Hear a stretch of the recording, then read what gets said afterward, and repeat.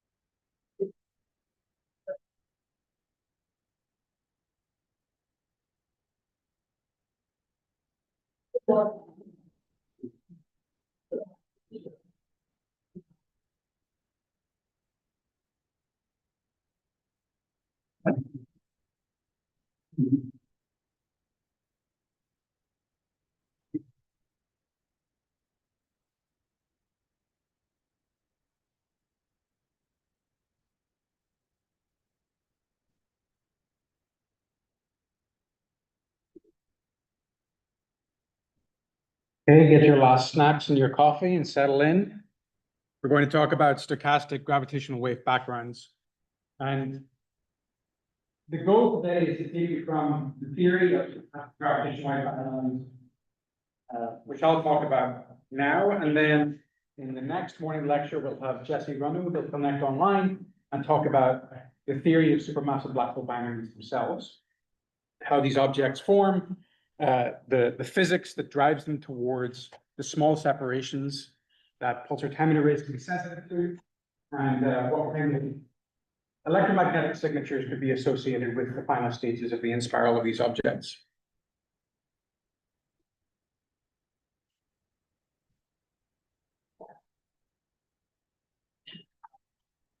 And then, because we need some expertise in the room for Holodeck, Kaihan Gültekin is going to connect online and give us a walkthrough, a demonstration of the Holodeck software, how we actually synthesize populations of supermassive black hole binaries.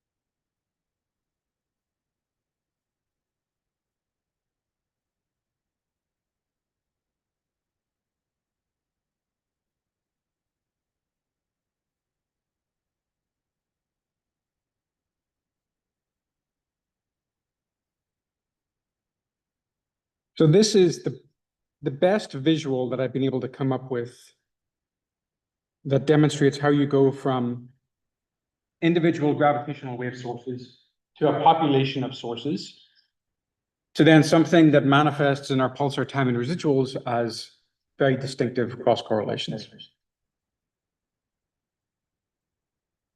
So I've got one gravitational wave source up here that I'm able to move around. And then what I've got here is two pulsars, A and B. And as I'm moving those pulsars around, the color map that's on the shell, kind of the two sphere that is surrounding the entire system, it's not representing individual antenna response functions. So it's not representing that half pi pj over 1 plus omega dot p, but rather it's demonstrating the overlap in those antenna response patterns. Because we're going to correlate residuals from different pulsars together. So we're not looking at individual responses, we're looking at how the responses overlap. And then ultimately, if we're having gravitational wave sources all over the sky in some configuration, because it's a stochastic background, we're going to do an integral over the overlapping responses. So that's one gravitational wave source. Let's now visualize what happens if I ramp up the number of sources. Let's make this a lot. And then I move my pulsar across the sky. I change the angular separation between the pulsars. And as you can see here, the cross correlation pattern created by an all-sky isotropic system of gravitational waves with overlapping antenna response functions between my two pulsars. If I integrate that across the sky, you get the Hellings and Downs curve in the bottom right. So you can visualize this more easily if you look at the top left there as well. That's just a mall-wide projection of the entire two-sphere. So I've got these different positive and negative regions. The positive regions in overlap are shown by the orange. The negative regions are shown by the blue. And then the positions of almost zero overlap response are shown in black. So I'm just moving my pulsars around in the sky, changing the overlap in the antenna response functions. And as I bring these pulsars closer and closer together, I'm getting more and more orange. So that implies when I integrate that pattern all over the sky, I'm going to get a net positive response, a net positive value for my cross correlation curve. And that is indeed what I get up here. Let's move these even closer together. There, as close together as possible. I've got a lot of orange, almost no blue. Now let's move my pulsars farther away from each other again. Change the angular separation. And as I do that, again, look at the mole-wide projection in the top left. I'm getting less orange and more regions of negative overlap in response. Until eventually I've got more negative than positive. And when I integrate over the sky, I get the negative portion of the Hellingston and Downs curve. And let's finally move these apart once again. I'm starting to get more. And eventually I do end up, but not as much orange, not as much positive as I originally had. So the entire shape of the Hellingston and Downs curve is a consequence of two main things. One of which we can sort of control, the other we have no control over. There is the angular distribution of gravitational wave power on the sky. We have no control over that. That is what it is. So that is the universe's construction. We usually assume that that's just a statistically isotropic background of gravitational waves. And I say statistically isotropic because nothing is completely isotropic. We've got fluctuations. We've got a finite realization of the universe. We've got a finite population of supermassive black hole binaries. It is what it is. So we've got small fluctuations, but on average, it should be consistent with being statistically isotropic. Then there's the other aspect, and that's the aspect that really gives the shape of the Hellingston and Downs curve, and that's this overlapping responses that we've just been exploring. So if we just had the gravitational wave background and we were able to be kind of omnidirectionally sensitive to it, then the Hellingston and Downs curve would not have the shape that it has. The reason why it has that shape is we've got these overlapping quadrupolar-like response functions, and the way they overlap as a function of the angular separation between the pulsars gives it that shape. Now you can start to see the influence of finite populations. If I take my number of sources and I bring it down to a much, much smaller level. In this case, I want you to look at the reconstruction of the Hellingston and Downs curve in the bottom right there. It's kind of a flattened version of the Hellingston and Downs curve that you might normally see. Let's bring this down to less than 100. And you're starting to see this correlation curve no longer exactly collapse on to that nice Hellingston and Downs shape. Let's bring this down below 100. Yeah, we're starting to get these fluctuations now. If I make it very small, let's try to make this 10. There, that'll do. So I've got my arrangement of my two pulsars here. I change the angular separation between them, and it follows that lighter blue curve in the bottom right. Okay, definitely doesn't look like the Hellingston and Downs curve, but we might be confused and think that it does look like the Hellingston and Downs curve with large enough error bars. And that is something that Olivia and some people online are going to explore in their project. With a finite number of sources, can you mistake what we're seeing as a stochastic gravitational wave background that's all sky, given the large error bars we have at the moment? Now, one thing I want to emphasize here is that I'm just changing the angular separation between these two pulsars, and it's following that track. But of course, now that we no longer have a statistically isotropic distribution of gravitational waves, we've got, a small number of sources that are placed in absolute different positions on the sky. If I were to move the position of one of these gravitational wave sources, then the entire correlation curve would change as well. Because with anisotropy, that is with something that is no longer just even power across the sky, we're sensitive not only to the relative angle between the pulsars, but also the absolute position of those pulsars with respect to the gravitational wave sources. So let me grab one of my gravitational wave sources here and just move it. See, I'm starting to change the correlation shape. Let's move it closer to one of those pulsars. Let's move this one. There we go. This one over here. It's subtle, but you can start to see that we become sensitive to the absolute placement of the gravitational wave power in the sky. And maybe it's even more subtle if I move my pulsars close to it. Yeah, there we go.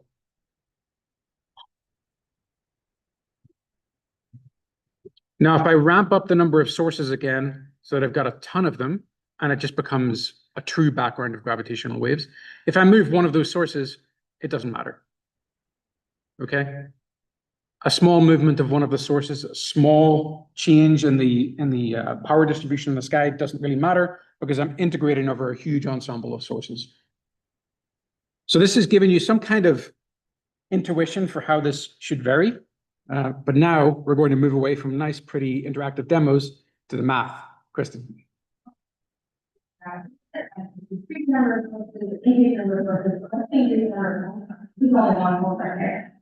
Exactly.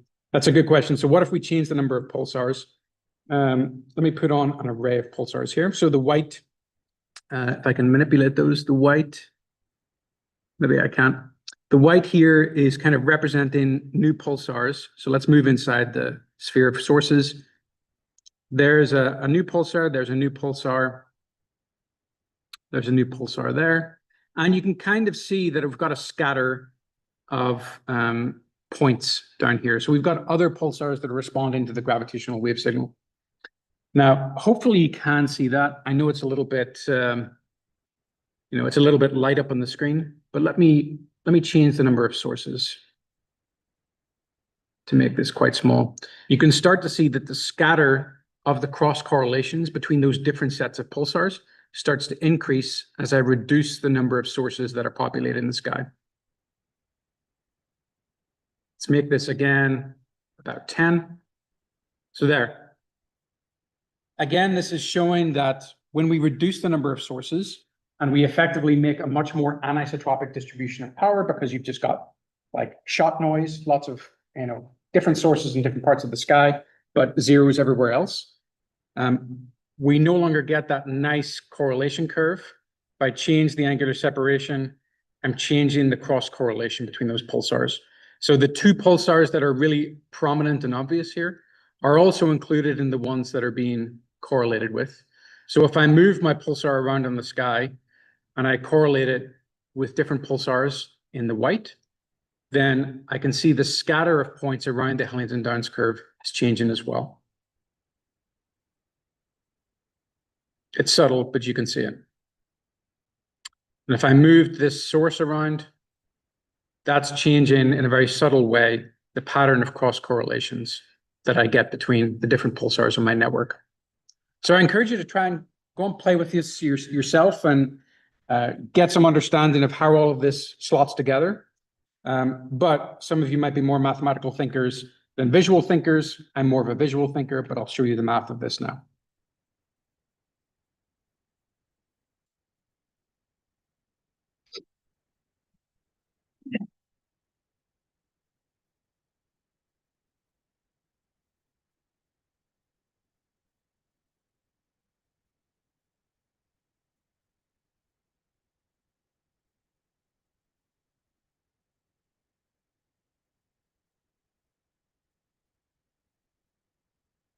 Okay, so our goal in this is to get from a plane wave decomposition of a background of gravitational waves to the point where one of our observer groups is going to rely on the Hellington-Downs curve as the distinctive pattern of cross correlations between the pulsars. I'll point out all of the assumptions that we make along the way and how this applies to an isotropic background and how it will be different for an anisotropic background of gravitational waves. There are a ton of assumptions that are implicit in here that we don't really often talk about. Isotropy, unpolarized, Gaussian, stationary. Those are usually the four descriptions that you give when you're describing everything that goes into this Hellington-Downs curve. So first of all, how do we even describe the background of gravitational waves? Well, you can always do the decomposition of an arbitrary metric perturbation, an arbitrary gravitational wave, into a system of plane waves. Right? This is like taking an arbitrary time series and then doing a Fourier analysis on it, breaking it down into sines and cosines, and describing that by a system of coefficients in those sines and cosines. And those sines and cosines will have different frequencies. And that's exactly what we're doing here. We're taking an arbitrary metric perturbation. This could be any old gravitational wave signal. And I'm describing it as in terms of some amplitudes that apply to a given frequency and a different sky location. This will actually be, again, as yesterday, the direction of propagation rather than the origin direction, but that's unimportant for this. Everything is kind of symmetric.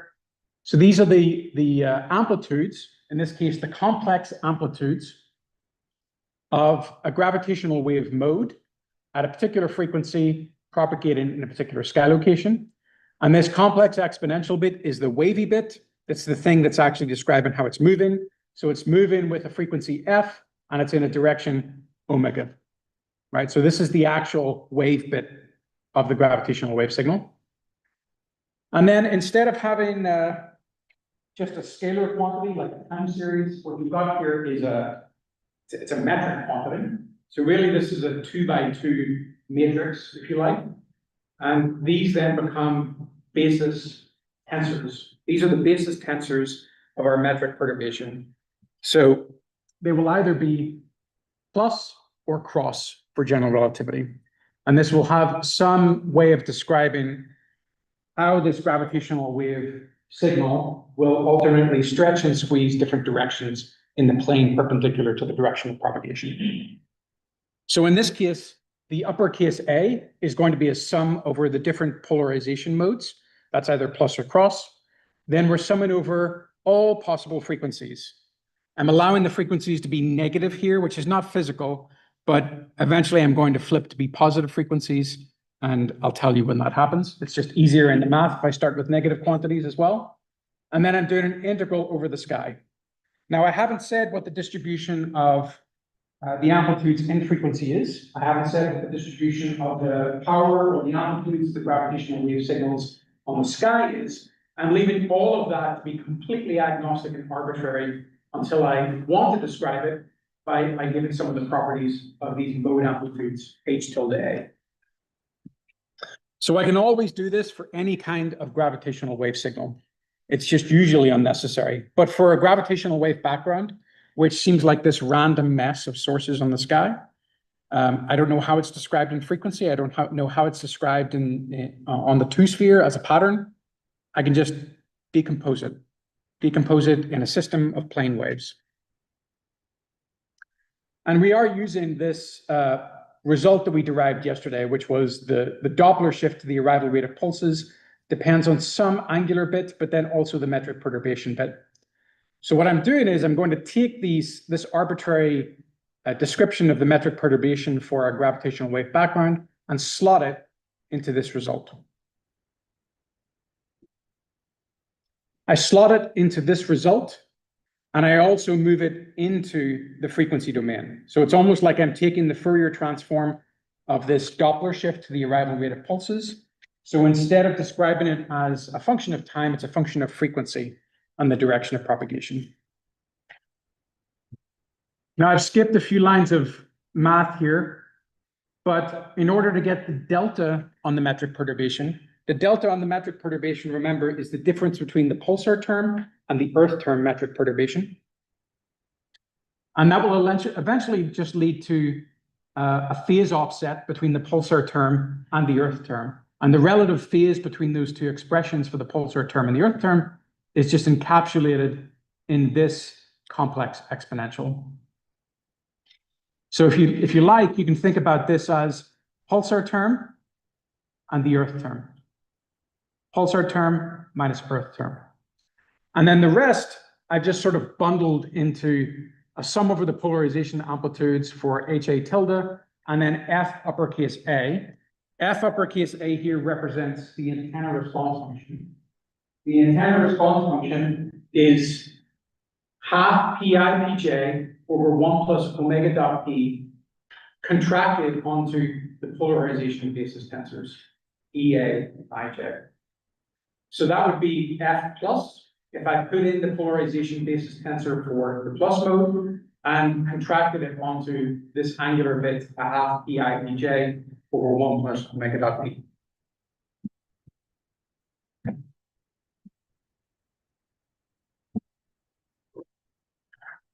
Okay, so this is the antenna response function for pulsar timing arrays. It's still completely general. I haven't said that this is for plus and cross, I could put in one of the different types of gravitational waves that Kristen mentioned on Monday. It could be longitudinal gravitational waves instead of transverse gravitational waves. But everything that we'll talk about here will be the usual plus and cross modes.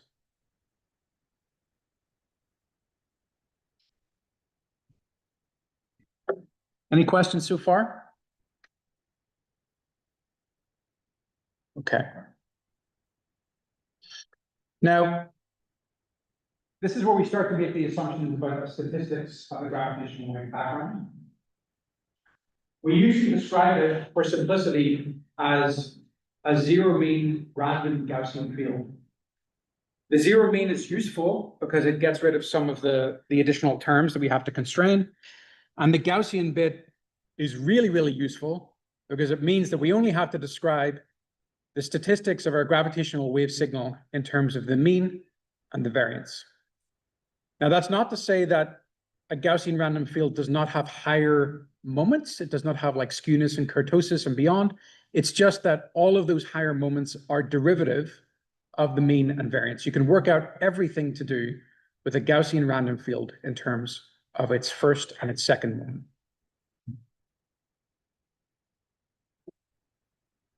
So we usually describe these things in terms of expectation values. The expectation value, if you're, not used to talking about expectation values, it's just like the average. It's an average over different realization of a statistical ensemble.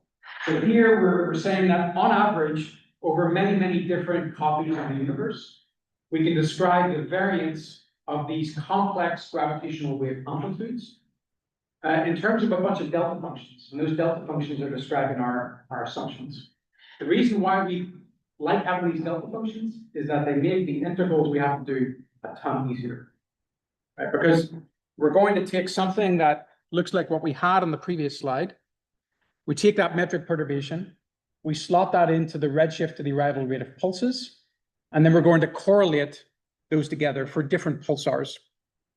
So we're correlating these expressions together that it'll involve four integrals.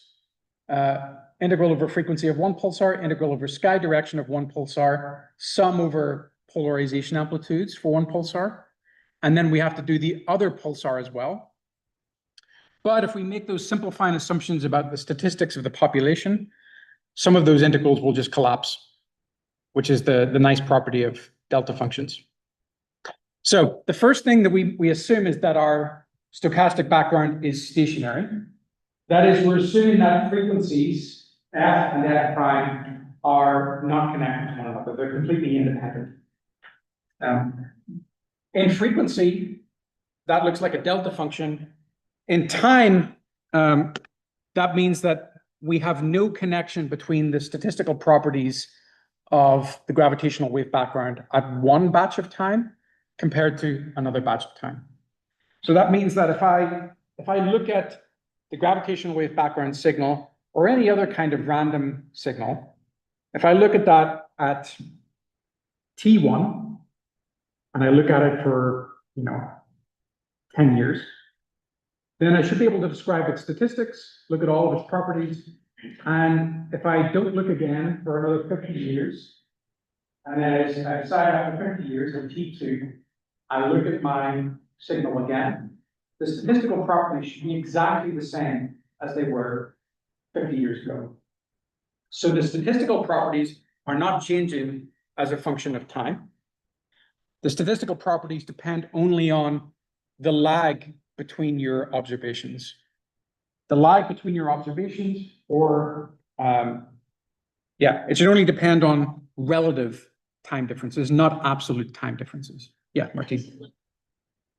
You're talking about like one observation appearing at a time that's unexpected, like later? It is later, yeah. So it would be describing like the covariance function of the stochastic gravitational wave signal. So it should depend on things like, if I look at T1 and I look again at T1 plus delta, I should be able to describe everything that's going on there in terms of the delta, not the fact that it was observed initially at T1. So absolute times don't matter, only time differences matter. So what can you do to break this? One of the things you can do to break stationarity is if you had some way to emit gravitational wave signals across multiple frequencies. Does anybody know a way to have gravitational wave signals emit at multiple frequencies? Exactly. So if you've got eccentric orbits, that's one way. We're used to thinking about how in circular orbits, the gravitational wave frequency is twice the orbital frequency. That gets broken as you start to ramp up the eccentricity of the orbit. You get gravitational wave emission over multiple harmonics of the orbital frequency. I mean, it's also possible as well that you've got one system that is more burst-like in nature, and then it will intrinsically be distributed over different harmonics and different amplitudes. But eccentricity is what usually people think about when they talk about non-stationarity, at least for gravitational wave signals. Noise can be, if it's just intrinsic pulsar noise or interstellar medium noise, there are no rules. That could be non-stationary if we wanted to. Yeah. And what if you have a lot of sources, but they are very close to your observation? Like say that we observe for a very, very huge amount of time, then some of these signals will be drifted to other frequencies, therefore, when they be close to where they Yeah. Yeah, that's a good point. So the question or the comment was, what if these sources are drifting? And by drifting, you mean chirping in frequency of Aldrin, right? Yeah, if we look long enough and we start to see evolution of the sources across different frequency bands, then you can no longer describe the system as entirely stationary. So that's a prospect as well. I mean, in a way,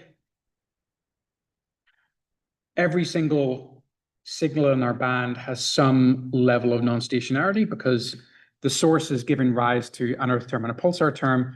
And if there's quite a lot of evolution that's happened between the pulsar and the Earth, those could be in different frequency bands. So we do have to be careful with these descriptions.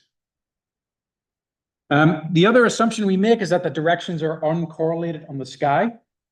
That is just saying that in a causal sense, there is no relationship between the gravitational wave emission, coming from this hand and the gravitational wave signal that's coming from this hand. It's not saying that the distribution of power on the sky is isotropic. Okay, this delta function is just a comment on the causal nature of gravitational wave emission being uncorrelated here and uncorrelated here. It's statistically isotropic, but they're independent.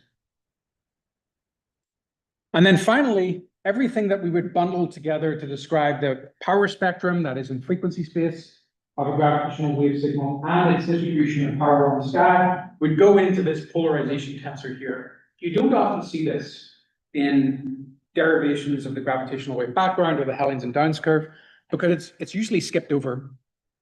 It's usually skipped over because we just immediately assume isotropy and unpolarized. But I'm going to show you exactly where we make those assumptions and what happens if you don't make those assumptions. So the polarization tensor PAA prime, it describes non-trivial combinations of the plus and cross polarizations in frequency space and also, as a function of sky location. So if you describe that polarization tensor explicitly, you would get something that looks like a Stokes matrix. You might be familiar with this from electromagnetism, that the polarization of light can combine in interesting ways and give you polarized light. So for the gravitational wave background, it's no different. Waves can combine with different polarization content and give you non-trivial polarized signals. So if you're struggling to see what that looks like, it's PAA prime. It's a 2x2 matrix because I've got plus and cross combining together. I've got I plus Q, I minus Q, U minus IV. It is a complex Stokes matrix, and U plus IV, where I is the intensity. This is the usual thing that we're talking about. The intensity is what every single gravitational wave background probe has been about in PTAs thus far. No one has looked at any of these other quantities because there is no strong physical reason why the gravitational wave background should be polarized. And there are lots of good reasons why it should be statistically unpolarized. Polarization would come about if you had sources like supermassive black hole binaries preferentially oriented on the sky in a certain way. Like if they were all face on towards us, or they were more face on towards us along the equator than at the poles, that would lead to some non-trivial polarization. But we don't know of any alien species that has that capability to arrange things in a way for us. So there's no good reason why we should be statistically polarized looking at the gravitational wave background. So I and Q are just manifestations of some kind of intensity and then linear polarization. So this is mod H plus squared plus mod H cross squared. Q is linear polarization, and then U and V are linear and circular polarizations. So if you're thinking about what this means physically, let's just imagine polarization of an individual binary. If you're looking face on at a supermassive black hole binary or any kind of compact binary system, that gives you equal amounts of the plus and cross polarization. And so it gives you circular polarization. You get equal amounts of plus, equal amounts of cross. Now, if I look edge on at a binary system, that has 0 amount of cross, and it has only plus polarization. So in that sense, it's a linear polarization.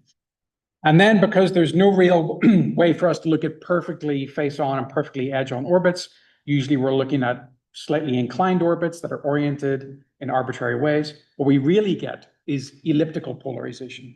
That is varying amounts of plus and cross polarization. But if the background is statistically unpolarized, I can just set Q, U, and V to 0. The whole thing collapses to a diagonal Stokes matrix, and I just get I, the intensity, times a delta on A and A prime. And if I further make the assumption that I've got an isotropic background, if it was isotropic, I'd be able to set P, which is this power distribution on the sky. I'd be able to set that to 1 over the entire sky. It would have the same value. It would just be a constant across the entire sky.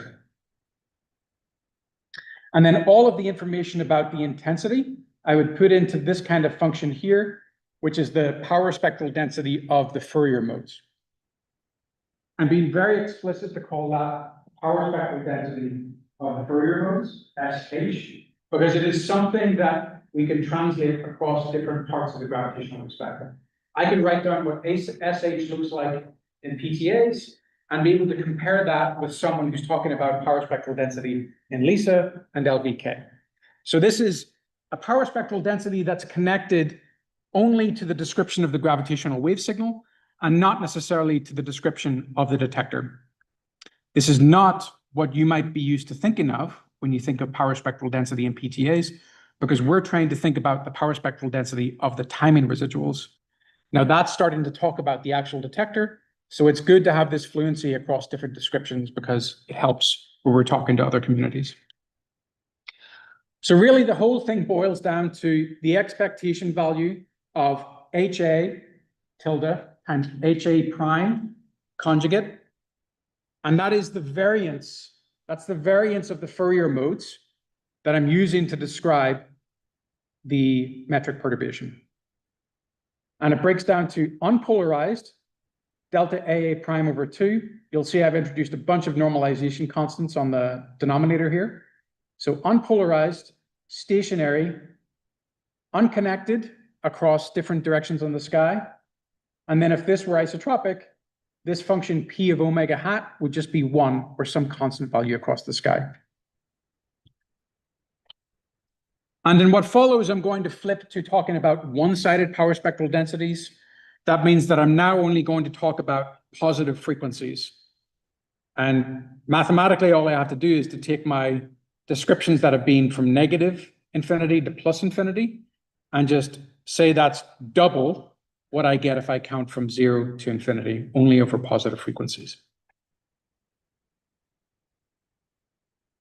So that's been the description of the Fourier modes battle.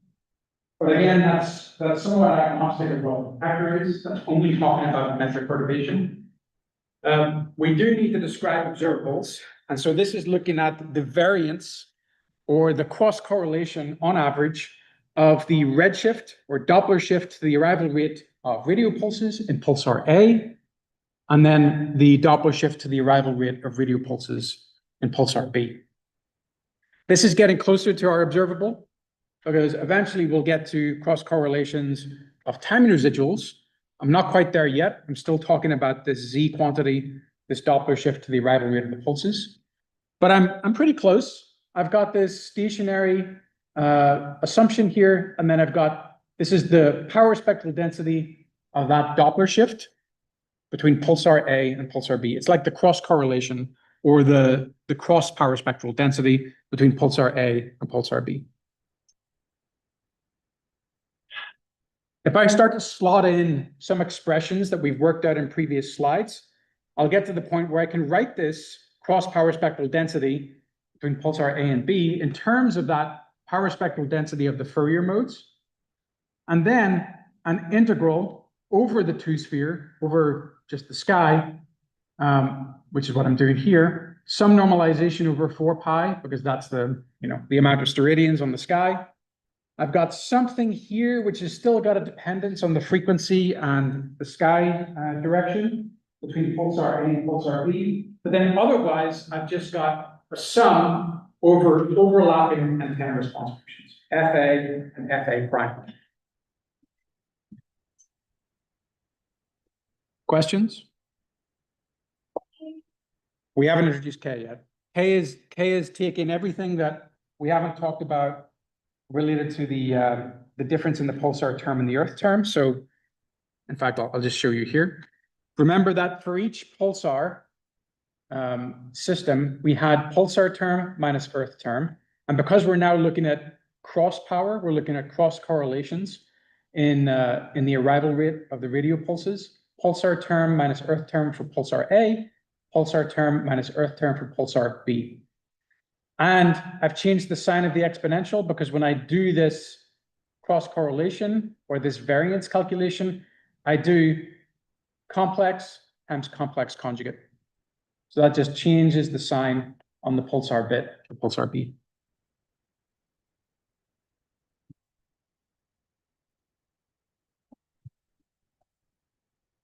And I've already collapsed over lots of the integrals that I had to do using my delta functions. That's a nice exercise to try for yourself. Just take all of those assumptions about stationarity, about unpolarized, and about unconnected sky directions, and use that to collapse some of those integrals that you have to do. It makes it a ton easier, and it gets us down to a smaller, more compact form. Now let's look at why we usually don't have to worry about this KAB term. It looks like if we want to describe how two pulsar signals are related to each other or how they're correlated together, we'd have to worry about the frequency that we're looking at, the frequency of gravitational wave signals, and it would also depend on the distance to the pulsars, which is L, and then the direction of propagation of the wave, and then the absolute position of that pulsar, PA hat. But we don't. When we write down the Hellings and Downs curve, it's so simplistic, it only depends on the angular separation between the pulsars. So why do we not usually have to worry about all of these details? It's because in the regime that we're looking at, which is low frequencies and long pulsar distances, that term decorrelates. And it means that things that are related to FL are very rapidly varying functions. So if I look at my complex exponential, that depends really on FL, and then there's some sky dependence, FL, and then some sky dependence. But FL is usually quite large. It's at least greater than 100, because we're looking at nanohertz frequencies, thereabouts, and we're looking at distances that are of order hundreds of parsecs or kiloparsecs.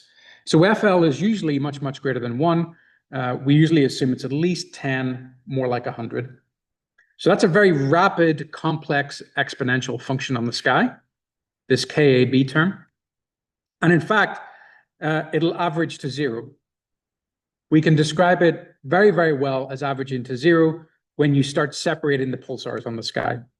So really, if I take my KAB term and I look at how it behaves as a function of the pulsar position on the sky, as I move those pulsars even slightly apart, usually by farther apart than a gravitational wavelength, then KAB is just equal to 1 when those pulsars are distinct, and 2 if I'm looking at the exact same pulsar correlated with itself. So again, we have to introduce a slight subtlety here. If I brought one pulsar very, very close in an angular projection sense to another pulsar, the KAB term would still be equal to 1. Because it's impossible that we would get one pulsar exactly overlapping within a gravitational wavelength within the pulsar. Usually, it'll be close in an angular projected sense, but it will still be far apart in 3 dimensions. Right? So the distance will still be quite large and different from the other pulsar. So it doesn't matter if the angles are close together in the sky. What matters as well is the difference in the LA and the LB. So this allows us to say that if I've got 2 distinct pulsars, it doesn't matter how close I bring it in a projected sense. The KAB term, the complex exponential terms will be correlated, and I only get 1. But if it's exactly the same pulsar I'm correlating with itself, then they have the exact same distance, the exact same sky location, and of course, it gives us a doubling of the usual response. So this is why, if you ever look at the Hellings and Downs curve in some textbooks or papers, it looks like it starts off at 1 and then suddenly drops dramatically to 0.5, and then it has its usual shape. It's trying to convey that behavior as I take one pulsar and almost have a copy of itself and then move it apart from the sky. It drops. So another way of thinking about this is that only the Earth term part of that gravitational wave signal stays correlated in some sense as I move the pulsars across on the sky. The pulsar terms rapidly decorrelate, and we usually don't have to worry about them. So this is taking us on to the actual Hellings and Downs curve. The Hellings and Downs curve is a very specific version of an overlap reduction function. The term overlap reduction function is something that every gravitational wave detector has. So there are overlap reduction functions for LIGO, Virgo, Cagra. There are overlap reduction functions for LISA. It's really just how does the antenna response function, or how does the observable correlate and relate to the actual physics of the source that I'm talking about. So the Hellings and Downs curve is the super specific overlap reduction function for PTAs, describing a background that is stationary, isotropic, and Gaussian, and what was the other one? Unpolarized. There we go. So I'm not going to go through the complex integration that you need to get the Hellings and Downs curve. Again, I'll leave that as an exercise for the reader. It does require a little bit of contour integration. It's not that challenging, but it will require you to take the antenna response functions for pulsar A and then the antenna response functions for a different pulsar B. And remember, those are the half pi pj over 1 plus omega dot p contracted onto a polarization basis tensor. Take those, multiply them together, sum over the different polarization modes, plus and cross, and then integrate that function across the sky. If this were an overlap reduction function for an anisotropic background, that is with uneven power distribution on the sky, then I'd have to tuck inside this integral another function which would describe the actual distribution of gravitational wave background power in the sky, a p of omega. But here I've just assumed it's constant, so there's nothing modulating the power distribution. It's really just how are these antenna response functions overlapping. And it reduces down to a nice distribution which looks like some logarithm terms. Usually we normalize it so that the overlap reduction function is 1 when the 2 pulsars are equal. X here is just half times 1 minus cosine of the angular separation between the pulsars. So you'll usually see it written in that form.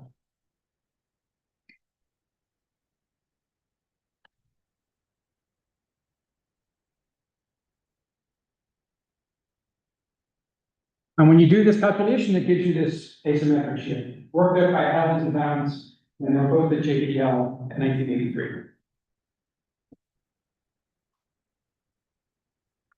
So the different points of interest in it are not entirely obvious. I've tried to explain why we usually say it starts off at 0.5.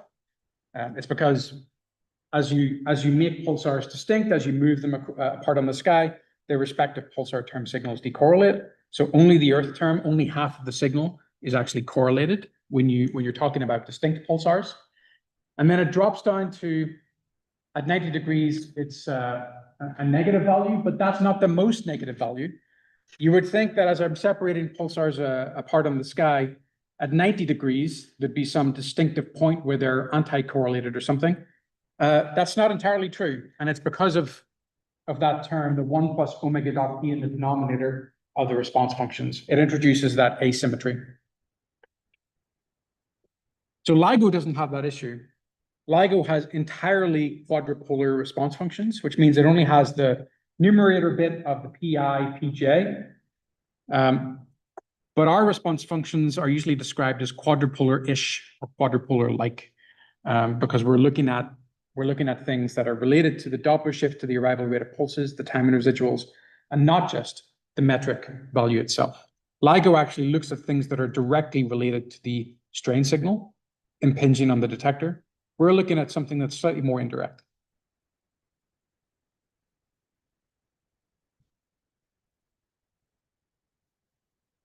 Okay, and usually to accommodate the decorrelation of the pulsar term signals, you'll see it described as having that delta function at the end, that delta between pulsar A and pulsar B. So if pulsar A is equal to pulsar B, that gives you the 1. If it's not equal to being the same identical pulsar, it's 0. So that's not a delta on the angular separation. That's a delta on the pulsar identities.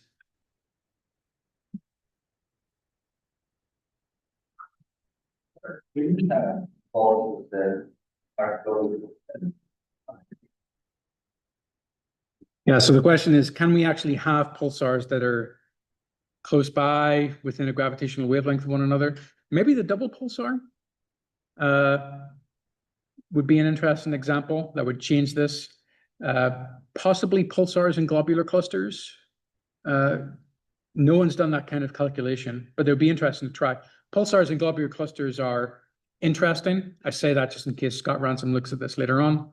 But pulsars in globular clusters are challenging to time because there are so many acceleration effects going on. So I don't think anyone's done the gravitational wave calculations for the overlap reduction function. It's relatively easy to generalize this expression for, and people have done this. I think in one of her earlier papers, Chiara Mingarelli did this explicitly for pulsar distances and gravitational wave frequencies. It sort of looks like a very fast suppressed Bessel function. So it drops very quickly, and then it rings a little bit, and then very quickly it locks on to that 0.5 value, and then it just settles down to the usual Hellions and Downs curve. So maybe we could use that information, how much it's ringing down or how much it's settling, but we've never tried that. Okay, so that's the basic idea of the Hellions and Downs curve, how we go from the raw form of metric perturbation to some observable form that we then relate to the Hellions and Downs curve. The Hellions and Downs curve, as you're all, I'm sure, very familiar, it's the equivalent of our chirping waveform. It's the equivalent of our very distinctive pattern that tells us we've got a detection of a gravitational wave background signal in our system of pulsars. So it is the thing that lies at the heart of all of our detection statistics. It is what we have aimed for, and it is what we have evidence for. We don't have any evidence for departures from this curve. So we don't have any evidence for non-stationarity, for non-Gaussianity, for anisotropy, etc., for any polarization yet. But you can see the assumptions we've made along the way, and you can see the little knobs and dials that we could turn to change the shape of this curve and to start probing departures from those assumptions. But let's get on to actual physical observables. Beyond the cross-correlation pattern, we'd actually like to look at the power spectrum of the timing residuals and relate that to some physics that might be giving rise to the gravitational wave signal. So in order to get an induced delay to our timing data, we need to go from the Doppler shift to the arrival rate of the radio pulses to something that has units of time. And that really is simple. We just take our form for the Doppler shift to the arrival rate of pulses, and we integrate over time from some nominal starting point. It's not really important, but usually we take this from the start of our data set, and we integrate up to the present time t. And what that does is because we're integrating over something that looks like a complex wave quantity, it brings a factor of 2 pi if into the denominator. And that acts almost like a transfer function or a conversion when we go from things that are related to z, or the cross power spectral density of z, or the cross power spectral density of Fourier modes, into the cross power spectral density of the timing data. So now we've written down the cross power spectral density of timing residuals between pulsar A and pulsar B. That's just related to the cross power spectral density of the shift to the arrival rate of the pulses between pulsar A and pulsar B over 4 pi squared f squared. That's because I've converted the data from pulsar A into residual form. I've converted the data from pulsar B into residual form. Both of those give me factors that look like 2 pi if. One of those is going to be complex conjugated. And so when I multiply them together, I get 4 pi squared f squared. And then if I just slot in the definition of the cross power spectral density of the shift to the arrival rate of pulses, that has a form that is just related to the overlap reduction function. And that's the Hellings and Downs curve or whatever else you want. And then this more fundamental quantity SH, that's the power spectral density of the Fourier modes that is described in the gravitational wave background signal. So overall, you get to the form that you might be more familiar with reading papers or reading reviews. That is the cross power spectral density of the timing data between pulsar A and pulsar B is related to the Hellings and Downs curve, or your overlap reduction function, your ORF. And the power spectral density can be written as hc squared over f. Hc is your characteristic strain spectrum. And because that's hc squared over f, overall you get hc squared over 12 pi squared f cubed. So we always have to bring that f cubed down into the denominator. If someone gives you a characteristic strain spectrum, maybe it's power law, that would be great. That becomes another power law where you're describing the PSD of the time data. And any dependence between pulsar A and pulsar B is entirely wrapped up in what that ORF value is. So it nicely separates. If someone wants you to write down what the cross PSD of timing data between pulsar A and pulsar B is, really for the gravitational wave background, it just splits into a part that depends only on the angular separation between pulsar A and pulsar B and the actual power spectrum itself, the power spectrum of the background, with these kinds of transfer functions in the denominator. Okay, and because in astronomy everything is power laws, usually you write down that the characteristic strain spectrum goes as uppercase A. This is not the polarization identity plus or cross. This is now some kind of strain amplitude A times f to the alpha. So if we assume that Hc, the characteristic strain, goes as A times f to the alpha, then we can just massage the form of this cross PSD into something that looks like gamma AB, A squared over 12 pi squared. I'm sure many of you in the room have seen that and wondered why is there a 12 pi squared here? Where the heck did that come from? That's what we've just worked out. We've got some kind of normalization that relates the frequency at some reference, sorry, the amplitude at some reference frequency. And our reference frequency is, for better or worse, 1 over a year. It's where we have the least sensitivity, but it's where we reference all of our strain amplitudes too. And then the relationship between alpha, which is the spectral index of the characteristic strain, and gamma, which is usually the spectral index of the cross PSD, between the timing data is just 3 minus 2 alpha. So we're going to work this out in a second, but the alpha that corresponds to a circular population of gravitational wave related binary systems corresponds to alpha equals minus 2/3. And then if you just propagate that through the conversion, that leads to gamma equals 13/3. So we flip back and forth in our papers, referencing either alpha, seeing if our posteriors agree with alpha equals minus 2/3, or seeing if our posteriors agree with gamma equals 13/3.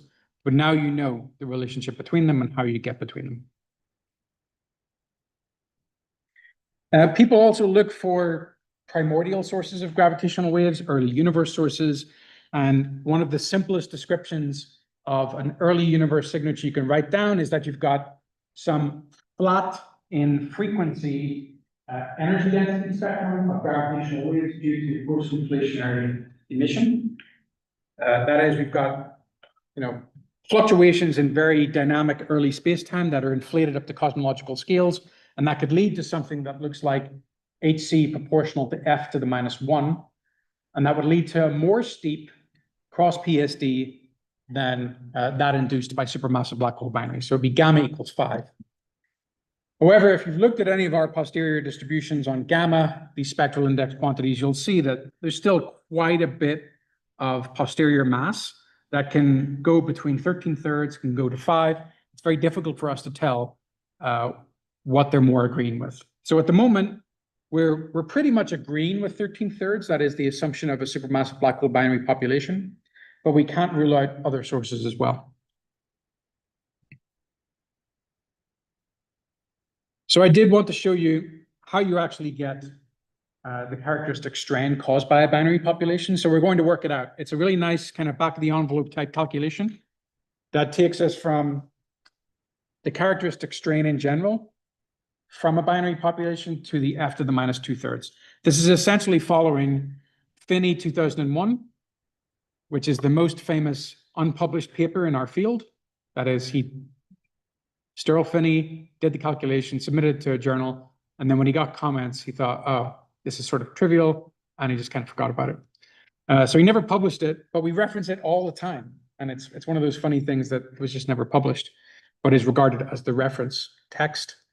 So we need to describe what the flux or the energy emission in gravitational waves from an individual binary looks like.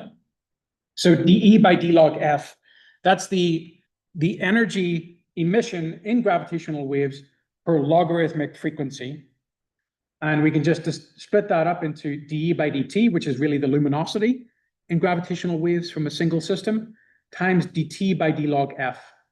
And you'll see that this is splitting up what looks like a more complicated energy distribution into something that is just luminosity or power times what is the frequency evolution of that binary system when it's emitting gravitational waves. And we know both of those things.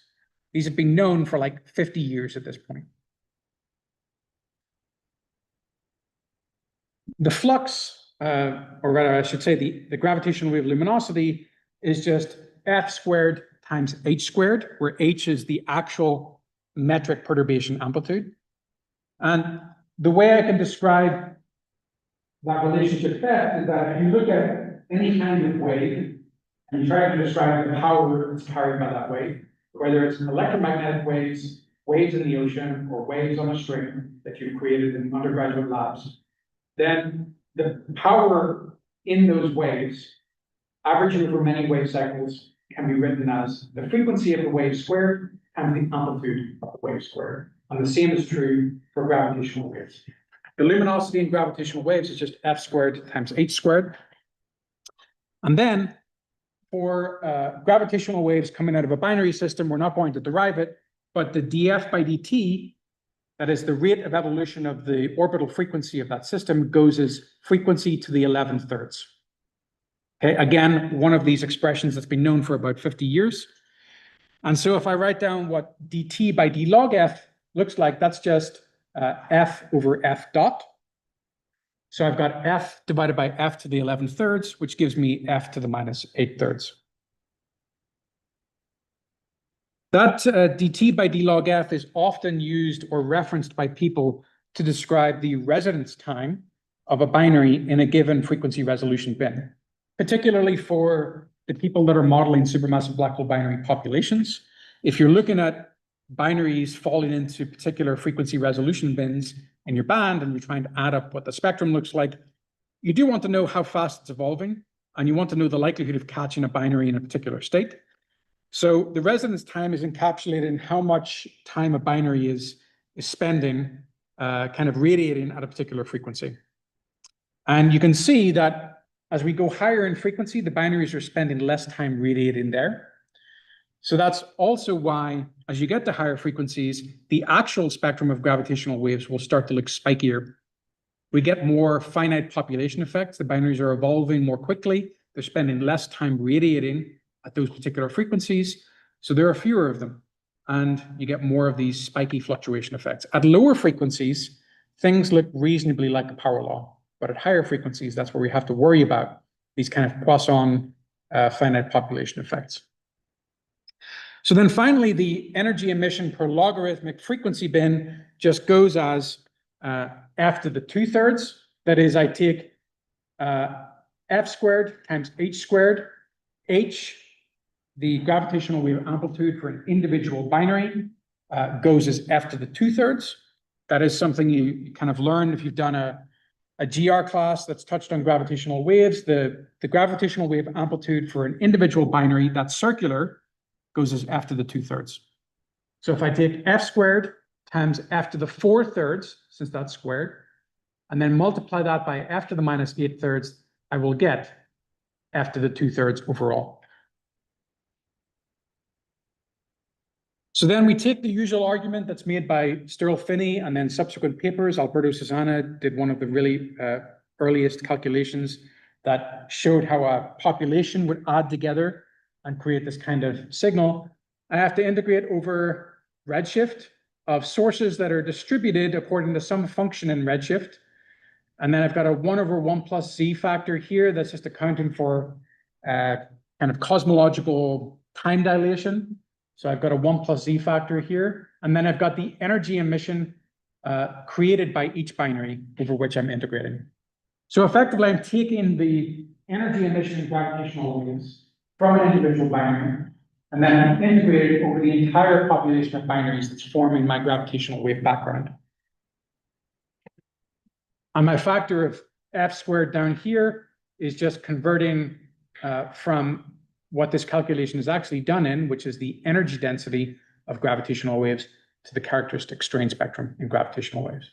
So if I bring this f squared up to the left-hand side of the equation, what I've got is something more akin to the fractional energy density in gravitational waves, that kind of omega quantity that you see in cosmology classes or papers. And really, you just take all of the frequency dependencies, pull them out of the integral. The integral just has to be done over quantities like mass, redshift, and mass ratio, but there's no integral over frequency here. So I just pull all of those factors out, and I end up getting hc squared is proportional to f to the minus 4/3, and thus characteristic strain itself goes as f to the minus 2/3. It's super simple. You don't have to worry about the exact form of the distribution in redshift or mass ratio for your precise population. You just find all of your frequency factors, use some simple GR expressions, pull those out, mush them together, you get f to the minus 2/3. And we usually write it down in this form where it's A times F over F year. F year is 32 nanohertz. Keep that in mind, it's very useful. 32 nanohertz is the frequency 1 over a year.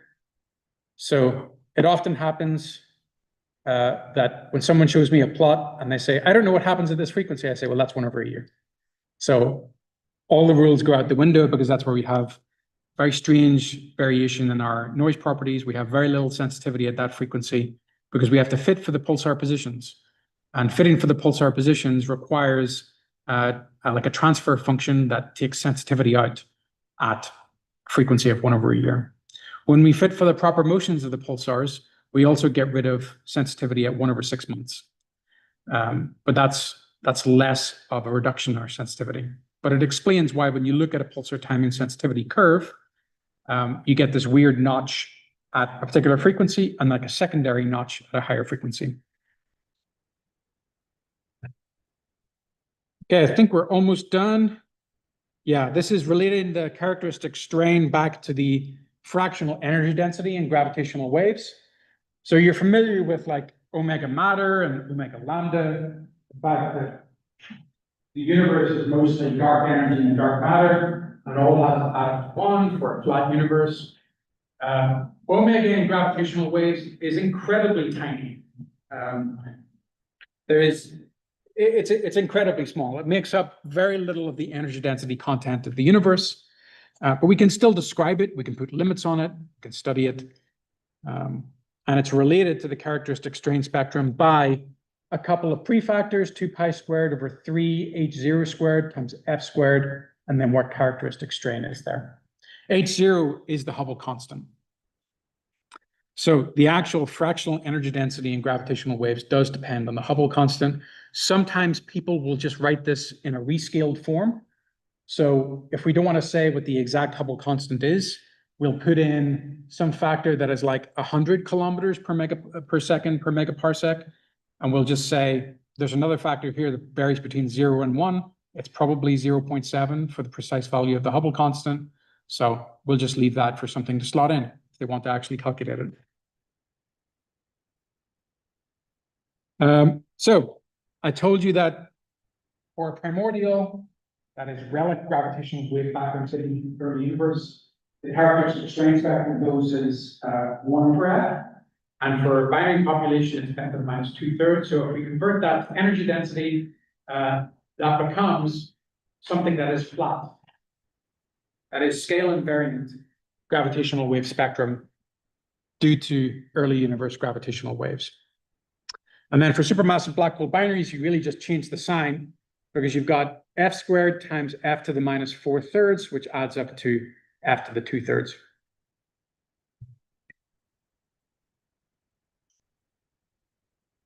So everything has been a nice power law here, but of course there's much more physics encoded in the precise shape of the spectrum. We might touch on this in other lectures, but really if you've got some kind of departure from f to the minus 2/3 at lower frequencies, then what that might be telling you is that your assumptions about df by dt, the rate of evolution of the orbital frequency of a system, don't exactly tally with your assumption that gravitational waves are dominating that orbital evolution. At lower frequencies, there's a greater chance that your binary system might be in some kind of contact with your ambient astrophysical environment. Maybe you've got disks of gas around those black holes. Maybe you've still got stars that are coming into the central regions of the galaxy and scattering off of those black holes. If so, then those things affect the rate of evolution of the binary system. Stars will come in and scatter off, take energy away from the system. Circumbinary disks can extract energy and angular momentum for your binary and propagate it outward through the disk. All of those change f dot. So it's no longer just the GR gravitational wave assumption of f dot being proportional to f to the 11/3. In fact, if the environment is dominating the orbital evolution of the binaries, then in a way, the orbital energy is going into the environment and not into the flux of gravitational waves. So if you were to plot what the spectrum looks like in characteristic strain, it wouldn't look like this all the way down to lower frequencies. It would in fact start to turn over. You've got this kind of depletion effect in the gravitational wave spectrum, because like I said, at lower frequencies correspond to larger orbital separations of the systems. They might be in contact with their environment. If they're being driven more by their environment than just by gravitational wave emission, then the orbital energy is leaking out into the environment, into stars, into gas, rather than in gravitational wave flux. Okay? So that's all I wanted to tell you. I think we've got time before the next lecture, so plenty of time for a break, but I'm happy to take questions. Thanks.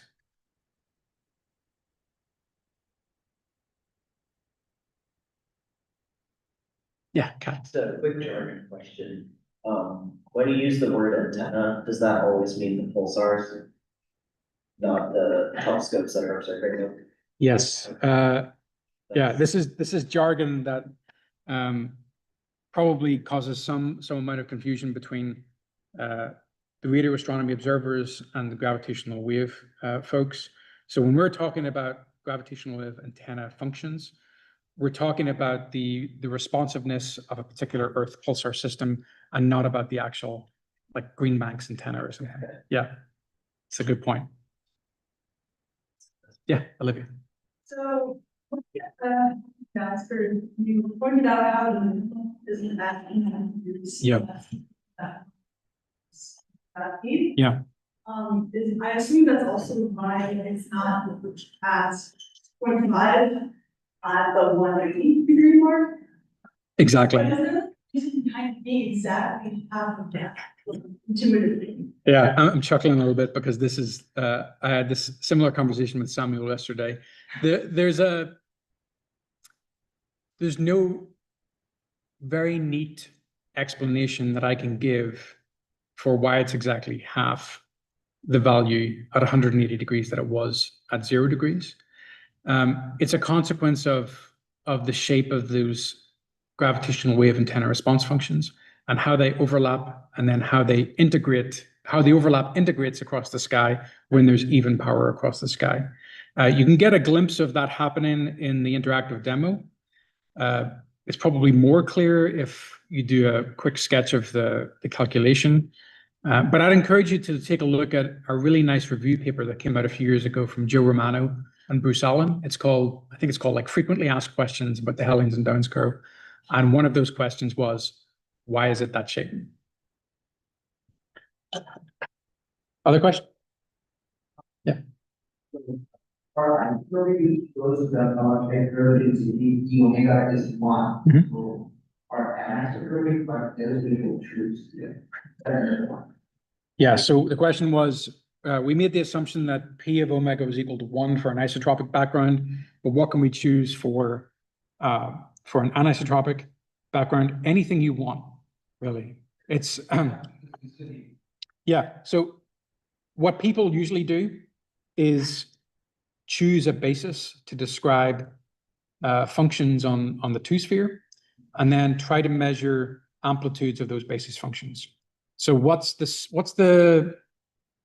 are a couple of the most simple ways of describing functions on a two-sphere? Can you think of anybody want to take a guess that has not done this before?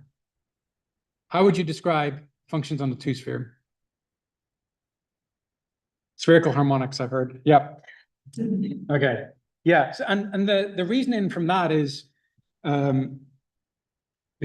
you're used to describing spherically symmetric functions on the two-sphere from like calculations involving quantum mechanics, right? You probably did decompositions involving spherical harmonics for the hydrogen atom. People also historically described variations in the CMB using spherical harmonics. So we describe things in terms of multipoles and like an angular power spectrum. So that was one of the first approaches taken to describe anisotropy in the gravitational wave background. It was first done in sort of like the LIGO-Virgo-Cagra context, and then we adopted it for PTAs, and people have done it for LISA as well. Just choose the basis. And for isotropy is described in the L equals 0 function. And then you can think of dipoles in the distribution. You can think of quadrupoles, other arbitrary shapes. But what we've realized is that maybe spherical harmonics as a basis function are not the most appropriate choice, because what you're doing with spherical harmonics is starting off with the largest scale variations, dipole, quadrupole, octupole, and as you go to higher order Ls, you get into smaller and smaller fluctuations. And that's appropriate for something like the CMB, where you've got something that has fundamental physics imprinted at large scales. For us, though, we're describing the relatively local population of supermassive black hole binaries. And so we don't have fundamental physics imprinted in our sky maps. What we have is a map of the gravitational wave universe out to like redshift 1. at the most massive scales. And so maybe it's more appropriate that we should think about how the pulsar networks responds and how we can make a basis out of the actual overlapping pulsar response functions. So those are called principal maps or eigenskies that some people have used.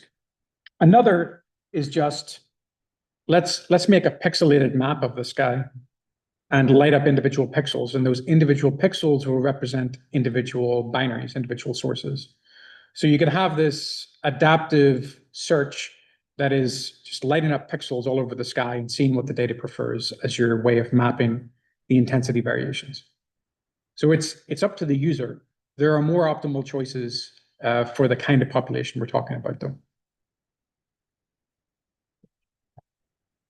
Simon, it looked like you were about to put up a hand. Yeah. Actually, a few questions. The first most important one is that since I do the project with, and I love to have asked, the assumption of Gaussian means that we can use the variance, and that variance is going to be related to power, right? So if we have other momenta, say those whatever, then does that mean that the power will be forced to keep higher momentum in that the variance does not account for all the power? Like what is Yes. I guess the underlying question is in our derivation, where did we make the assumption of Gaussian? And where is it that play? I made the assumption, I guess, so the question was, at what point did I make the assumption about Gaussianity? And I made that assumption about Gaussianity in a very subtle way because I only looked at cross correlations, that is 2-point correlations. So whenever I was looking at statistics that probed the background, I only did one pulsar correlated with another. But in the CMB, people look at 3-point correlations, n-point correlations as ways of probing non-Gaussianities in the source physics. And so that's maybe what you want to do. Another way is just actually doing 2-point correlations, but accounting for you not describing the full statistics.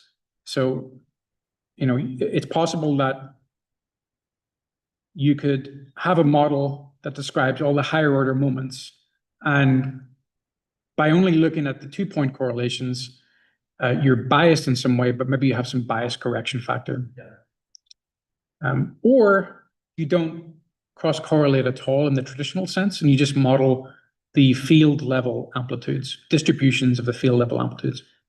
So some people are interested in doing this, including like Nima Lal and Alexander Criswell and Amiko Gardner and people, kind of Andrea Mitridati, are all interested in ways to go beyond the default assumptions we make about the background, the Gaussianity assumption, and look at what kind of distribution, Gaussian or other, is created by a finite population of supermassive black hole binaries. There's been some really interesting work on this recently. One of my students, William Lamb, led a paper that looked at the non-Gaussian statistics of the population. There've been many more papers from John Ellis and his group in London. Andrea Mitridati has worked on it.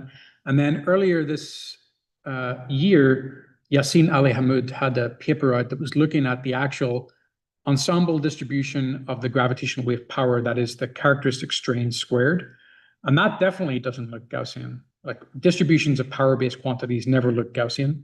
It actually can be shown to look something like a modified Airy function. So it's kind of Gaussian-ish, but it's got a very long tail. And our statistics are really controlled by the tail values. So I'll put a couple of those papers into the Slack afterwards. It should help you get some reading. Yes. Sure. If you go back to the K, but I am really think the question is the KAB is followed by those FL products. So again, this is the question I made before, but what if we have a pulsar whose length, distance, is reasonably small enough that they can kind of say, should find the right way of saying this, but they can kind of modulate the value. Yeah. So like I have a very good sponsor, and then when I do correlation things, I will have that the first FL value will control the product. So in that case, like, there could be corrections to the integer, right? Because Absolutely. would be the larger one for sure, but not as large as to average. Yeah. So if you brought the pulsar very close to the Earth, or you made the frequency smaller in some way that FL is no longer in the regime where we just say it decorrelates rapidly, then you would have to take into account these higher order calculations, some of which were detailed in this paper, Mingarelli and Sideri 2014. And this is the thing that shows the rapidly diminishing kind of Bessel function shapes. I'm trying to see if there's a way to, oh yeah. So you get these kinds of behaviors. Usually we would see it we would have it modeled as 1 dropping down instantaneously to 0, but you get these wiggly terms. So that's worth taking a look at.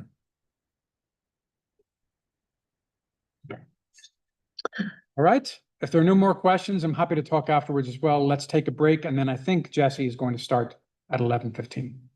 Thanks.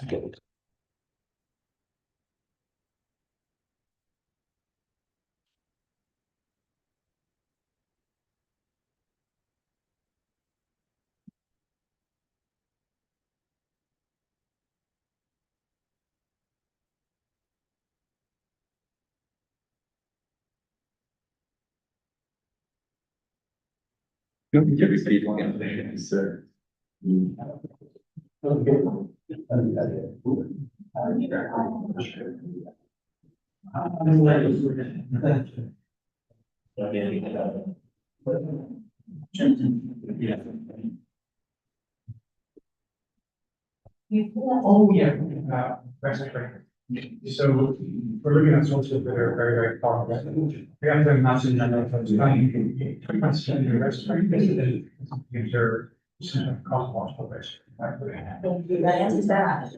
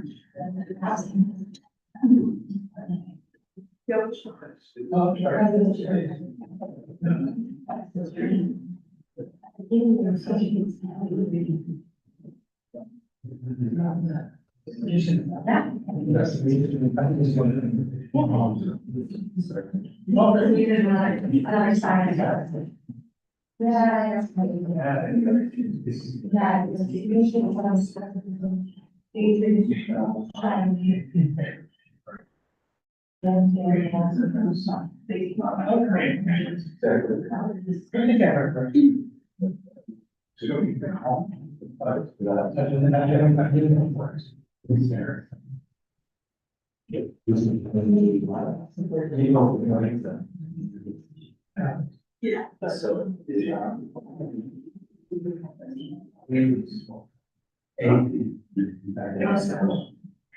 Because it's all this is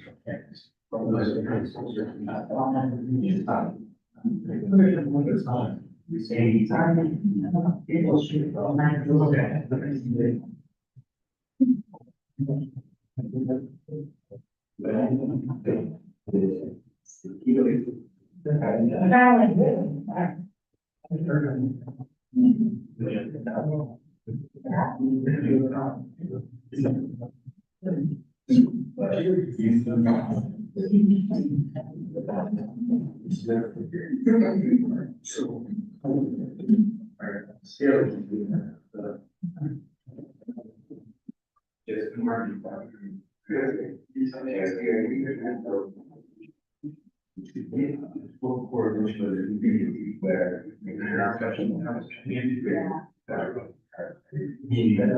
there was a source of every single and source of yeah. But then why would they? Because it's like, you take one person here. Like, I don't know that, but yeah, that's what they're. But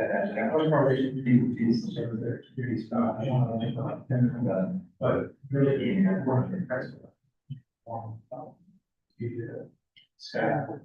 And it doesn't there, one source here,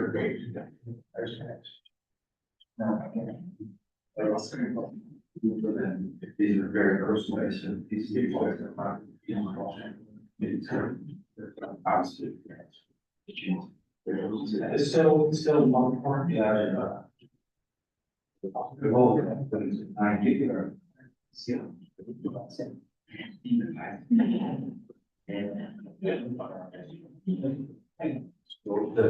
function is this value and change those are somewhere.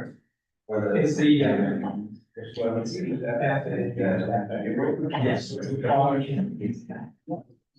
Even there's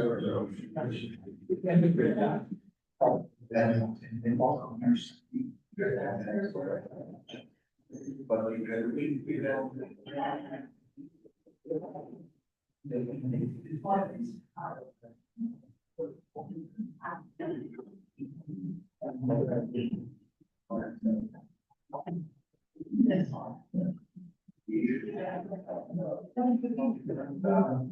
we don't have this.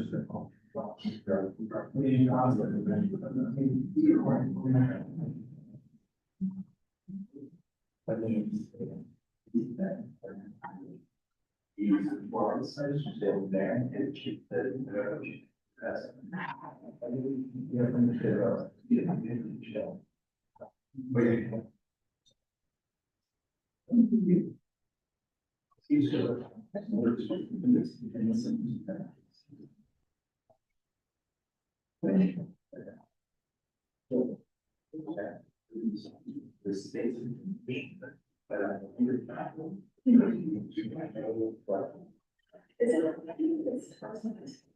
So I think this was. Much more further than.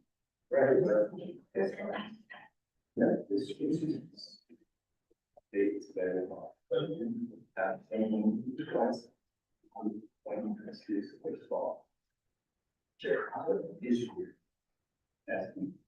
I'm actually this process. Sure. So, you know. Because there are.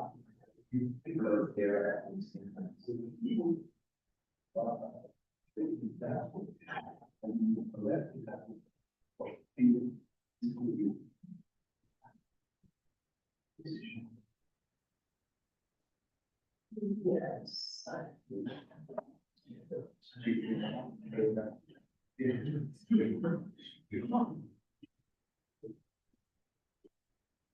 But I think you can, I think I see what you're saying. No.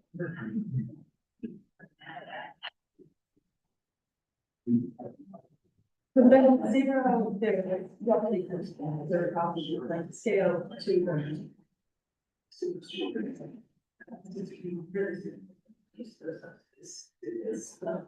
Yeah, I see where you're. Saying that from all together. From the moment that the hospital actually thought that we see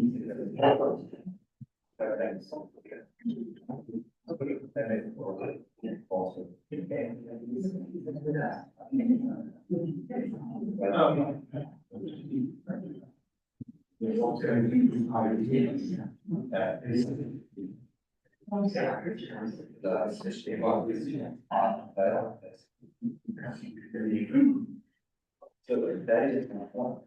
Okay, so it should there would be more than 0 degrees to 9 degrees, because if you were to have an organizing, right? Then that distance is very small. Basically,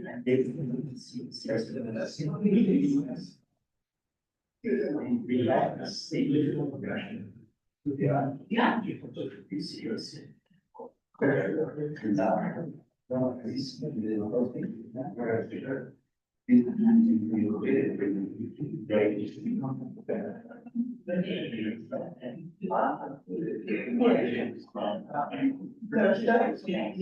Yeah, I think that was very.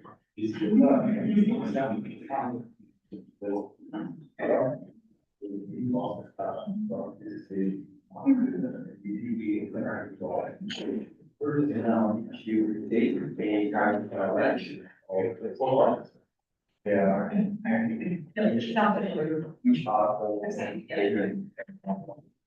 Yeah. I've seen how to do. Yeah, we just have them. What I.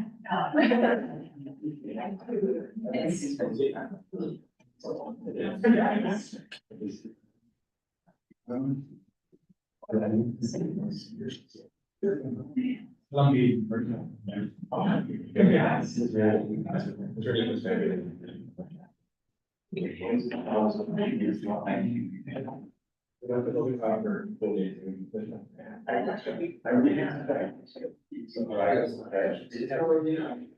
Then I moved it to there.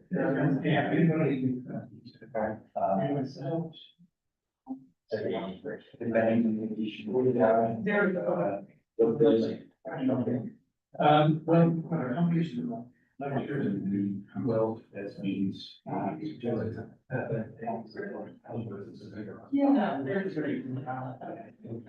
This like.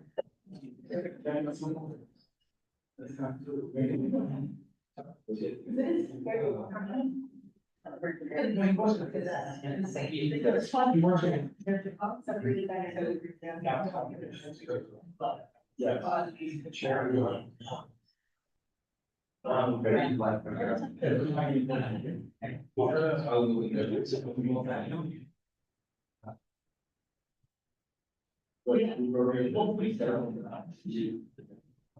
Yeah. That's why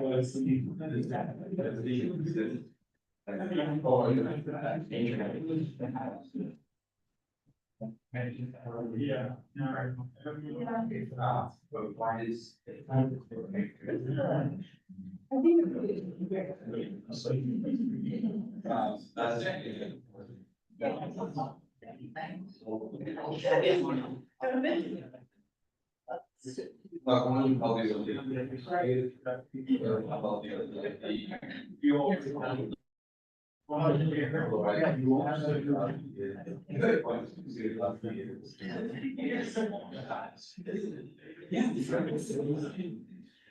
We're gonna start.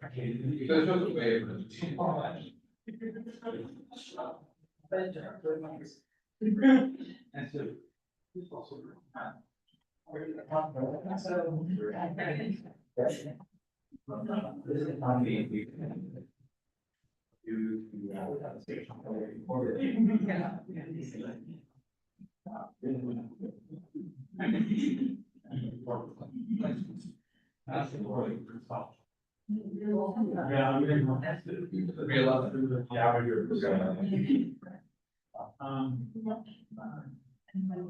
So if you have that, you need to generate many simulations.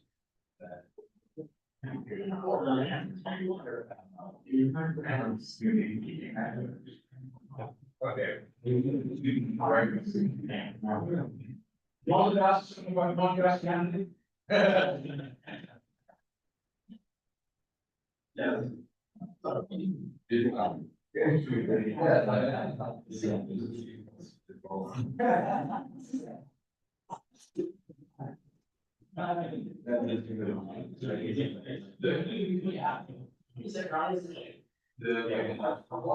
So I know that this will get it. I think. Yeah, I'll be.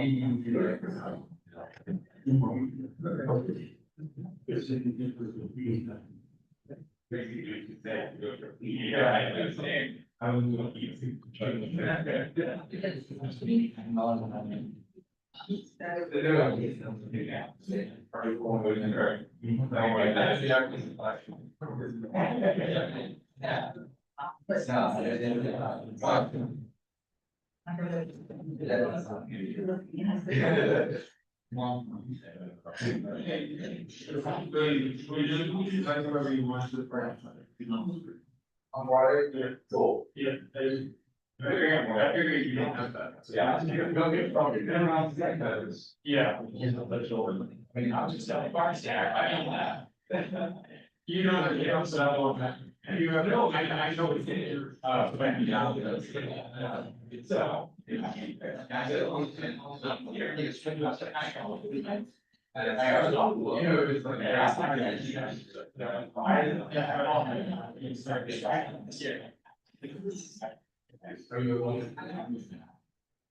Okay, well, we're reviewing on that today.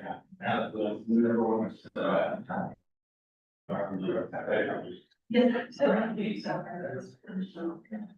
Information, right? So.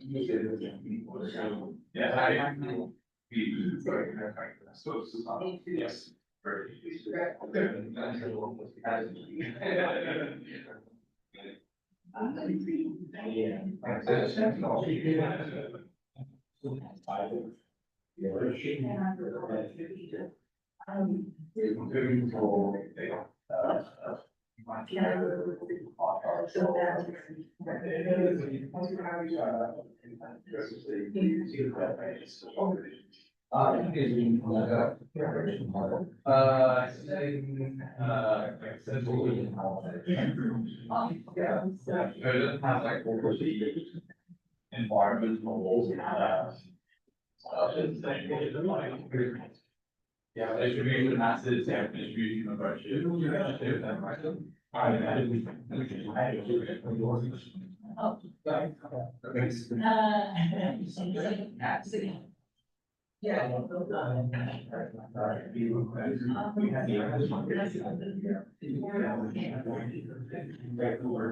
Yeah.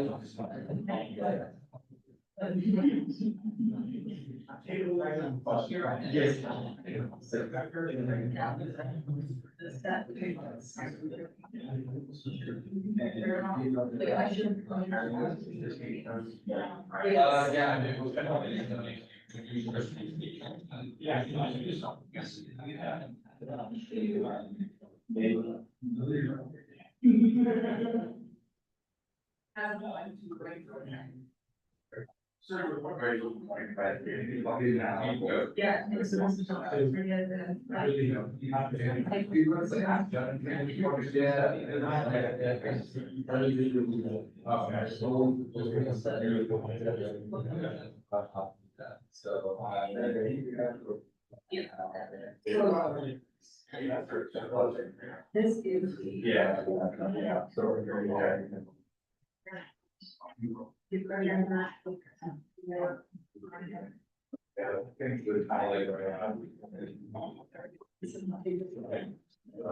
Hey, Jesse, how are you?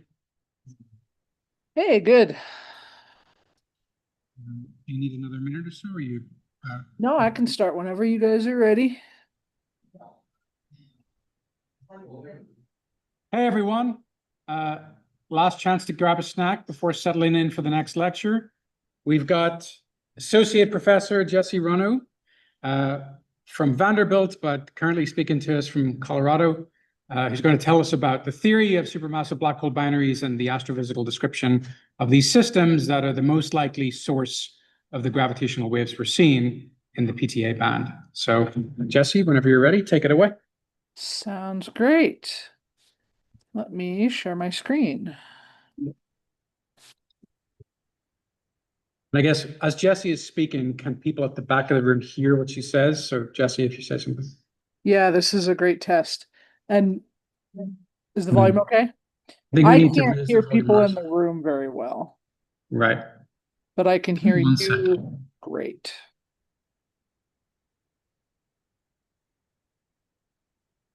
Try again, Jesse. How's this? Can you hear okay?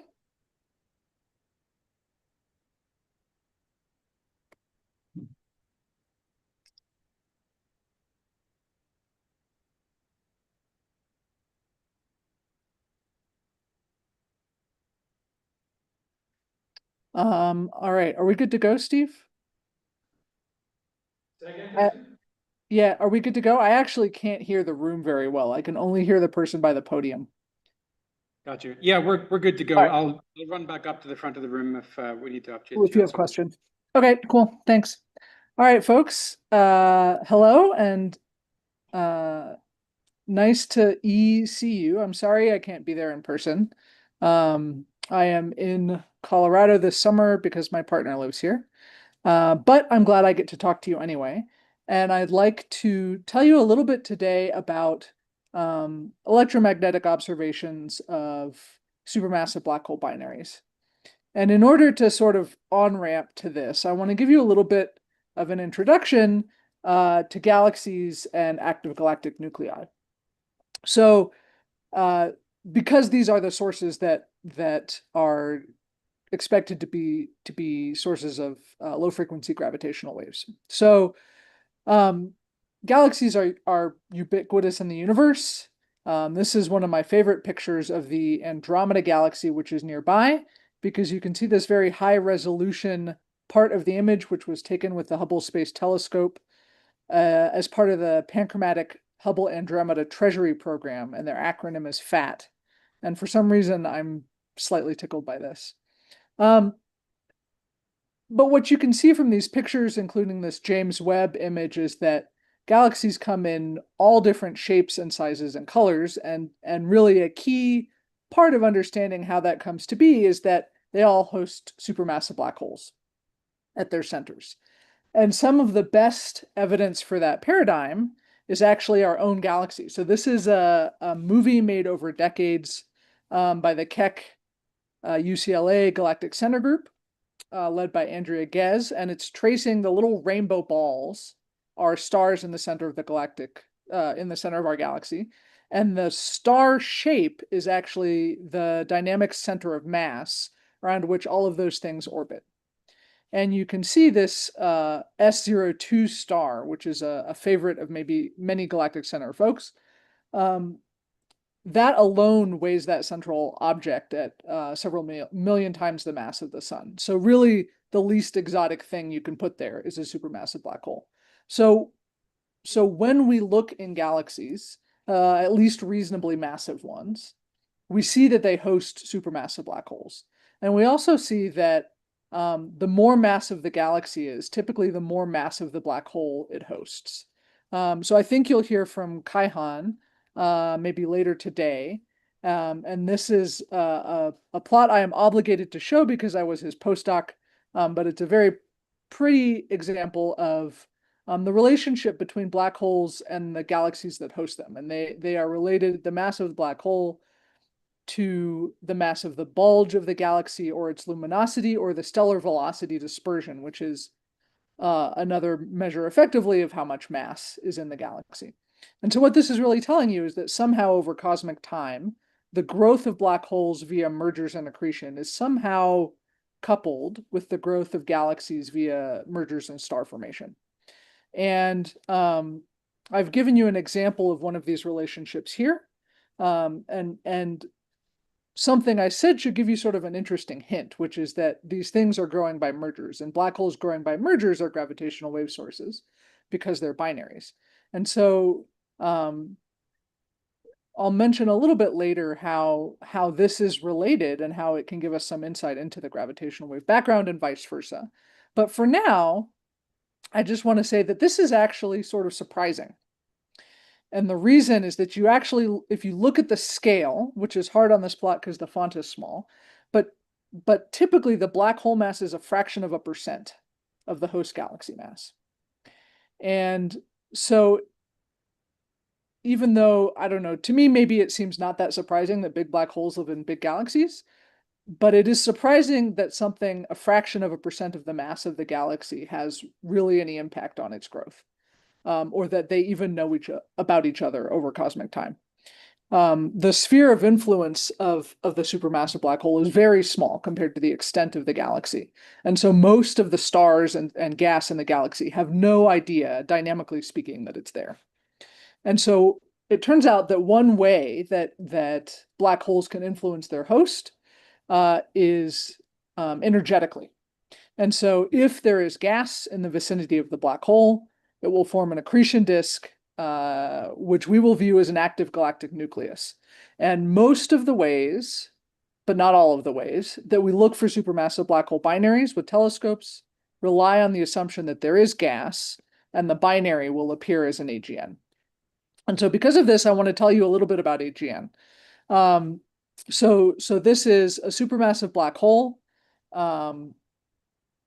surrounded by an accretion disk of gas. So the mass is dominated usually by the black hole, so it's millions or billions of times the mass of the sun.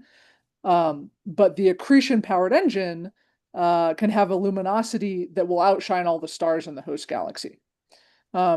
You also will hear these called QSOs or quasars. There's a subtle difference there between whether or not it's a radio source. And a quasar is the most luminous class of AGN, but but I'll use AGN and quasars probably interchangeably in this talk. And that name comes from shortening quasi-stellar radio source, which gets at the idea that AGN were first identified as radio sources, but if you take an image like this one, it looks like a star. And really that is to say it's spatially unresolved. So the size of the central engine is, maybe like the size of our solar system, but these are at cosmological distances. And so the things that we learn about AGN, we sort of have to infer indirectly. And so I like to make a cartoon out of quasar central engines, where you have this accretion powered engine and you funnel in gas and out comes photons and also particles. But in a more detailed view, you could look at something like this. So you can see the dot in the center is the supermassive black hole, and it forms an accretion disk. And that disk is basically a mechanism for liberating gravitational potential energy as light. And you can think of it as like a disk of gas that is emitting thermally. But as you get closer to the black hole, the temperatures become higher. And so the radiation, the wavelength becomes shorter.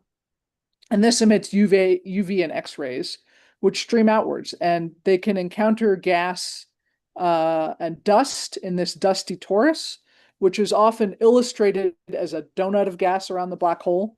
It's almost certainly not an actual donut. It might be dust entrained in a wind lifted off the surface of the disk. But it has this inner sublimation radius where you get too close to the central engine and it basically destroys the dust. And so this marks the boundary where you can have the hottest dust. And on very large, you can see up here, kiloparsec scales, you'll get the narrowline region. And this is basically the central engine, the UV and X-ray emitting central engine of the accretion disk, illuminating gas in the extent of the galaxy. So if we take this picture, I want to tell you in particular what quasar spectra look like. And so you see I have this little arrow here saying broad emission line region.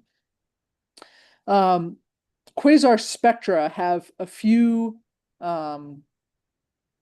sort of classic features. So here on the top, you're looking at how much flux is emitted as a function of wavelength in optical light. And this is in the rest frame. And I'm giving you a cartoon here of the black hole and just the accretion disk, so the inner part of that previous cartoon. Because in a close binary, this is really the part of the quasar that becomes the most relevant. So it's the part we have to understand a little bit about. And you can see that the sort of maybe predominant feature of this spectrum is this power law shape. And this is really the main energy output of a quasar. And it's coming from what you're seeing here is the accretion disk. So we can zoom out a little and look at the entire spectral energy distribution of a quasar or an AGN. So here you're seeing energy output, think like ergs per second, energy per second, as a function of the frequency of the light with, you've got little markers here for the infrared, visible, UV, X-ray, and gamma rays. And you can see here, this dashed red line is the accretion disk. And so if you look in just this little visible part, it looks sort of like a power law. And what you're seeing here is thermal emission from basically roughly concentric circles of increasing temperature as you go in. So you're basically stacking black bodies. And you have a tail related to what is the hottest black body. You have a tail related to what is the coolest black body. And in the optical UV, really what you are seeing is thermal emission from the accretion disk. This is a little bit of an abbreviation, which is to say we actually cannot model from first physical principles the observed spectral energy distributions of AGN. So this is not done perfectly. And the main difficulty, or a main difficulty, I guess, is opacity matters a lot. So once, this is a very photon-rich environment, and once you emit those photons, how they interact with gas on the way to us is very important for things like the pressure support of the disk and getting those opacity sources right, and thus the thermal structure of the disk and the photon radiation is very difficult. But we can do pretty well, which is what you see in this example. And you can see other components. So there's this sort of magenta dusty torus dash dotted line. And what you're seeing here is just thermal radiation. So you have that dusty torus. It's illuminated by the UV X-ray central engine, and it re-radiates that light in the infrared. And this cutoff here is the hottest temperature the dust can reach, which is a couple thousand Kelvin before it gets destroyed because it gets too close.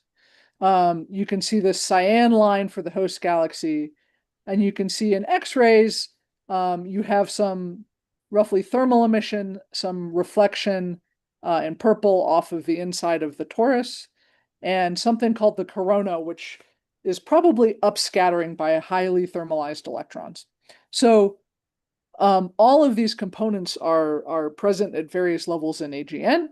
And when you look in the optical, really what you're seeing is the disk. The magnitude of that component, so how bright it is, particularly the disk, but other components as well, will change with time. And this ends up being particularly important for finding binary candidates because it can masquerade as the signature of a binary. So the overall brightness of an AGN, especially in the optical, will change with time. And these are a few different examples of models of what that might look like, right? So more bright is up as a function of days.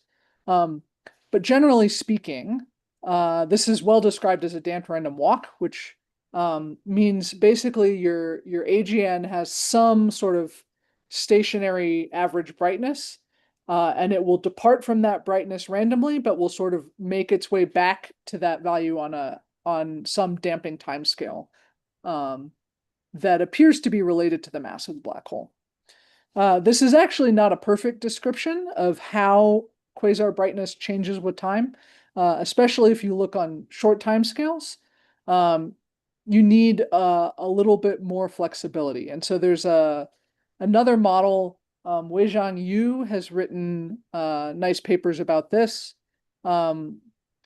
that say that particularly on short time scales, a damped harmonic oscillator is a better model. What you should think of for a damped harmonic oscillator is really the same kind of process with a second time scale. So now, in addition to having a damping time scale, you also have an oscillation time scale, which just makes it a little more flexible to capture changes that happen quickly. Okay. The other sort of obvious feature of this optical spectrum is these broad bumps. These are called broad emission lines, and they come from gas in the aptly named broadline region. So you should think of this as the outer extent of the accretion disk, or a wind lifted off the surface of the disk. And this gas is really telling you a lot about the dynamics of things in the vicinity of the black hole. So the gas is it's disky, it's roughly smoothly distributed, and the motion is predominantly Keplerian. So mostly it is orbiting the central supermassive black hole. And so the reason that the line is broad, so these are just emission lines like hydrogen alpha, hydrogen beta. But the reason that they are broad is because of that motion. So some of the gas comes towards you and is Doppler shifted to shorter wavelengths. Some of it is receding and gets redshifted, and that causes this broadening of the emission line.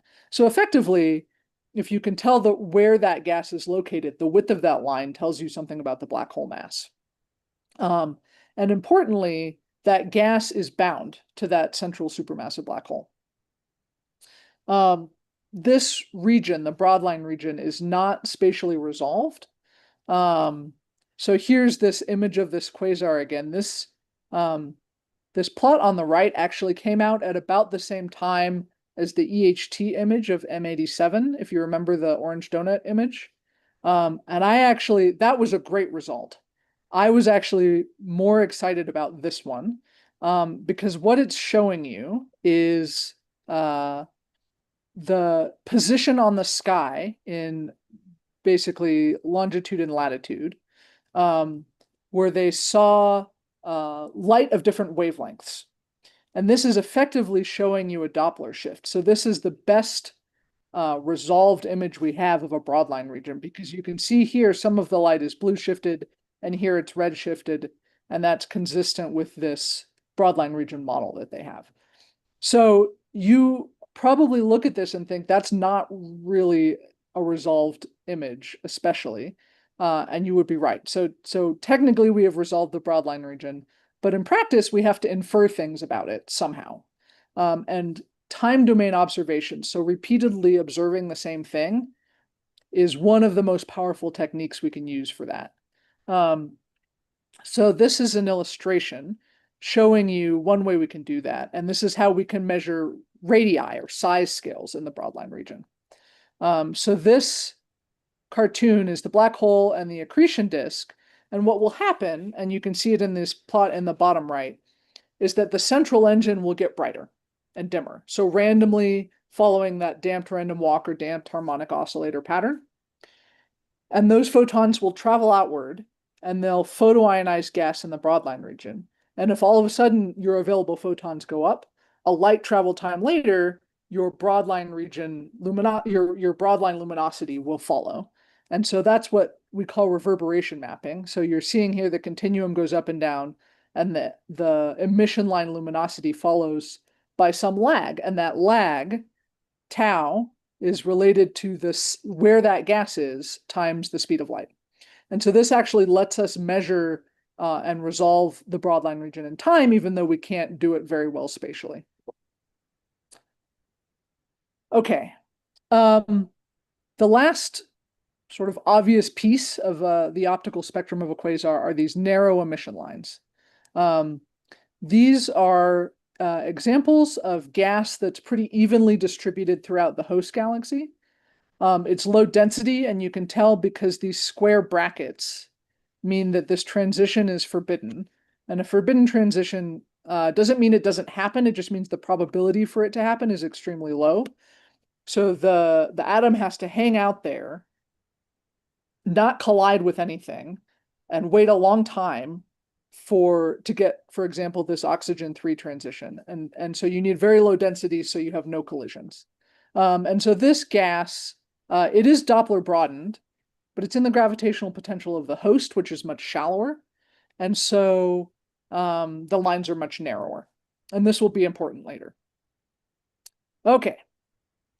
So with that quick introduction to AGN, I want to get on to talking about binaries. From an electromagnetic observer's point of view, these are something that should be an inevitable outcome of galaxy evolution. But they've proven from the EM side very difficult to find. So we see galaxies. Every time we look, reasonably massive galaxies, they all host central supermassive black holes, and we see galaxy mergers. And so the consequence of that you should merge two galaxies and bring your black holes together to form a binary that emits gravitational waves seems like it should be inevitable, but we haven't been able to find them with telescopes. And so this is sort of perplexing, and we've been very motivated to find them. So I want to tell you a little bit about that story, but the sort of key piece between those statements has to do with the orbital evolution of binaries. So just because the galaxies merge, it does not follow that you should get a bound binary, because there's a lot of physics that has to happen in between. And the relevant idea is when you bring the galaxies together, their black holes are still very widely separated in the merger remnant galaxy. And so you need a way to get them to sink to the center of the merger remnant and fall into each other's gravitational potential so that they will eventually coalesce and merge. So this plot here is showing what we know about that process. this is the orbital evolution of binaries is something we have a lot of thoughts about. Some pieces of it are fairly well determined, and some are very uncertain. What this plot is based on this Begelman 1980 paper, which was really the first example outlining how all these stages might look. And it's showing you how long the binary spends at different separations as it spirals inward from right to left. So you start at kiloparsec scale separations. And here we do observe widely separated kiloparsec scale pairs. And before I go on, I want to give you, you'll hear people talk about dual AGN or black hole pairs. That one is a little tricky because people in the observing world and people in the simulation world use it differently. But what is the difference between two black holes in a galaxy that are not gravitationally bound together and a binary? So usually we use binary to talk about when the black holes are gravitationally bound together. And qualitatively, this happens when there's not enough other stuff in their vicinity to influence their orbit. And so at this point, when they become gravitationally bound, is when the coalescence is sort of an inevitable outcome of the two black holes being there. So you can imagine that this depends on how gas stars are distributed in the vicinity of the black holes, which is not always the same. But a number of people have done the calculation of when this happens, and it's usually between 1 and 10 parsecs. So at the beginning of this plot on the right, at 1,000 parsecs, 100 parsecs, we're not talking about gravitationally bound binaries. These are just black holes in their host galaxies. And you need a mechanism to remove angular momentum from the binary so that the black holes will get closer together towards the center of that host galaxy. And initially, this happens by something called dynamical friction, which is basically a drag force. So initially, this happens, the black hole is moving through the host galaxy through an environment of stars. And what happens is the stars are attracted to the supermassive black hole as it goes by, but it's moving, and so they miss a little bit. And you basically accumulate a wake behind the black hole, and it exerts a little bit of a gravitational force that pulls back on the black hole as it's moving through this field of stars, and that slows it a little bit, and it extracts angular momentum. And so I've given you the classic calculation of this process was from Chandrasekhar, but there are a number of other authors who've done the calculation, and you can go look it up. And this works for a while to sync the two black holes together. Eventually, it becomes inefficient. And another process, which is actually mathematically fairly similar, but conceptually a little bit different, will take over.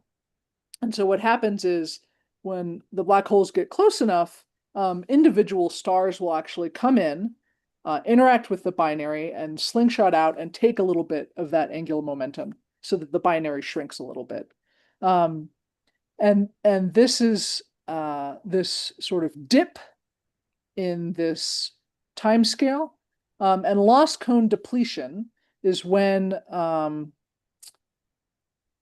so the lost cone is the stars which have momentum and positional properties that will allow them to interact with the binary. And if that's the case, then they're in the lost cone. If you deplete the stars that can come in and interact with the binary, you've depleted your lost cone.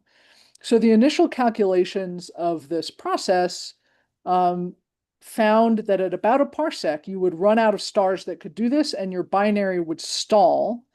So stalling means it takes more than a Hubble time to evolve before it would get to the point where just emitting gravitational waves was a very efficient way to evolve the binary to coalescence.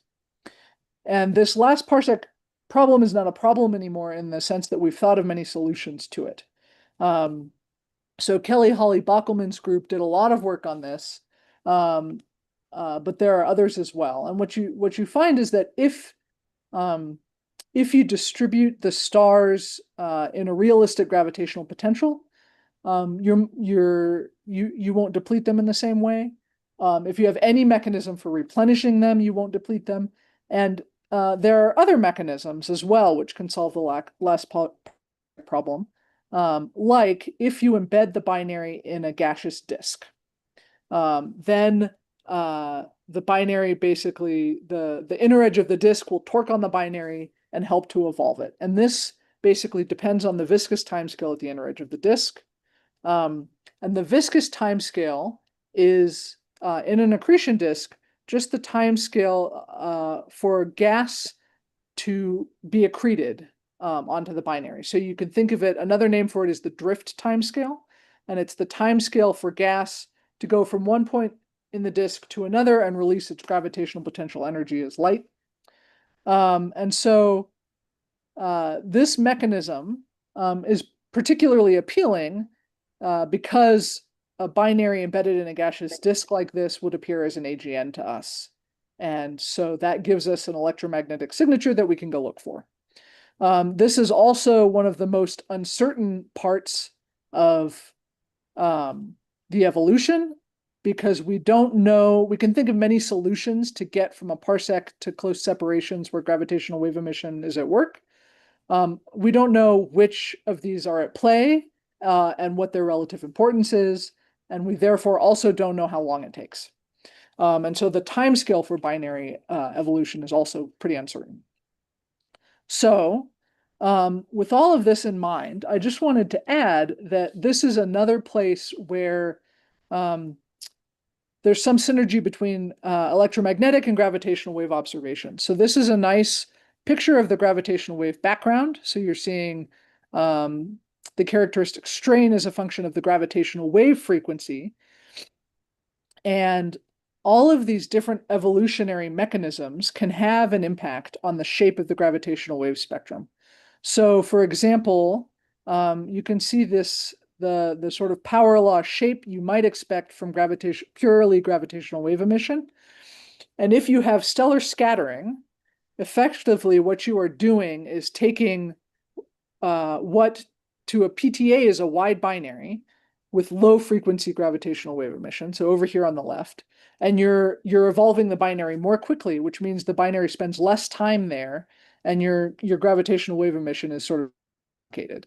A similar thing will happen with the viscous disk, but that is more relevant for closer binaries, and so it is more relevant at higher frequencies. A similar thing happens with eccentricity if the binary is eccentric, just because it's moving the gravitational wave power into different frequencies and not just the what you get with a circular orbit. Okay, so I think this will be important for things you talk about with Kaihan later. So with that background in how binaries evolve, I want to tell you a little bit about how we look for them using telescopes. And through some quirk, this effectively probes different stages of the evolution, so I've written it out that way. So now we're moving left to right, and you can see as the galaxies approach each other, you have a galaxy merger. Thanks to Niana for this great slide. You can poke her later and tell her what nice slides she makes. We do see dual AGN and dual quasars. So these are sources which are both emitting as an AGN. So you know that there are two black holes there, and they share a host galaxy, but they're not yet gravitationally bound to one another. So we observe these. They're not binaries because they're not bound. They are intrinsically interesting as hallmarks of a galaxy merger. So a lot of finding galaxy mergers is looking at images of galaxies and saying, does this look like a train wreck? Which is sort of a Rorschach test of some sort. I'm not sure. And so having unambiguous signposts that you've had a merger is a very powerful way to study things like how do black holes activate at different separations as the galaxy merges, for example. So a D-Ford does a lot of this work. And the main technical limitation is that Chandra, the Chandra Observatory, is a X-ray space telescope, and it has our best spatial resolution in X-rays, but it's not that great. And so it's hard to tell if you have one or two sources. And so she does this in a Bayesian framework, which is very powerful. As you get down to sort of 1 to 10 parsec scales, this is where I told you the black holes become bound. And one thing you might know about quasars in AGN is that some of them have radio jets. And so our best spatial resolution in light comes from radio wavelengths. And so if you could see two radio sources, you might be able to just say, look, there are two things and they're bound to each other. And really the best example that we have of a binary comes from this technique. There's an object called CSO 0402, and it's two flat spectrum radio sources. And what flat spectrum means is that we think we are looking at an actual radio core, so the central engine, and not like a jet or a lobe that's just extended away from one black hole. And over time, if you look at these two radio sources, they undergo a little bit of proper motion that's consistent with an orbit. I think the period is like 40,000 years or something like that. It's very long. It's consistent with a 7 parsec separation system. So I'm an optical spectroscopist. I'm not a radio astronomer, but I haven't heard a lot of complaints from the radio community about this being two sources. The thing that's not well known about this object is what stars and gas and dust are in the vicinity, and is it strictly speaking gravitationally bound or not? And so this is really the best example. And after this relatively wide separation, so sources with these separations are not loud gravitational wave sources yet. After this, we have to rely on indirect techniques for a while. And one of these is the radial velocity method, which is one that I use. And so this is what I want to tell you a little bit about today. And the radial velocity method works like this. This is an analogy where you have, and it's where we got the method, you have a black hole and a star, and they're orbiting each other. So this was, let's say, a stellar binary, and one of the stars evolved off the main sequence and made a black hole, and now you have this low mass binary.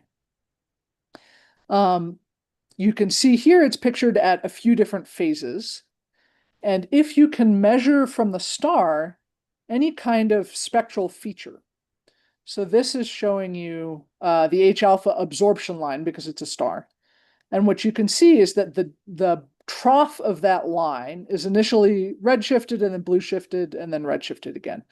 And so what's happening is that as that star orbits around, that trough, which should have a wavelength corresponding to H alpha, is getting redshifted and blue shifted relative to your line of sight due to the orbital motion in the binary. And so by measuring the wavelength offset of a known line, you can infer its radial velocity. And what that gives you is a radial velocity curve as a function of time, or in this case, orbital phase. And what's worth noting about this case is I've written down the period here and the mass of the black hole and the mass of the star. And because the masses are low, the period is short. And so practically speaking, for an observer, you can go out to the telescope for a week or two, and you can observe this radial velocity curve, and you can get very good constraints on these orbital properties. This is not going to be the case for supermassive black hole binaries, but we can use this technique anyway. And the physical picture behind it looks like what I showed you before, where you have the binary embedded in a gaseous disk. And the disk, the gas can stream across the gap and fall onto one or both of the black holes. And in this picture, this would be a supermassive black hole in the center of a galaxy.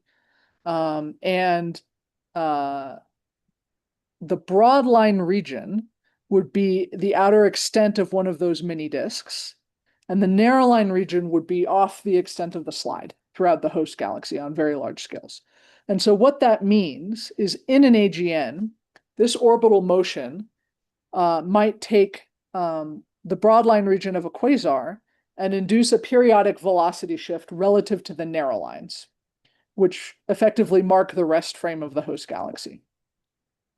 This technique for supermassive black holes, if you use Kepler's laws and assume that the orbits are circular, you would expect that for subparsec separations, the periods will be decades to hundreds of years. And so the signature of this, the binary in this case, is not a sinusoid because we won't be able to watch long enough. It's a monotonic change in the radial velocity offset of that broad line relative to the narrow lines. This is an old idea, and it first came up in a special class of AGN, which have double-peaked broad lines, and so for that reason they were called double-peaked emitters. And these are some examples of the H alpha and H beta lines of a couple of these different objects. And what you should notice is there are many little bumps from the narrow lines, but you get these whopping double shoulders. That is one H alpha line for 3C390.3 right there. And it's got these like huge double shoulders. This happens in a small fraction of AGN and some transients. And so the idea was, what if we're looking at the case where you have the binary embedded in a gaseous disk and both black holes are active? So they each emit an H alpha line. And as the black holes orbit around, then you see those two shoulders shift back and forth relative to each other into the narrow lines. This has been largely ruled out for these objects for a number of reasons. One, which is worth taking a look at, is that those double peak shoulders are actually, for the most part, not a signature of a binary. So it's very difficult to get separated peaks that are from normal binary configurations. And the reason is you need the peaks to be widely separated to be easy to distinguish by eye, which means you need a large orbital velocity. But if the orbital velocity is too high, the gas won't remain bound to the black holes. And so there's a very small parameter space where you actually can separate the two lines enough to see easily. Yue Shen and Avi Loeb had a paper that does this calculation in 2010. So if you're curious about this, it's worth a look. There are other reasons that I'll tell you about. This is sort of an obvious one, which is if you make a radial velocity curve of these kinds of objects, they don't do what you expect for orbital motion. For a while they do, and then they don't anymore. And so what this means is that this is sort of a signpost that people who study AGN need to be quite careful because there is something that quasars can do that is weird and can mimic orbital motion. I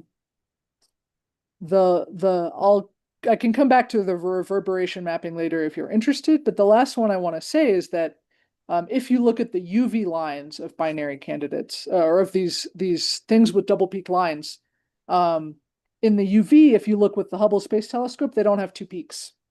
And so you would expect, if you had two broadline regions, they would both emit all the lines, and all the lines would share the same double peaked profile. But this appears not to be the case, and we'll come back to this. So this is largely ruled out.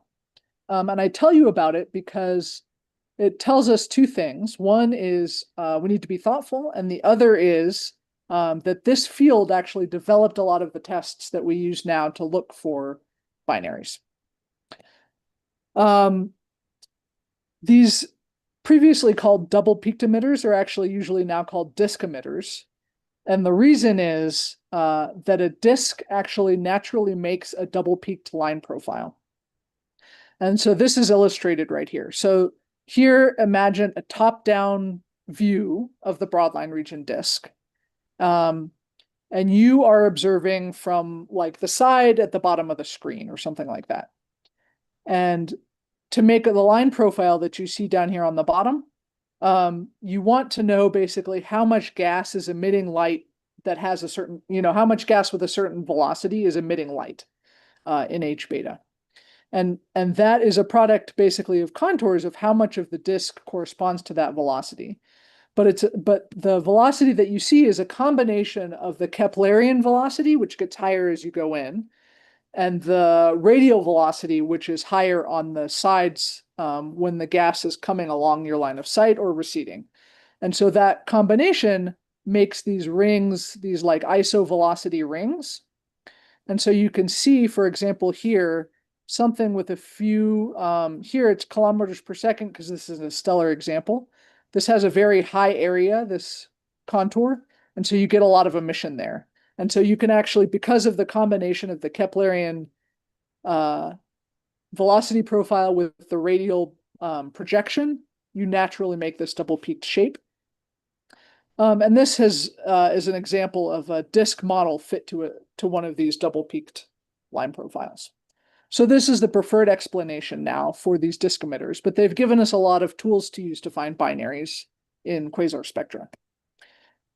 That scenario where both black holes are active and you're looking at double-peaked emission lines is not really a viable one anymore, but the alternative scenario where gas is falling onto one of the black holes is still one that's widely pursued. And the signature would look something like this. So this is the optical spectrum, so how much light is coming out, and I've converted the wavelength scale into a velocity scale for H beta. And what you can see is that the narrow lines, so O3 and H beta, set that rest frame, and the bulk of the H beta emission has a large redshift relative to that rest frame. And so the question is this large velocity offset the result of bulk orbital motion in a binary? If it is, we expect offsets of this size to have those subparsec separations corresponding to decades to hundreds of year periods. A number of groups have gone out and picked out candidates with this approach in mind, and they look something like this. So these are two candidates, and I'm stacking different emission lines for the two candidates. So magnesium-2, when it's available, H beta and H alpha. And there are two things that you can immediately notice. And one is that when you see more than one line, they seem to share roughly the same offset. And this would be consistent with the idea that you have a broadline region, it's emitting all these lines and then undergoing a bulk motion that induces the same velocity shift in each one. It would be inconsistent with the weird thing that those disk emitters do, where the optical lines and the UV lines have very different profiles. The other thing that you see is that there's a blue shift example and a red shift example. Quasars often have outflows, and those tend to induce blue shifts because you see the outflowing gas that's coming towards you and is thus blue shifted. So the fact that you see both is an indicator that we haven't necessarily just selected a bunch of quasar outflows. The name of the game with this kind of analysis is then you go out to telescopes and you take repeated spectra, and you want to build up the number of repeat spectra you have, but not too quickly, because if you think that the period is 100 years and you take 10 spectra in a week, you've really not even scratched the surface where you expect to see any change in the system from the binary orbit. And so this is a process where you have to wait many years between the spectra that you take in order to start to probe some appreciable fraction where you get changes from orbital motion. The way that you measure the radial velocity shift is effectively a cross correlation. But I want to show you in a little bit of detail so you can appreciate how subtle this measurement is. So what you're seeing here is that cross correlation measurement. So this is the optical spectrum of a binary candidate.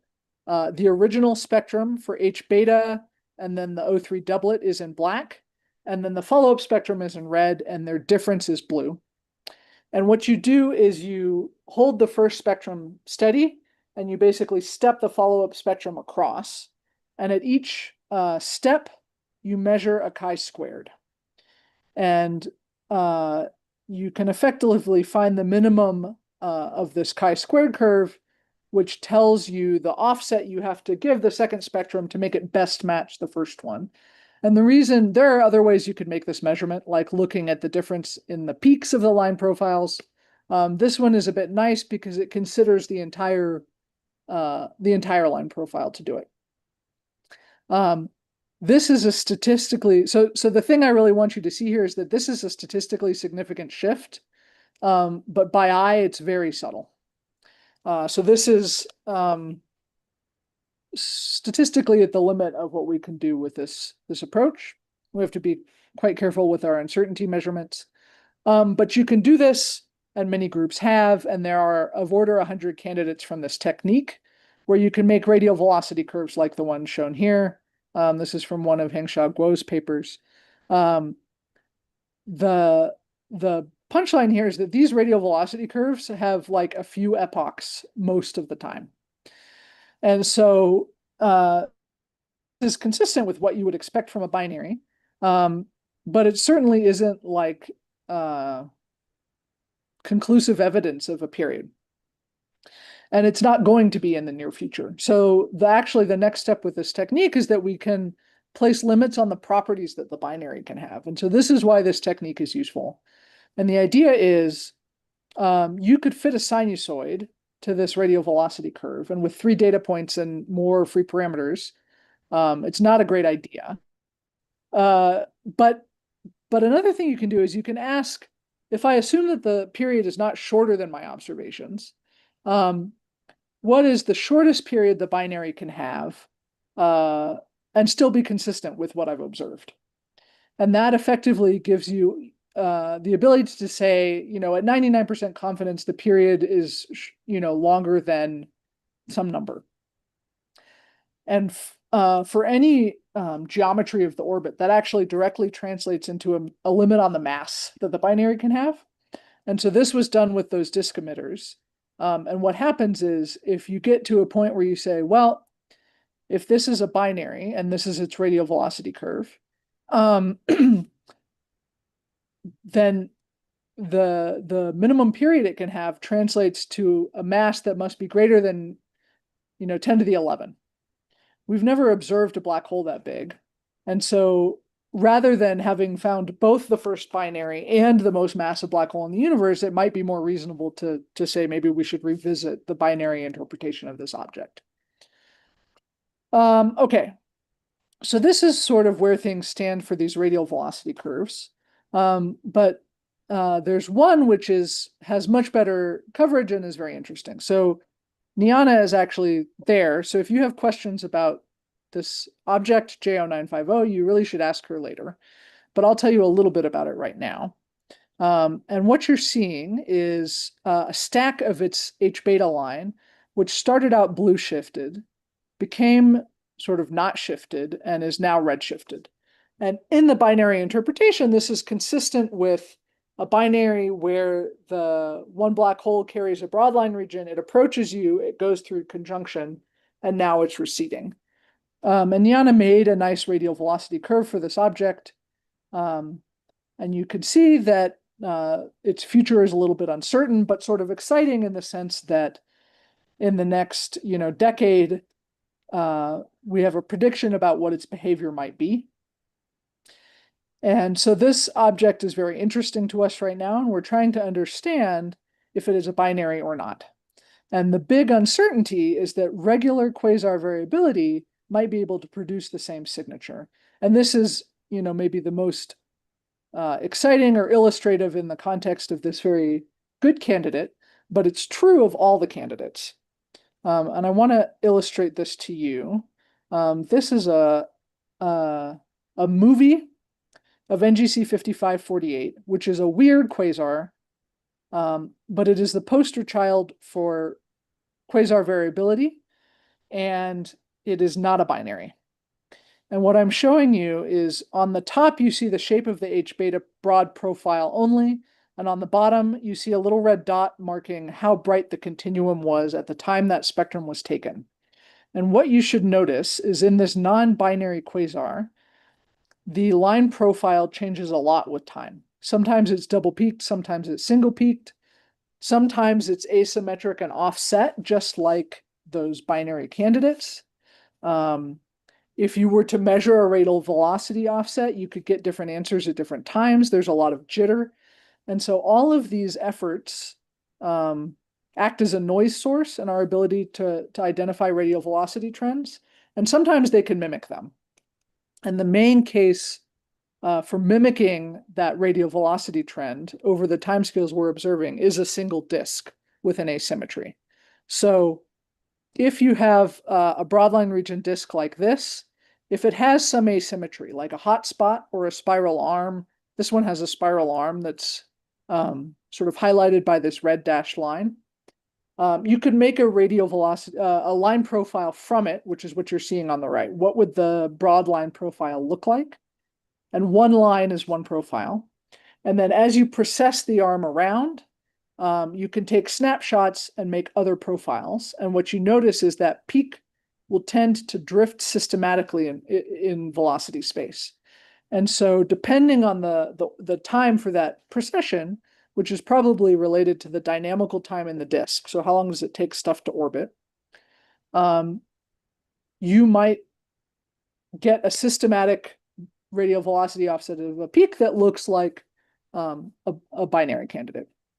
And so a lot of the work in this field right now is related to understanding the regular variability of quasars and modeling it with a single black hole system so that we can understand what we're really looking at.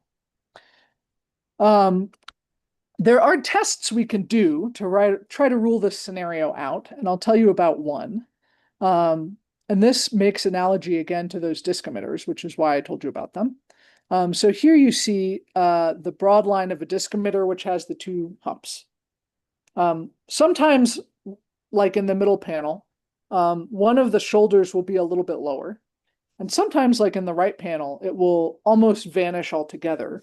And what you're left with is a line profile that has one peak with a large velocity offset, which we've seen and have interpreted as a binary candidate. And so the question is, what if these binary candidates are just disk emitters where one of the shoulders is very low contrast?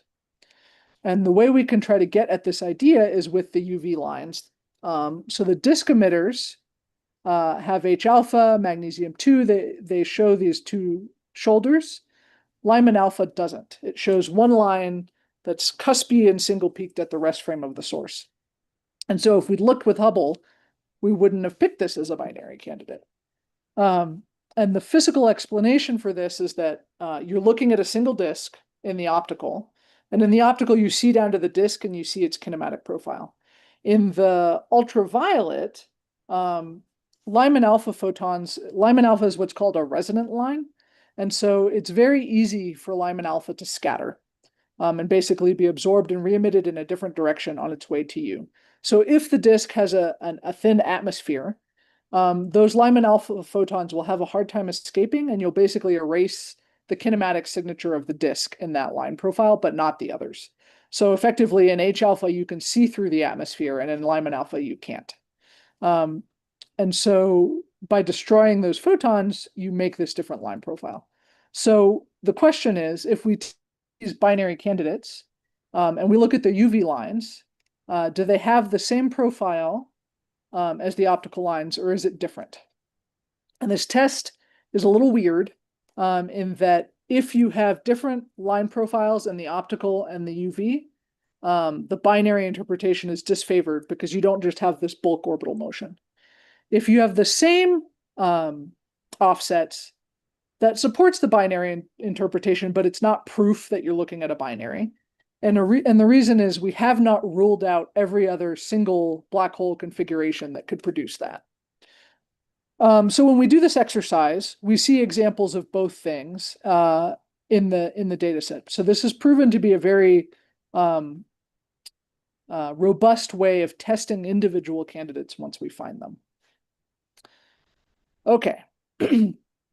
So that's spectroscopic binaries, which for the purpose of pulsar timing arrays are effectively, I've labeled them here as close binaries, but for PTAs, really they're called wide binaries. And as you go to closer separations, there are other methods you can use. And I'm going to say very little about this because Maria Carisi is giving a talk next week and I can guarantee that this is what she will tell you about. So I have maybe 2 slides on this, just so that you understand the context and how this fits in the bigger picture, and you'll see a lot more about this next week. Or if you're very curious, you can poke Sebastian and ask him to tell you. But the idea is that as the black holes get closer, the broadline region is the outer extent of the disk, and you eventually destroy it. There's not room in the binary orbit to have a broadline region. And so you can't carry it around and induce this shift. But the disk is still there, the mini disk. And so there are a number of mechanisms that can produce periodic changes in the brightness of the quasar that correspond to the binary orbit. One is in accretion disk simulations, we often see that the accretion rate is modulated in a way that's related to the orbital period. It's not necessarily equal to the orbital period because there's something that happens in simulations where a lump forms on the inner edge of the circumbinary disk. And you can imagine that that would have a period longer, several times longer than the orbital period.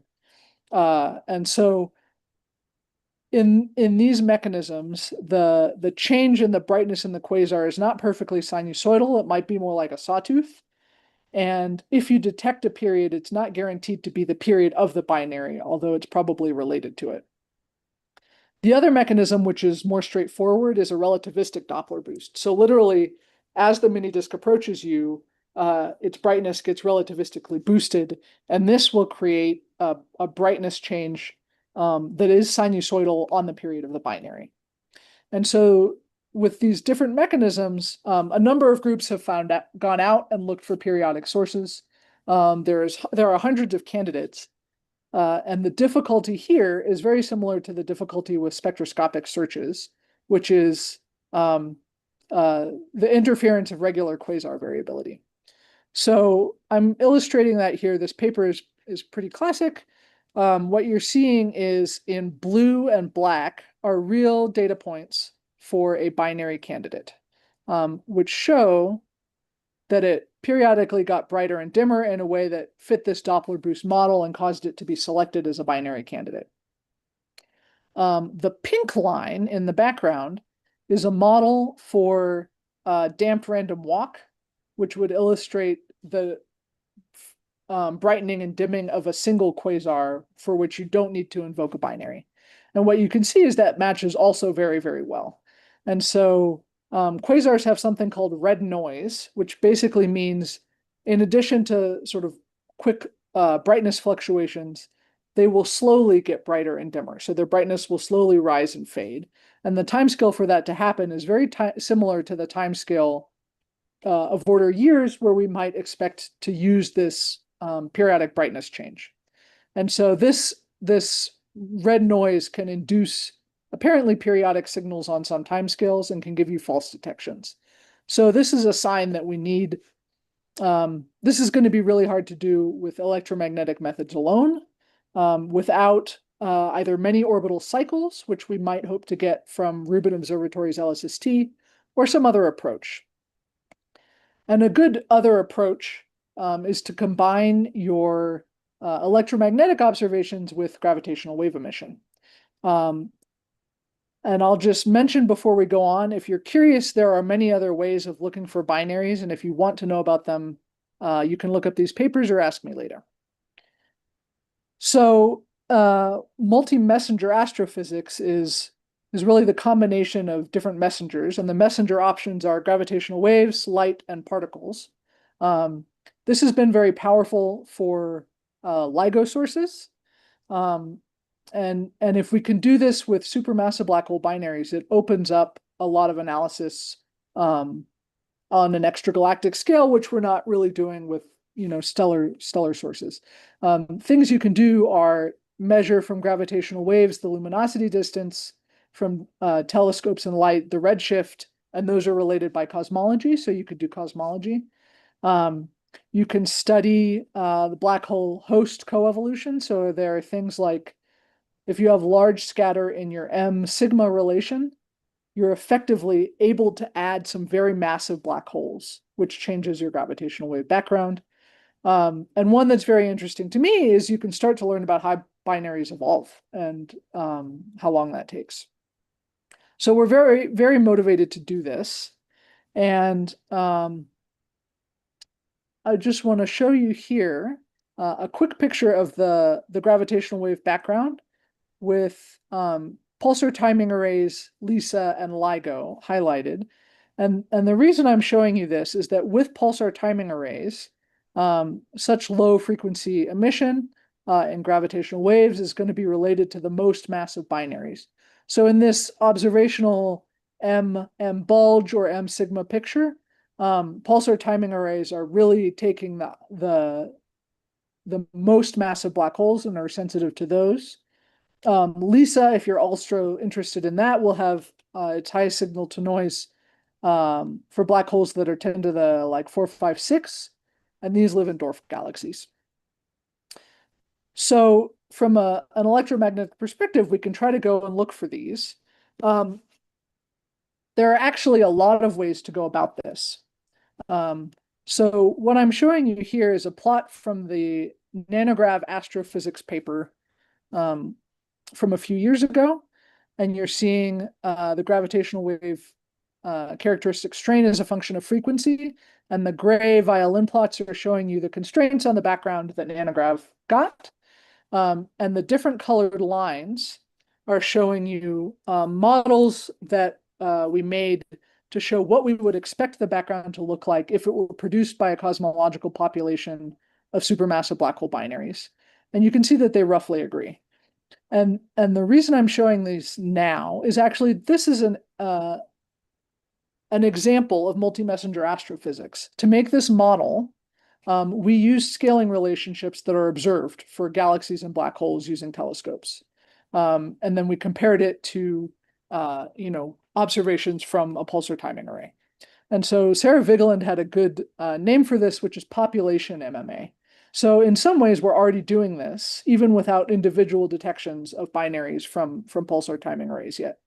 We can also do things and have done things like use gravitational waves to test electromagnetic candidates, or use electromagnetic properties from EM candidates as a prior on a gravitational wave search. You can imagine if we detected an individual source in gravitational waves, we might want to follow it up with a telescope. And you could also do a true multi-messenger combination and analyze both data sets together. So there's really many ways to do this. They have different strengths. They tell you different things, and some of them are already happening. And really a characteristic idea that sits behind all of them is you need some way, some physics that will connect the gravitational wave observables and the electromagnetic observables. So, Maria had a nice paper a few years ago, which shows really something about our excitement for this in the landscape where we have large electromagnetic surveys like LSST. Because this is for the Doppler shift case. And what she's showing you here is in blue, the total mass and period of binaries that will have a detectable Doppler boost. And in purple, the ones you might detect individually with future pulsar timing arrays. And what you can see is for some very massive binaries and some different periods, they overlap. So hopefully Maria will talk a little bit more about ways that you can combine gravitational waves with periodic searches. But there's another option that we should consider. So that really gets at the idea that the binary appears as an AGN. It's gas rich, and we see some sort of signature in that case. That's not guaranteed. And even if it is, there's a large fraction of activity in the universe that's obscured. So this is showing you the percentage of AGN where we don't see like optical activity as a function of the luminosity. And you can see also it's color coded by the mass. And so for these, range of masses, there's a huge fraction of activity obscured in the universe. When the WISE space telescope turned on, it's an infrared space telescope, there was this like boom of infrared AGN, which were basically invisible in the optical. So there's a very real scenario where we should be trying to find the host galaxy and not looking for variable signatures. We don't know which bin we're in, and so we really have to do both. And in these cases, we don't expect the host will look like a train wreck. We think probably enough time has passed since the binary merger that you don't see like, smashed together galaxies anymore. Although there's some uncertainty in exactly this because we don't know the exact timescale for the binaries to evolve. So I'm going to tell you a little bit about what this problem looks like. And Maria may say more, and perhaps Paulina is around and can talk to you as well. But the idea is, if you imagine that in the near future, pulsar timing arrays detect a continuous wave source, we might be very motivated to find it with our telescopes. So we can do multi-messenger astrophysics. A really great question to ask is there gas present? And to answer that question, you should look at everything. So let's assume that there are no accretion signatures and just ask how well we can go find the host galaxy. This is a look at the PTA side of that picture. So we expect, although it wasn't guaranteed, but it was expected that probably the first continuous wave detection will come after the background detection. And it should be something pretty massive and nearby. It's not likely to evolve much during the time that we're watching it. So the evolution will be much slower. Although if you, the evolution between what the pulsar sees and the pulsar term, it may be present, and our localization won't be very good. So this is showing a simulation of exactly this process, where Luke Kelly made many realizations of black holes in the universe and added up their strain into the background, and then you can see some individual loud ones are popping up above it. Paulina wrote a very nice paper a couple of years ago that illustrated the follow-up process.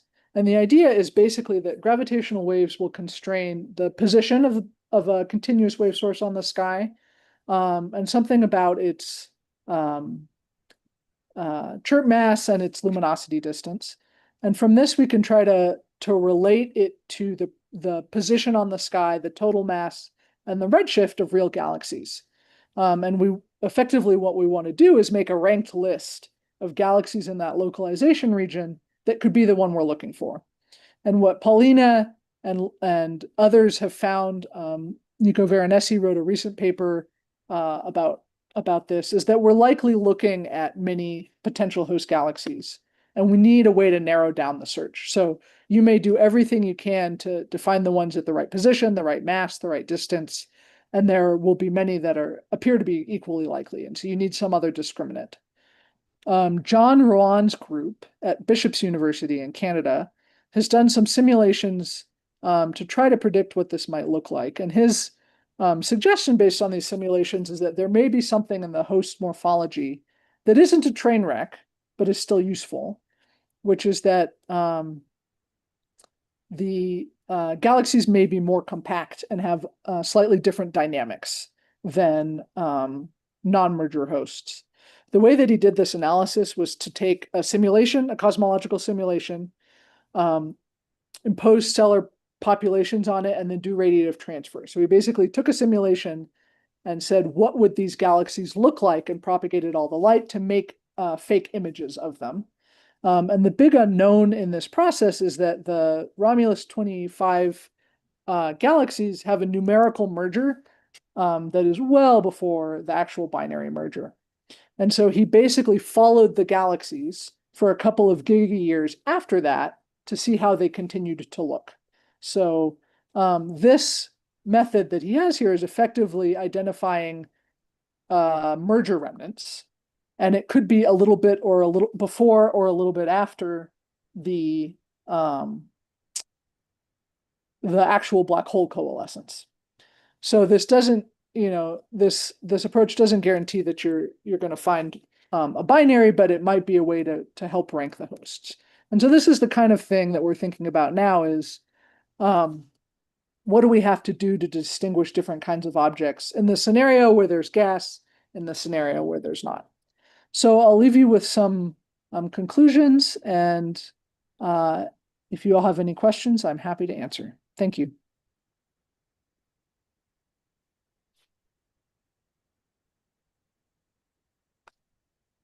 Amazing. Thank you, Jesse. Do we have any quick questions? Yeah, Pages. In the mass bulge or the bulge black hole relation, it looked like the black hole was related to the velocity dispersion. And so I was wondering, where does the bulge, the mass of the bulge come in? Did you hear that, Jesse? I think so. So Tejas, is that you? It sounds like you're asking if the relation with the black hole and the host is between the black hole and the bulge, what does velocity dispersion have to do with it? Yeah. So these are all more or less measures of the mass of the galaxy. So in the bulge, the stars will move sort of randomly. And so dispersion is basically a measure of how fast they're going on average. And that is caused by the mass of the host. So a more massive host will have a higher velocity dispersion in the bulge. Similarly, it will have a higher bulge mass. And if you have more mass, you have more stars, they make more light. You will also have a higher bulge luminosity. So that's why those three different things. It can be difficult to measure because what you really want is a property of the bulge. So you need to know what fraction of the galaxy is in the bulge, and that can be hard.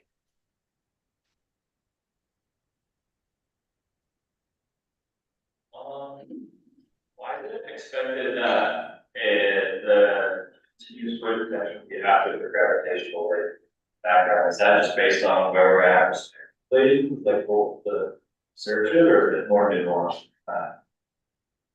I didn't get that one, Steve.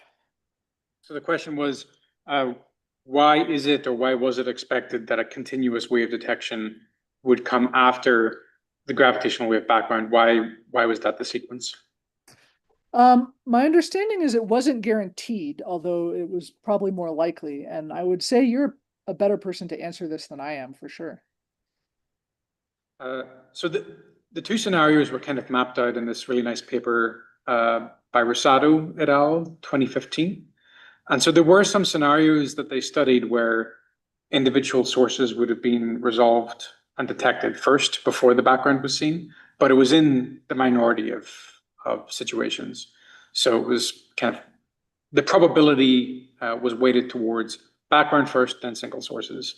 And it's sort of fundamentally due to our limited frequency resolution, our inability to find and resolve individual sources because they're so confused with each other, they're stacked up, incoherently forming the background.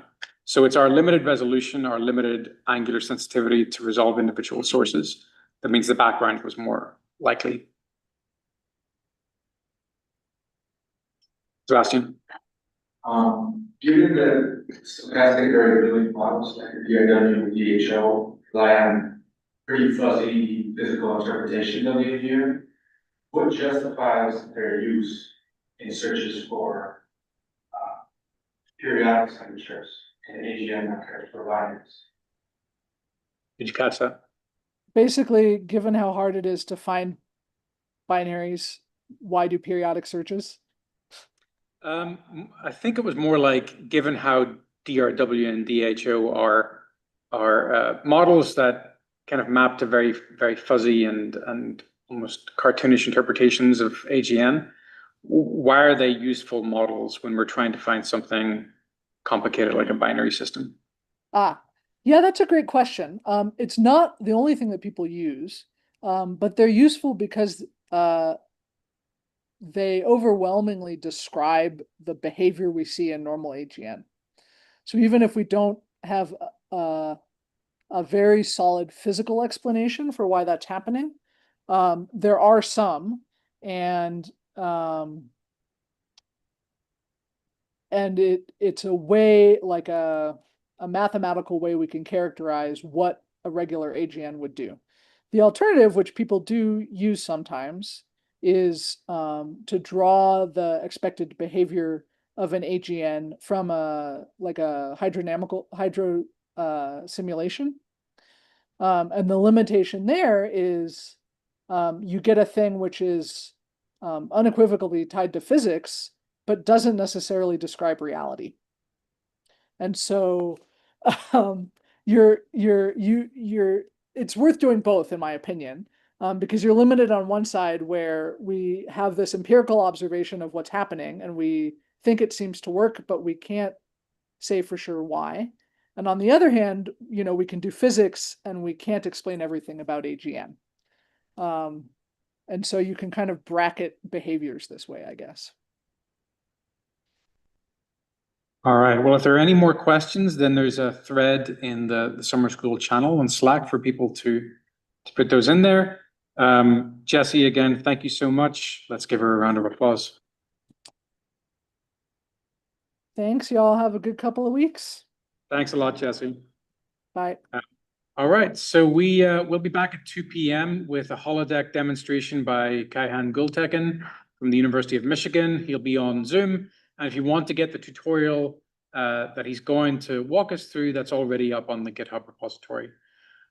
For now, we've got sandwiches at the back of the room, and Levi and Kyle can tell you the distribution of vegan options and gluten-free options that are at the back there.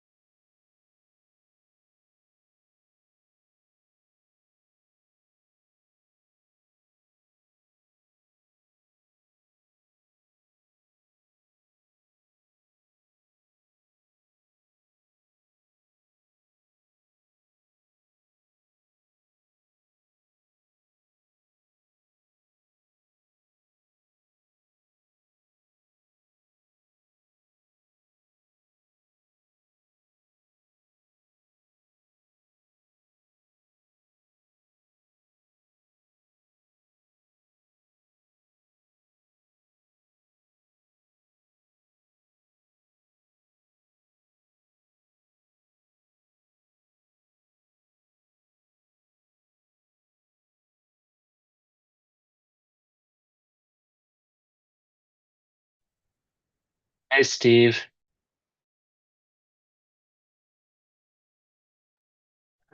Hi, Kaihan, how are you doing?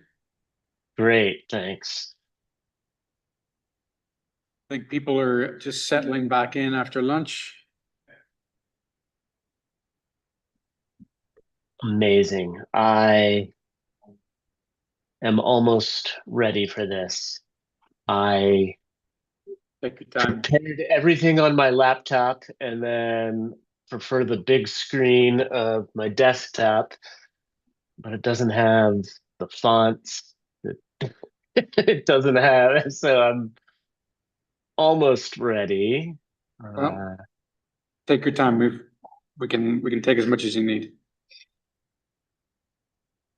So while you're doing that, I'll encourage folks again to go to the GitHub repository for the summer school. And Kaihan has already added, is it a Jupyter notebook that's there? Yes, Python Jupyter. And that's when you'll be able to tell whether you successfully installed Holodeck and all of the necessary software from the other day.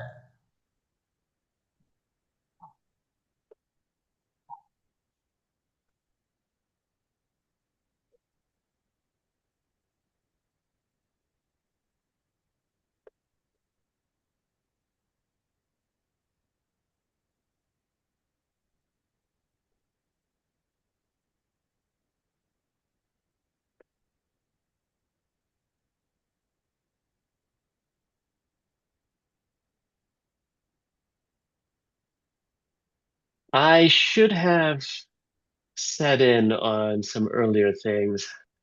What is the ratio of me talking versus people, students doing stuff Whatever typically you been? whatever you want it to be. I think this might be the first time that many people are directly interacting with Holodeck. So we've just had a lecture from Jesse on the astrophysics of supermassive black hole binaries and some of that theory. But seeing how it all fits together within Holodeck and what kind of products you get from it, that's going to be pretty new. So if you did want to pause for people to do things like to execute some of the cells and report back, that's fine. I can try to be the go-between between you and the audience if you need it. Yeah, it's a shame for a hands-on thing for me to be remote, but such is life. Well, the alternative as well is that people can connect to the Zoom link and share if they're having any issues. So I like share their screen, etc. So so that's an option too. Are you about ready to go? Yeah. All right, everyone. It's my pleasure to introduce Kaihan Gültekin, who's a professor at the University of Michigan. He is one of the co-chairs of the Astrophysics Working Group within Nanograv. And he's going to walk us through the the Holodeck software. That is our primary piece of software for creating synthetic supermassive black hole binary populations within Nanograv, and it's being used, I think, within the International Pulsar Timing Array as well. And Kaihan has done a ton of work to overhaul this and to update it. So it's a pleasure to be able to see all of the new developments that are going on. It is going to be hands-on, so Kaihan might pause at some points and let you actually complete some of the cells or make sure that they run. If you have any problems, then we can pause and you can maybe share your screen. So actually join the Zoom, share your screen, and we can diagnose any issues in real time. So without further ado, I'll pass it over to Kaihan.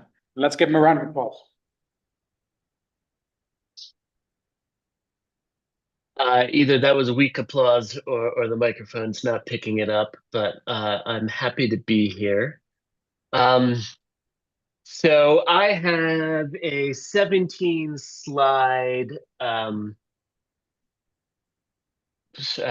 just keynote document that I'm going to go through that will hopefully get everybody up to speed and be able to use Holodeck a little bit, which is what the point of this is.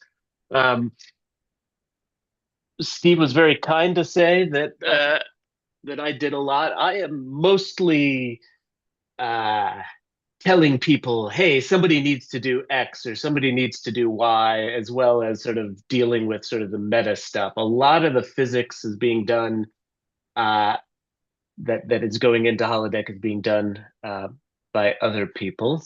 I'm assuming people at this point understand that everything in Nanograv has to be named after something in Star Trek, which is why our simulation suite is named Holodeck, and it makes sense for something that is sort of synthesizing or simulating reality to be named Holodeck. What I'm going to talk about here is to talk about the physics of the binary supermassive black hole population synthesis. So Jesse just spoke before me, and so I don't know how much she talked about, what the observations are versus what the theory of the physics of binary supermassive black holes are, but I'm assuming you know a little bit about what's going on. I will talk a bare minimum about the holodeck code structure. The holodeck code is tens of thousands of lines.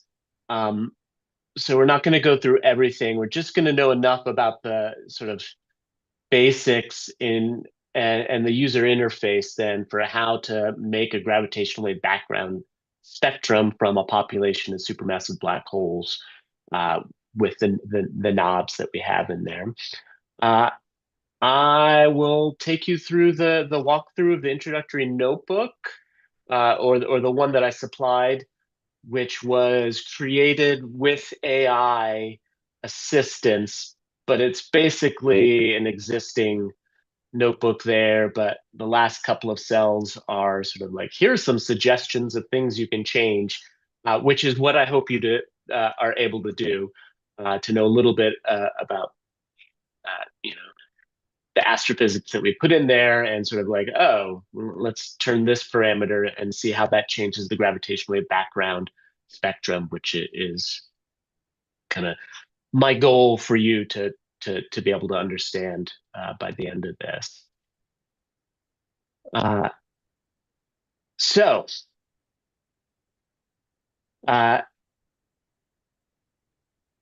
again, I think you just heard about this astrophysics, but we have strong reason to think supermassive black hole binaries form when galaxies merge. Electromagnetically, this has been a real challenge to find any real supermassive black hole binaries.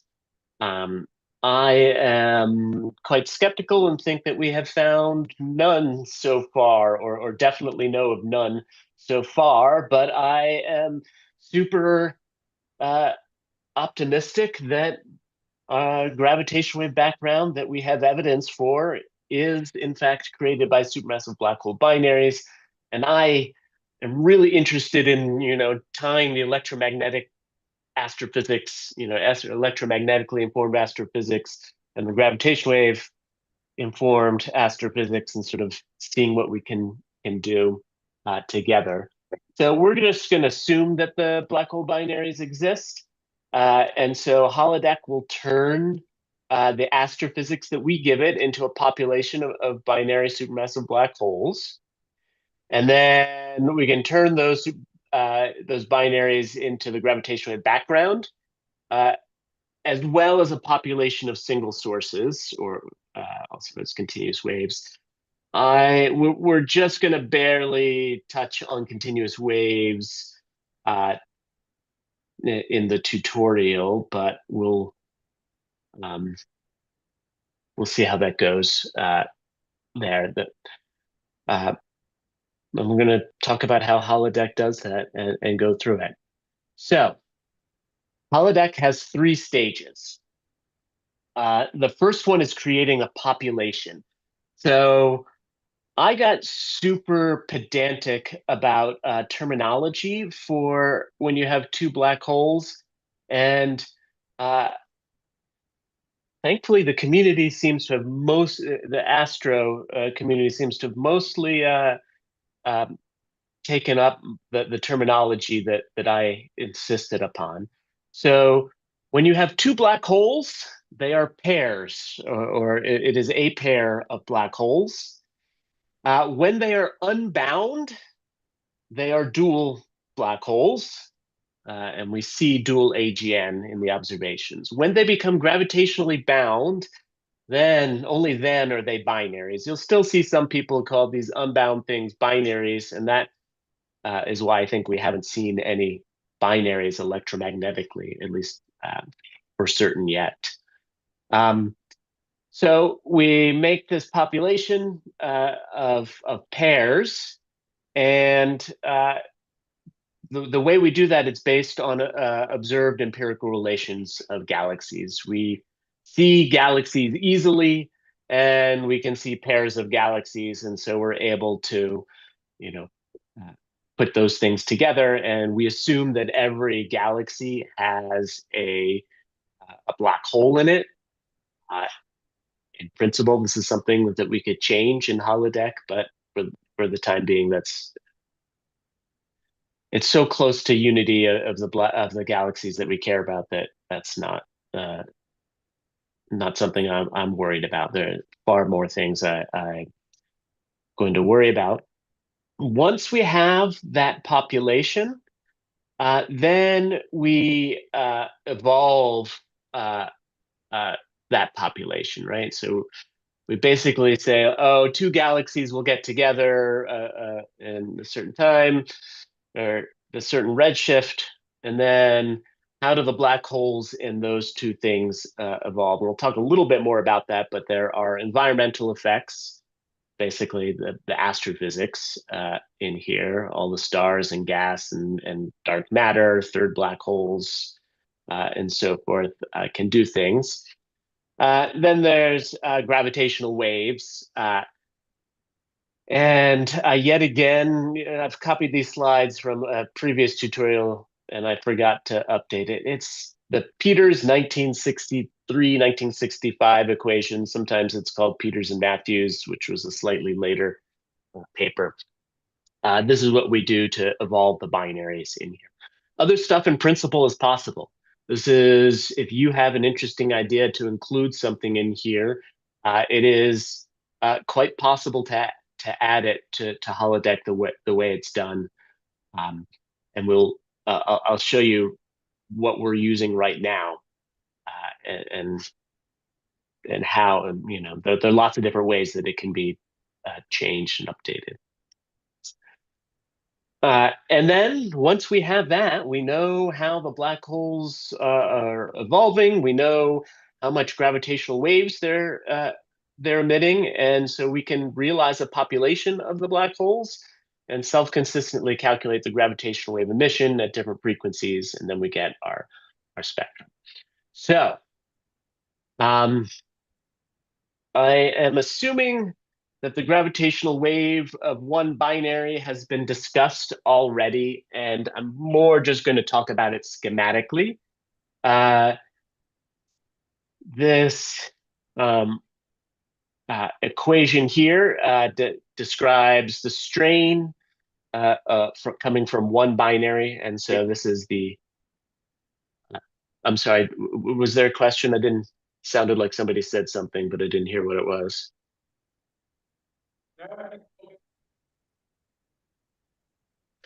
I just hear Steve sort of saying something in the background there. This is, so the I here just mean we're talking about the I binary. We're talking about gravitational background, so we're going to add things up together. Some key things in here, we have the luminosity distance of the binary. We have the redshifted chirp mass here. We, of course, care about the gravitational wave frequency, which, depends on the separation. Depends on the separation and other things, but key thing in here.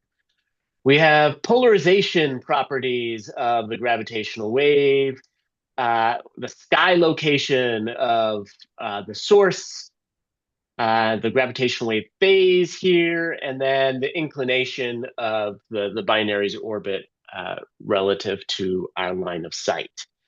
And we just add up all that stuff there, and we have n binaries in there.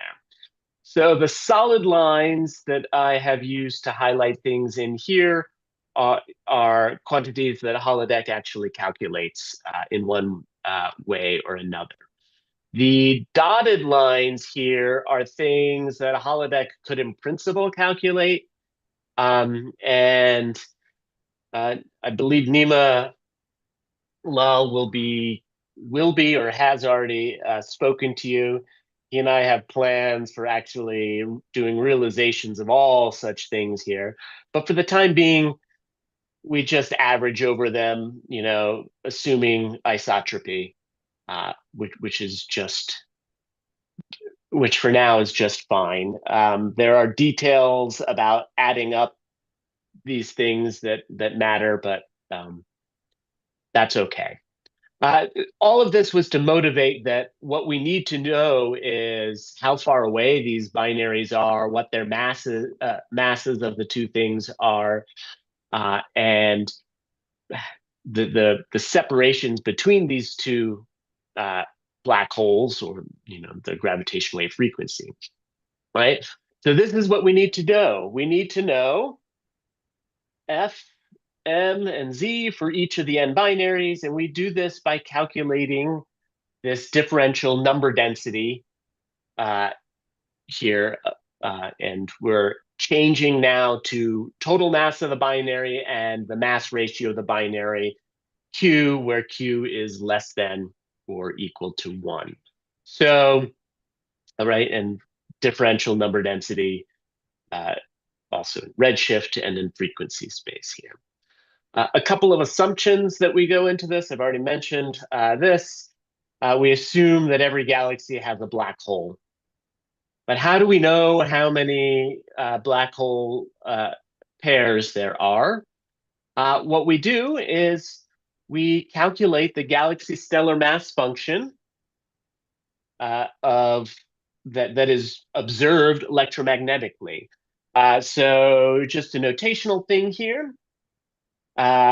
G subscript is for galaxy and the asterisk is for stellar. If I don't have any subscript, that means I'm talking about black holes, because that's the main thing we're interested in here. So this is the differential number density of galaxies per stellar mass bin and redshift bin, or interval here. Then we want to calculate the galaxy merger rate, which as a function of these interesting things that we have here: the stellar mass of the galaxy, the stellar mass ratio of the two galaxies, and the redshift. There are two ways that this is done in Holodeck.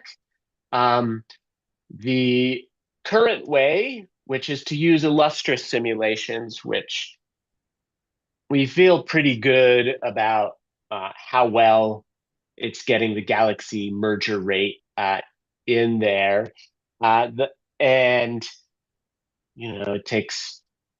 it's mostly dominated by dark matter physics. Illustrious also has baryons, but that makes us think that we get the stellar masses right there, which is pretty good. The old way of doing things, and actually the way we're going to start doing things with the Holodeck run through, is with a galaxy pair fraction, right? So we can observe how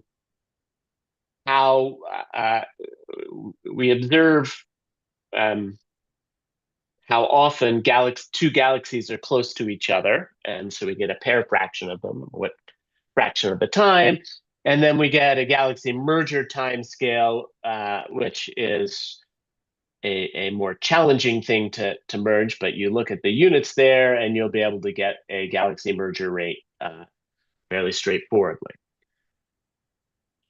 So our goal remains the same, that we want this quantity here in the upper left, and we just got this, which is the galaxy merger rate function, that is the differential number density of galaxies per unit stellar mass, or per stellar mass interval, per stellar mass ratio interval, and per redshift interval. But still, we're only talking about galaxies. We want this to be about black holes. And so we do this using what is called the MM relation, the MM bulge relation, which is a scaling relation that is observed in nature. Basically, the smartest 5 or 6 astrophysicists in the world have measured this relation and things like it, which is the black hole mass as a function of the galaxy's properties, which includes the stellar mass, or the, as I've written it here, or the stellar bulge mass, the spheroidal component of the galaxy, which is what Holodeck primarily uses. And it is a log linear relationship in, right, or a linear relationship in log mass, log stellar mass here. And so we have these parameters alpha and beta, which describe the line, but it's not a perfect relation. There is intrinsic scatter in that relationship, which I'm calling epsilon sub mu here. And so the scatter is an important part of this, because of some fun asymmetries in here. There is a kind of hack to add this intrinsic scatter in there. I tasked myself with fixing this up, but I haven't done all that, gotten to all that far in there. I still think it works just fine for now. But you'll see an error that comes up when you run saying that, oh, the intrinsic scatter isn't accurate enough. The problem is that the diagnostic is wrong for measuring how accurate the intrinsic scatter is done. So I'm not convinced it's a problem. Okay, so what we have is the number density of black hole pairs at the time of the galaxy merger, right? We haven't considered the orbital separation or its evolution. So the next thing we do is to harden the binaries, which means to tighten the binaries together. And we do this with in 3 phases. We use a 3-stage power law model for this. For those of you in the Nanograv collaboration who are on the email lists, you just got an email today or last night from Laura Blecka, who wrote a paper and has written or coded up the next way we're going to do this. That is too new for us to include in a tutorial. So what I'm showing you here is the old, what will be the old way, but is right now the current way of parameterizing this, of modeling this. There are physically 3 distinct phases. The first one is dynamical friction, which, sorry, I should tell you what's going on in this figure here. So the top right figure here on the x-axis has binary separation. It really should be pair separation, but such is life. Notice that it is decreasing towards the right. This is the convention that is used 50% of the time. And that is because the binary goes from widely separated to tightly separated along here. So it goes from left to right here. The the y-axis is the hardening time. The hardening time is calculated as the binary separation, or semi-major axis, A, divided by the hardening rate, dA dt, the absolute value of dA dt, because that's getting smaller. And so when it's the y-axis, the y position of this curve is very high up, that means it is very slow to change its separation there. And further down, it is much faster to change its separation as well. I have tried to change the community into plotting, instead of like this, to plot A as a function of time. I think that makes much more sense. But I have not convinced the community to change there, so sticking with this. And so the first portion, the left portion of this three-stage power law, is dynamical friction. Stars in the galaxy sort of tug on the incoming black hole as it's moving through the potential of the galaxy and slow it down with a gravitational wake that we all learned from Chandrasekhar's paper when we were in middle school. And it's relatively fast part of this. The next thing can be called various things, and that is the loss cone scattering or stellar scattering when bound. You can have other things in here, gas drag. You could have three-body encounters. There could be eccentricity effects in here. But the primary thing that is happening is that the black hole pair is now a bound binary, for sure. The stars are coming by and they're taking energy, orbital energy, away from the binary, and it's going into kinetic energy of the star, and that star is flying away. And as it takes away energy, the black holes are now shrinking a little bit more. As you can see, this almost always involves the part of the curve that is highest up, so it is definitely a bottleneck in here. And you may have heard of the final parsec problem, and this is what it's related. Are there enough stars on the right orbits in order for this to happen in a Hubble time? Very uncertain how this all happens in this phase. It is hard to do, and there's a big source of what's going on here. And the last thing is the gravitational wave emission, which is analytical, thank goodness, and so we know what's going on here. The curves on the top give us gravitational wave spectrum on the bottom. There are solid and dashed lines, and they correspond to different parameters that we use in that power law model in the top right. So we parameterize. So when I made this, it couldn't say to be done. We're changing how this is done, but it is currently parameterized with 4 variables. The first one is the total time it takes to go from our initial separation to the innermost stable circular orbit. Tau F is the symbol we use in our publications for it.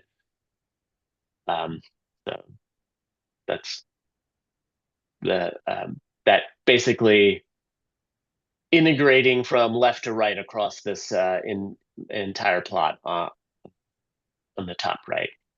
And it's indicated by the dashed line and the solid line, horizontal lines there in units of gigayears here. Be wary of the default value in Holodeck.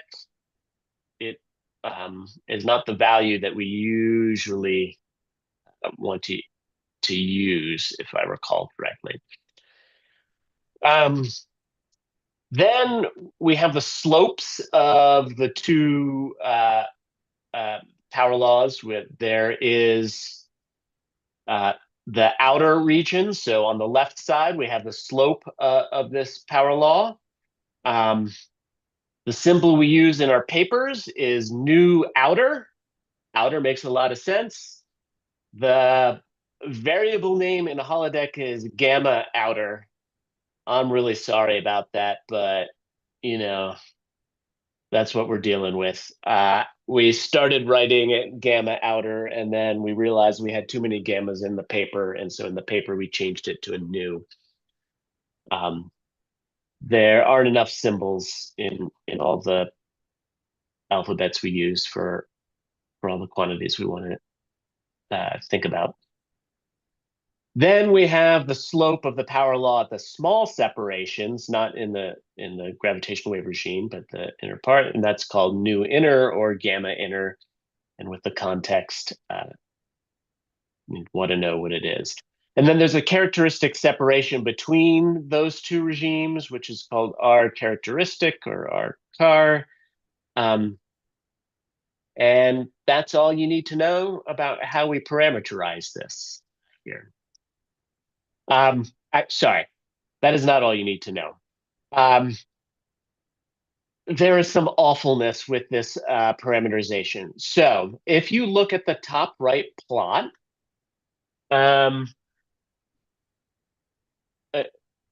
all that is being changed is the value of nu inner.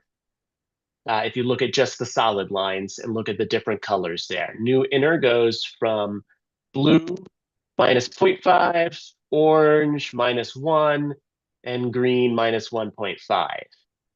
And you look at that region between, say, 10 to the 1 to 10 to the 0.03 or 0.03 parsecs, and you see the slope changing, and you say, Kaihan, that makes perfect sense. It's going up and down. The gravitational wave hardening part is fixed, and it's just where it intersects that. That makes total sense. I say yes. But if you look on the left of that plot, you'll notice that it has changed the hardening rate for the dynamical friction. Why is that? That's because we have fixed the total hardening time. And so if you change how much hardening is happening in the inner regions, the amount of time you spend there, then it's got to change somewhere else here in order to keep that integral constant. This is not a great way to do things, and we have found, while we're able to explain everything we want, the degeneracies between these parameters gives everybody a headache, and this is why Laura Blecka has changed things. All that really matters for the gravitational waves is how much time. Can people see my mouse? All that matters is how much time that you spend in these. That wasn't supposed to happen. All that matters is how much time you spend emitting gravitational waves here or not. Don't know what's going on. Here's maybe it doesn't like that. It doesn't like me drawing here. And so we're changing the parameterization so that we focus on what really matters is the binary losing energy to gravitational waves?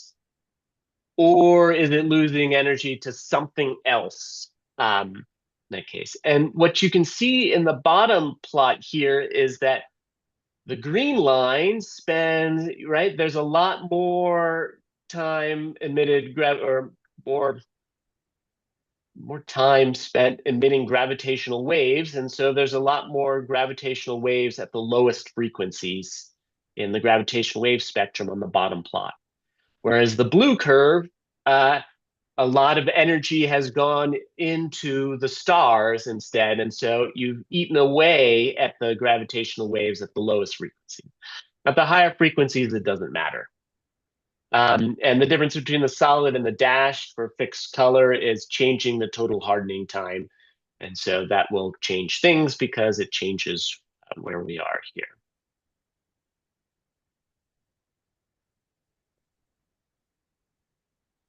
Many apologies. Okay. Is everyone okay with this? This is the most confusing part of the physics, I think, in here, or at least our modeling of it. The physics is quite complicated, but our modeling, our simplified modeling of this physics is a little bit complicated here. If you have a question, please raise your hand or come up and ask. Yeah, can we have one question? Hello. Hi. I wanted to ask, so What is your name?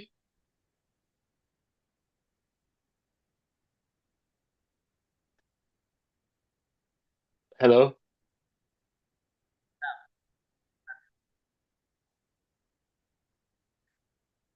You're not coming through right now. You started to, and then I spoke over you, and then it stopped. So if you maybe speak with conviction, I'll be able to hear you. Can you hear me, Kaihan? Yes. hear me? Much more faintly, but yes. We're talking at the same volume. Maybe it responds when you're over here. I don't know. Can you hear me now? Much better. That's great. So my question is about that slope. Is it calibrated? How does it work? Because that changes a lot, right? Oh, we are wrapping up all of the astrophysics that we do not know about how these black holes get together, how quickly they get together during this critical 10 to the 0 to 10 to the minus 2 parsecs regime into this power law model. This is what tells us something's going on and tells us that we need to do some astrophysics here. Does that answer your question? That we don't know what's going on here a priori, and so we're trying to find that out and model it with this power law, and if we can then say that, oh, it's well parameterized by new inner here, what combinations of stars and gas and other stuff would give us that, would answer some astrophysical questions. Right, I'm fine with that part. What I don't understand is how do you choose the correct value for the slope? Oh, we choose the value, we fit for it. So, right, we have measured gravitational wave spectra, or spectrum, one gravitational wave background. And so we fit to that here, and we see that there, in the 15-year, the nanograv 15-year analysis, that the lowest frequencies were depressed from extrapolations from higher frequencies down to lower frequencies, which gives us an indication that it's not just that. Something I should have said but did not, this dotted line here is when we assume that only gravitational waves are the only mechanism of hardening things, and so it goes out forever, and so you see what it would look like here. Okay, thank you. You're welcome.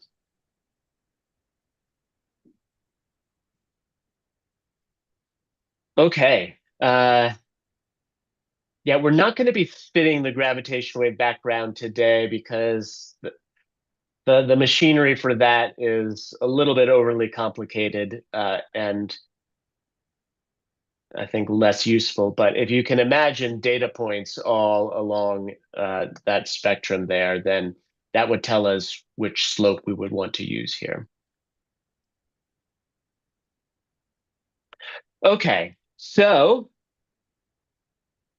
following how the binaries evolve, we then know we then know this quantity in the top left, which is what I said we wanted to find out.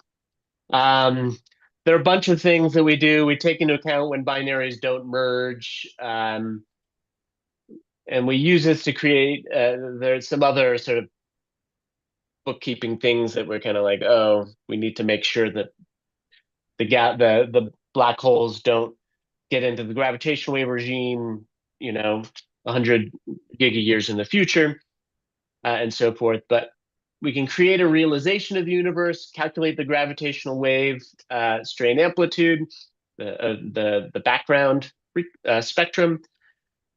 We do this multiple times to see what the variance is. I don't know why I did that, but I did that.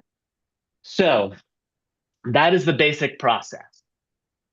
Holodeck works by creating a three-dimensional array that it is effectively this thing up top here, the differential number density of black holes per interval of total mass, mass ratio, and redshift. And then at the very end, we add frequency to it in here. And so this is what we're going to create. There are two modes or flavors of holodeck. The one we're going to talk about is the semi-analytic model or the SAMS model. The other flavor is called discrete or SIMS. It uses cosmological simulations. You can use these slides for reference later. It doesn't make for great material right now, but the main instance is SAM, which is an object of type SAMS.semi-analytical model, which is what we use in there. You would call it this way.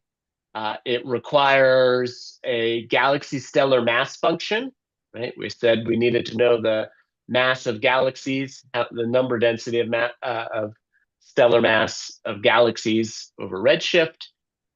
There's this galaxy merger rate. We need to define an bulge relation. We need to tell you how to go from galaxy mass to black hole mass. And then there's this shape, which basically is the size of this array in here, the shape of that array. So the galaxy stellar mass function, merger rate, and black hole mass function are all different classes of this type. And this is what gives us our population in here.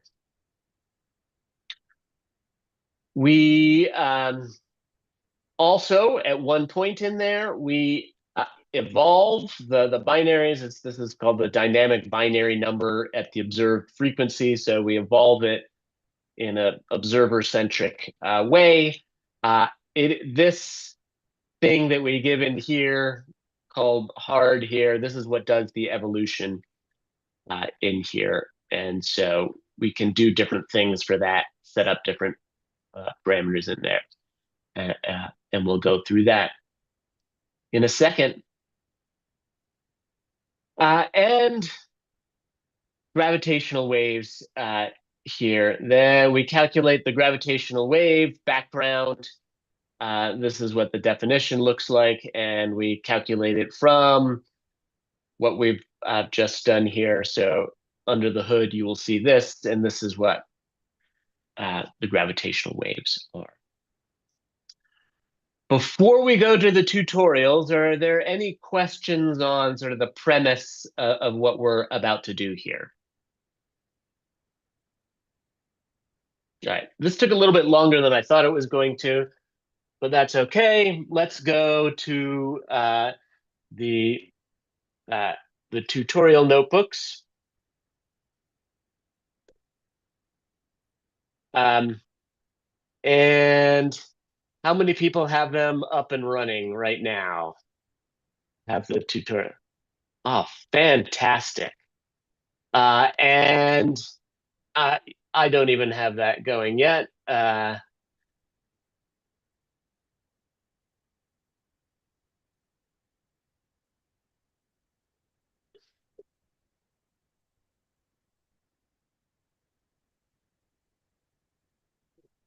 What did I name it? I named it Holodeck VIPER tutorial.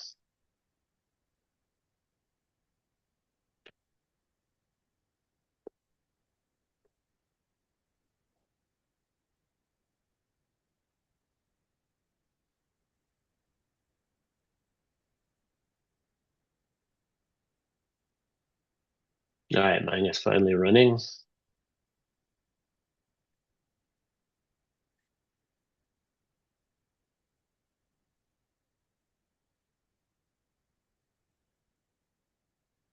Okay, so this is what I have going. Um, yeah, so a note on runtime here. When we get to the shape argument, you'll notice that it's a small number. It will actually give bad values here, but in order to have things go a little bit quickly, we'll need that. So,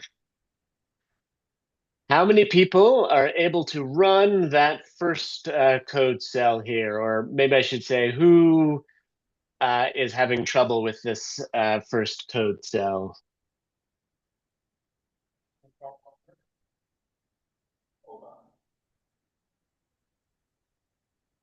I don't know why mine is going so slowly. I must have updated something here.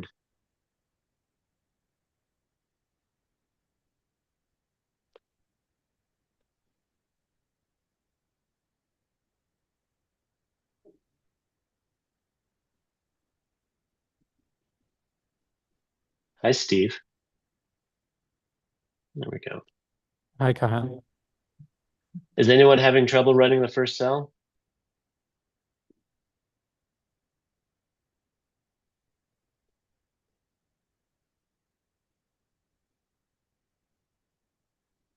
I'm going to take that as a no.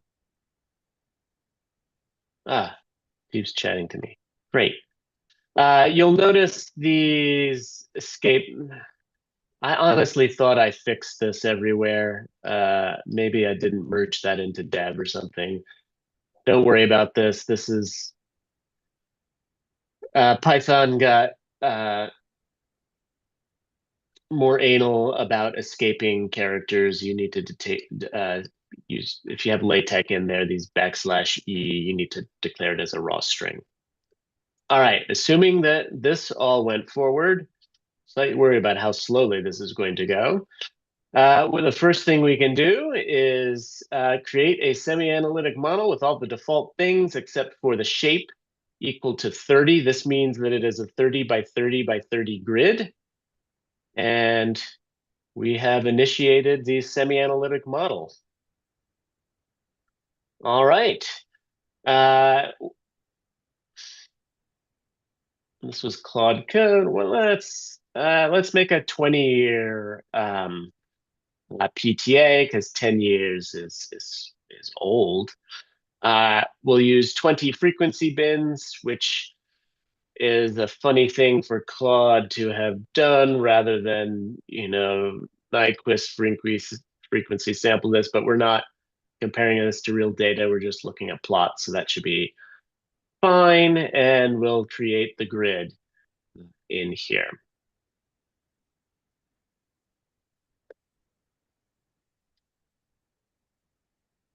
All right.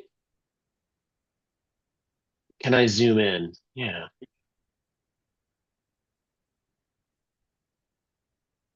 This good enough? All right, where was I? Okay. So we're going to do 100 realizations of the universe, and we're going to keep track of the 2 loudest binaries in each frequency bin. This is the single source or continuous wave thing. We're interested in the 2 loudest sources here. And so we're going to calculate the gravitational wave background using the observed frequency edges that we just calculated. We set the number of realizations equal to this, and we're going to keep track of the 2 loudest things in here. And this, right, so this error that I mentioned, this was the the intrinsic scatter thing that it complains about, it is not something to worry about.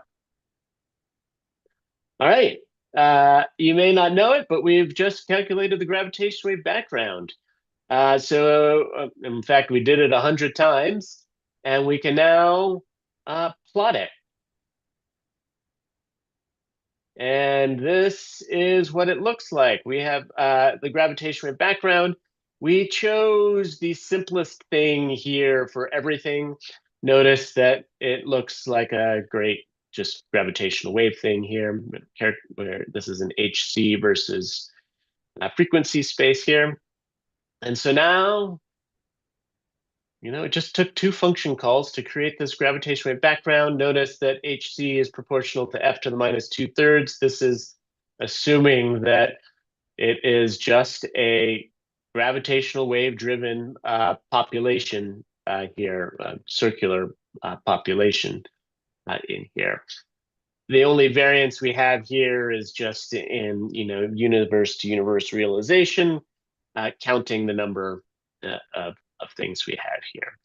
Steve can tell you about all the fun stuff where you do more interference kind of things in here. All right, that's great. But this is realization to realization. What we really want is to know what on average we're going to have. So we're going to get the median over all the realizations here. We will plot the pure power law reference strain, and we're also going to plot the contribution to the background from the loudest 2 binaries, in this case 2, everywhere, so we can see what they look like. And we're gonna plot some contours here. And so here you see the gravitational wave background and this purplish thing in here, the solid line with the I think 90th, the 98th and the 50th percentile intervals here. Notice that it is very close to this theoretical minus 2/3 thing here. And that is the differences are finite population effects in here. And this is the contribution to the gravitational wave background from the continuous waves here, again with 50% and 98% uncertainties in here. Right. All right. Great. You just clicked go on a bunch of things. What did you really learn here? It says what we said before. We are using we're going to, instead of doing all of this implicitly, we are going to do this explicitly, stuff that was done before. This time we're going to make the shape not exactly 30 by 30 by 30. It's going to be 30 by 31 by 32. And I'll let you play with that later. We are declaring the galaxy stellar mass function to be a Schechter function with the default values here. We are using the galaxy pair fraction, which is this galaxy pair fraction power law due to an observed relation, and the galaxy merger time, also a power law in here, based on how close together these things are. And we are setting our bulge relation to the, in this case, the McConnell and Ma 2013 relationship, which is built in here.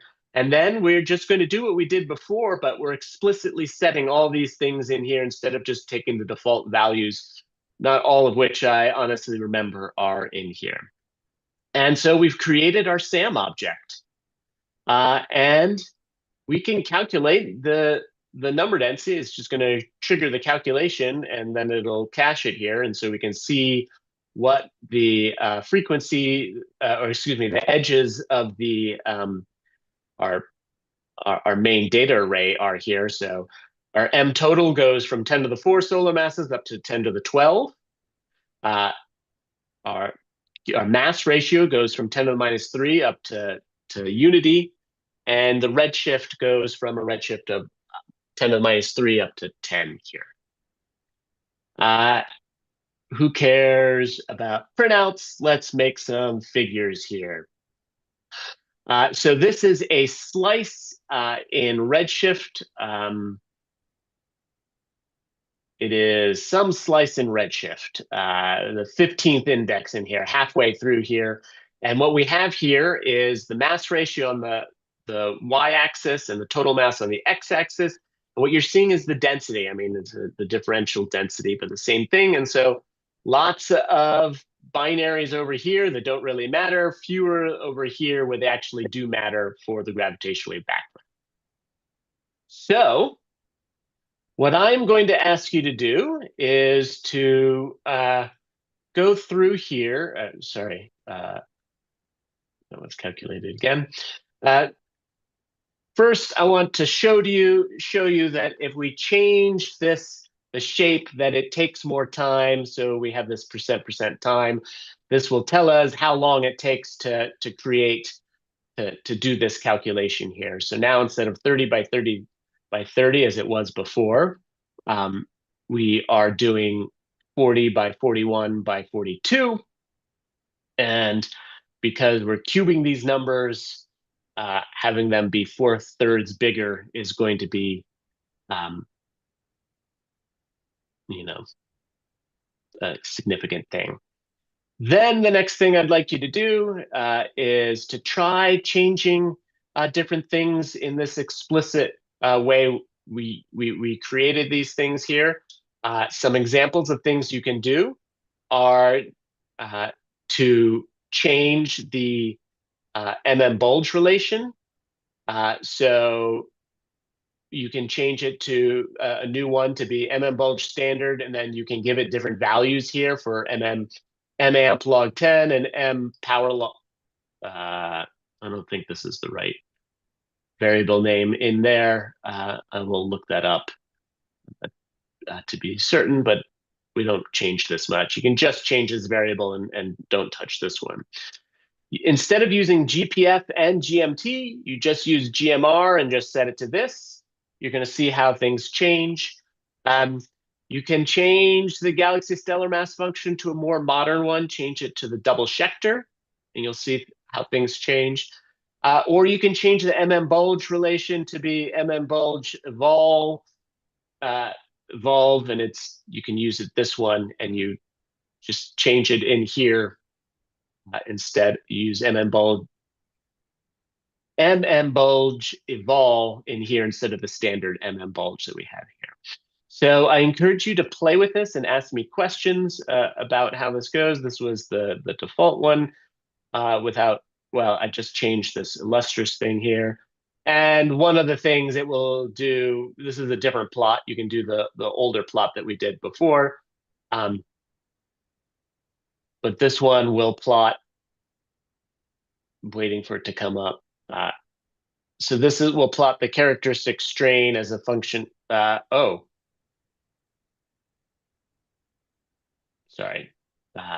Great. This is just a spectrum. So this compares the two things, the default and your version, so you can see how it changes with these different parameters. This is something we did there, and then here's an exercise for later. This will plot something that it is shows you the differential number as a function of total mass, and so this is changing two different things. This is changing how we harden things in here. So go forth and play with it, and by all means, put something in the chat, perhaps if you have questions, or join in the Zoom, or walk up to the front to get going. Apologies, it took so long to get to here. I talked too slowly, I guess. You're all good. Thanks, Kaihan. So what should we allot for some time for people to work through these exercises? I think we have 15 minutes left. This is the end. This is now go through and to the end of this section. I think we said to 1/4 past the hour. Is that right? Yeah, to about 1/4 the hour. But if you want to go until 3:30, that's. with the same values. This looks different for us. It's in the bottom side, like upper side than the, like what we can see in your slides, it's in the bottom side. But why it's like for the same value giving different results? Why don't you, I think the best thing might be to connect via the Zoom and share your screen and talk through that with Kaihan. I think he'll be able to debug faster. Is it very different or subtly different?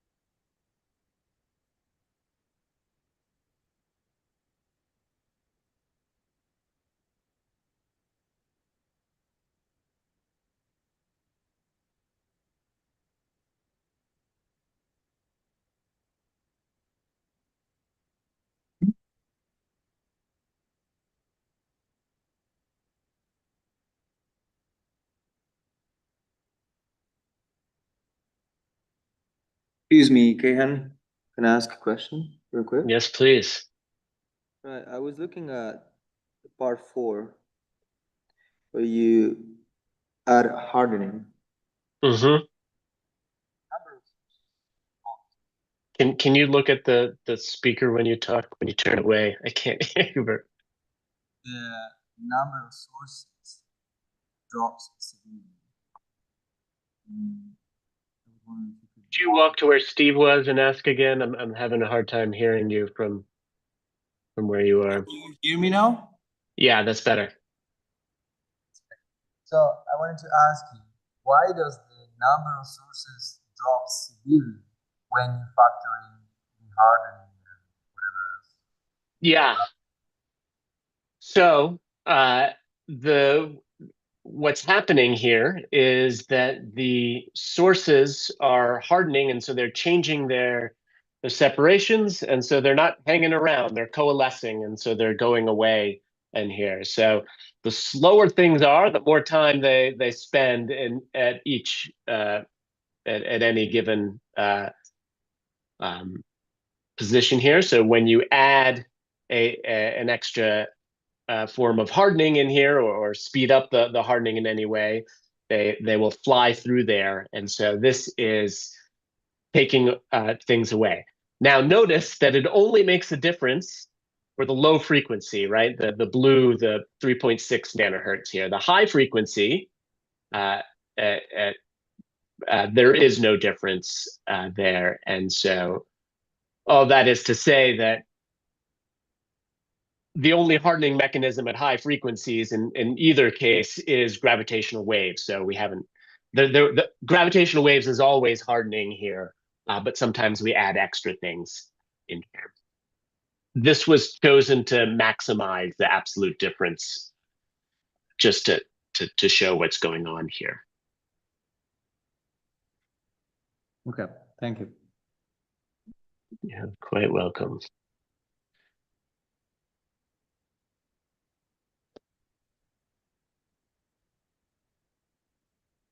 Hello, I'm Sebastian. I have a question about how you guys use cosmological sims. Yeah. Can you hear me? Go ahead. Sebastian, as soon as I started talking, it cut you off. So I think, I don't know if you're using an owl, but it, I I'm going to stop talking, then I want you to move and start talking again. Can you able to, yeah, you can talk with through the.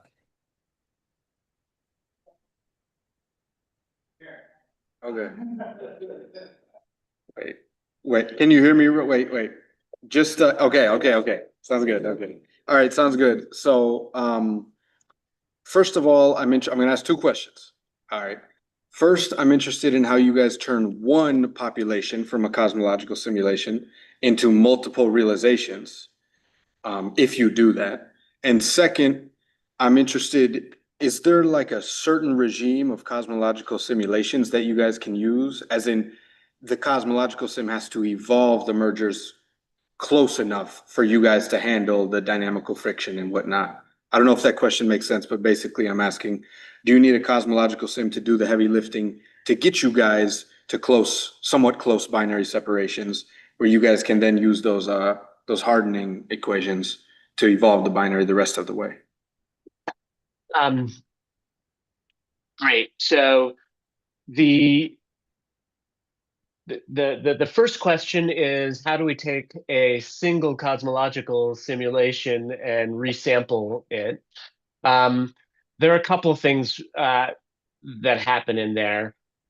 One is we impose, for now, we impose our own black hole masses onto the simulations. And so we can randomize that a little bit there. So we have some scatter in there. But the main thing that we do here is we have these discrete things, and then I'm actually only 90% certain this is how we do it. I haven't worked with the simulations side all that much, but we then do a kernel density estimate on all the properties that we have from those cosmological simulations, and then resample from that kernel density estimate so that we get some sort of scatter invariance in there. And so that's how we get multiple realizations there. Though, to be honest, I don't know how much variance that incorporates. And your second question was, what do the cosmological simulations need to do? We do a lot of top-down. We assume that the cosmological simulations do not get the black hole evolutions correct. Now, I think that this is less and less true these days. Certainly, Illustrious, right? They just kind of bring them together at some point, and so that is fine for what they're doing, but not. It's terrible for what we're doing, and so we kind of impose on it. We say, "Oh, the galaxy merger happened here," and so we know when that happens, and we sort of paint on our black holes and all the astrophysics, circumbinary disk evolution, if we want to do that, and other things in there. So it doesn't have to get that right. Now, that said, we've only ever plugged in Illustrious, even though we've written it in a general enough way that we should be able to do any other simulations. I don't know what we would do if we plugged in, say, the Astrid simulations, where at least at dynamical friction regimes, we think that they think they're doing a good job there. So I don't know. I don't know how to get that information actually out of there, and so I actually don't think we can yet. But that would be a fantastic thing to do. Okay, thank you. Thank you.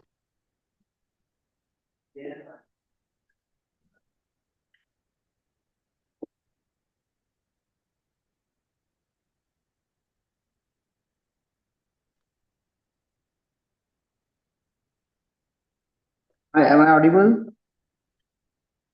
Hello. Yeah, so my question was, though we are putting the same values, why the plots looks different? Like in your device, it looks like bottom than the default version, but why we are getting it's upper than the default version? Is there something different? Because as far as I see, I have also choose the same it's just what it was earlier. I haven't changed any value. So. Did you run all the cells straight down? Yes.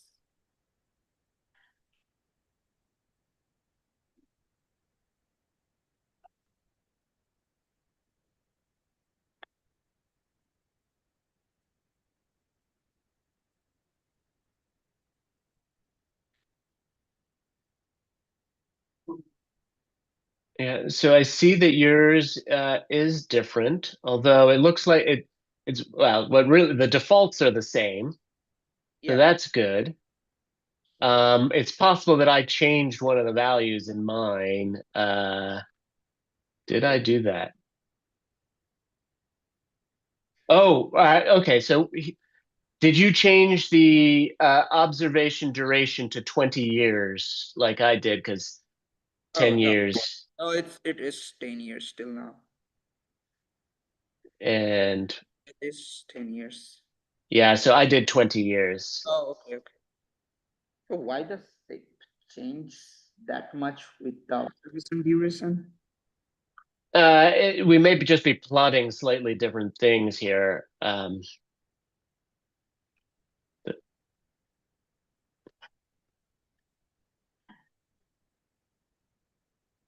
That may only change the top part anyway. I don't know, if you try running it again, does it change anything?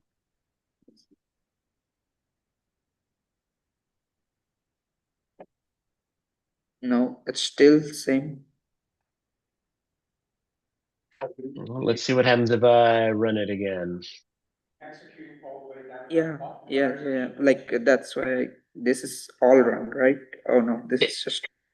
Is everyone in the room getting the same thing as you, and I'm the one who's different, or are you different from everybody else in the room? No, I think everybody's getting what I'm getting. Then I must be wrong. I don't know what is right or wrong here. I can just see it's different.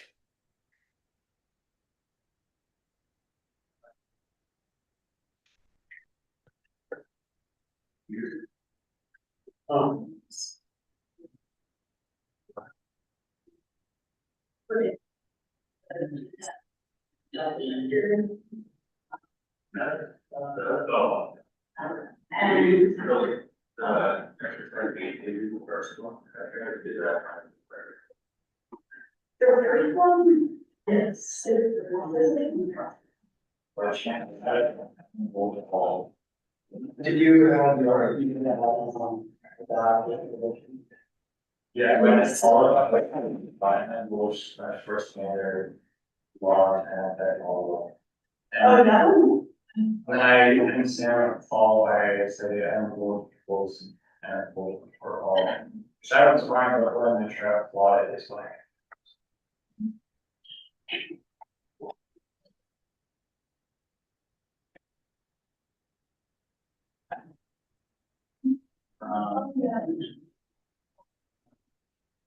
I'm saying all. Okay, so in sample, we will just, I mean,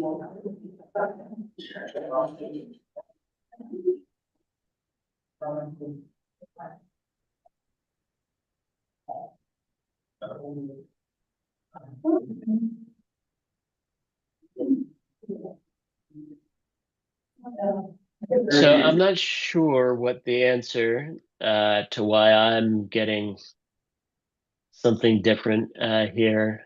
It could be because I just fired this up on a different computer for the first time. Yeah, you were saying so. Go through exercise B, part 1, where you change the goals. Exercise. But it's where we don't. Problem. That's where we're having problems. Okay. This? Yeah. Scroll behind it, and it'll say exercise B. No, Other way. Oh, other way. Okay. This? Yeah, not far away. I'm doing that, and I'm getting there. Oh, for MAMP? Yeah, I switched M volts to M volt alt using the M volt standard, which initially runs fine, but then when I try to plot it, I get the pair with Sam range for alt. Oh, so you changed from holo.sams to the bulge? Like try to plot through the bulge? Yeah. And you are getting error? Like Yeah, Kayan, we might need you to go through exercise B step by step. Some people Okay. are getting.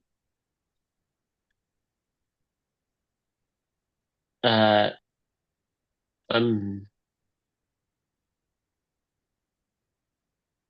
yeah, stop sharing. You can. exercise B, change a physical assumption. Is there one that people were trying to do that was giving? Hey, is this closer to what other people were getting? Even just the first step. It's closer, but other people were getting almost like a constant vertical offset. Depending on what they change, but yeah. So,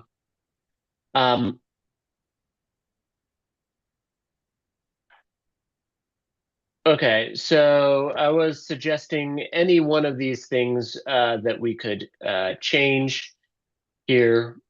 For example, we can this just changes the merger rate from the default here, but the we could do all sorts of things. It depends on what you're doing.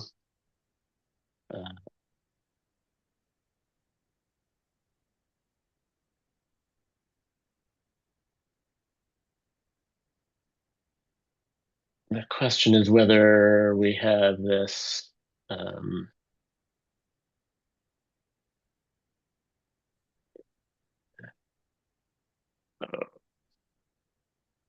I have to look up where this is defined. That's a pity.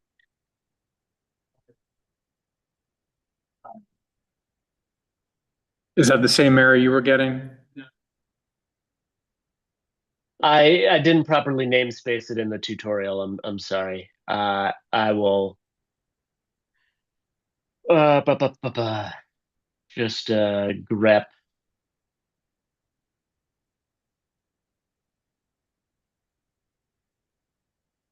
There's a suggestion in Slack. Okay. Yeah. Oh, okay. Okay, so Kat has put a suggestion for the fix in the Slack channel.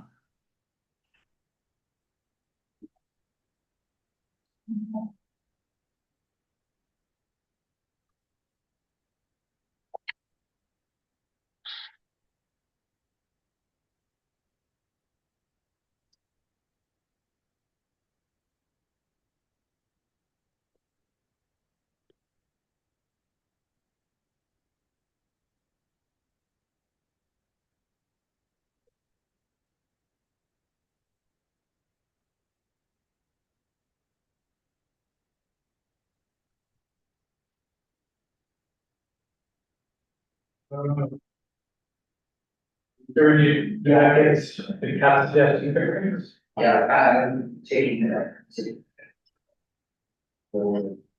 Yeah.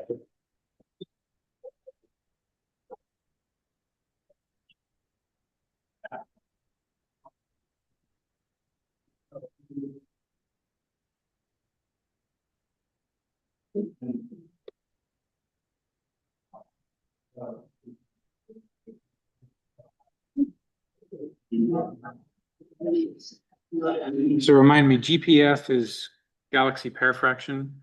Yes. You cut out there, Steve. GMR is galaxy mass ratio, GPF is galaxy pair fraction.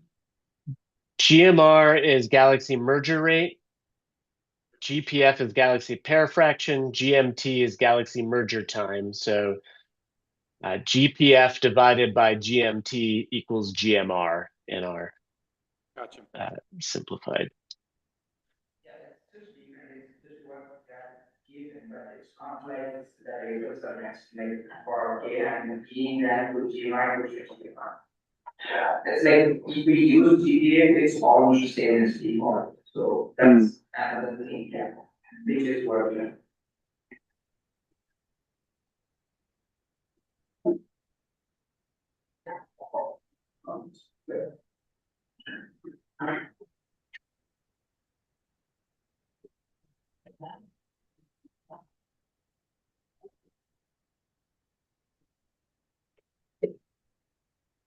All right, that took too long. This is what you want to do to get the bulge standard thing to work here.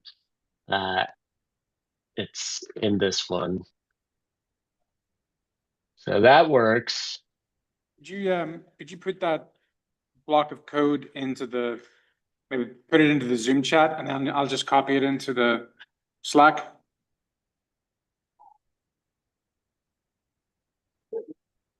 Perfect.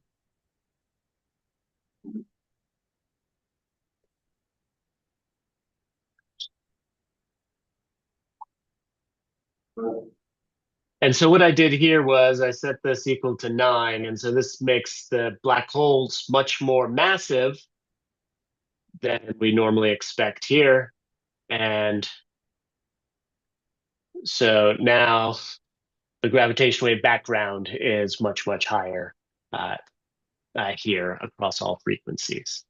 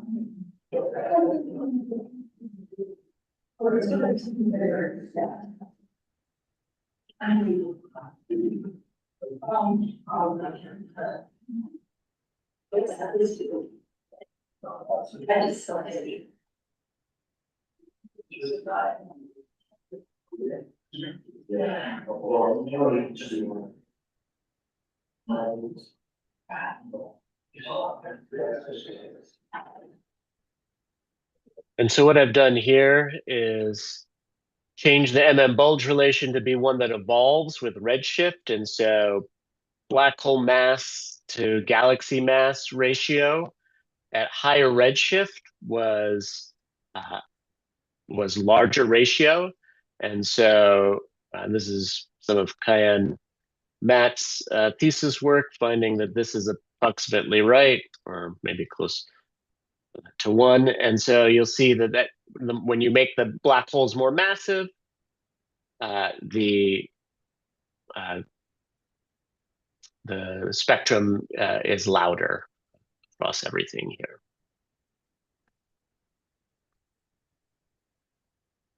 Let's see if I can get one of these other things to work.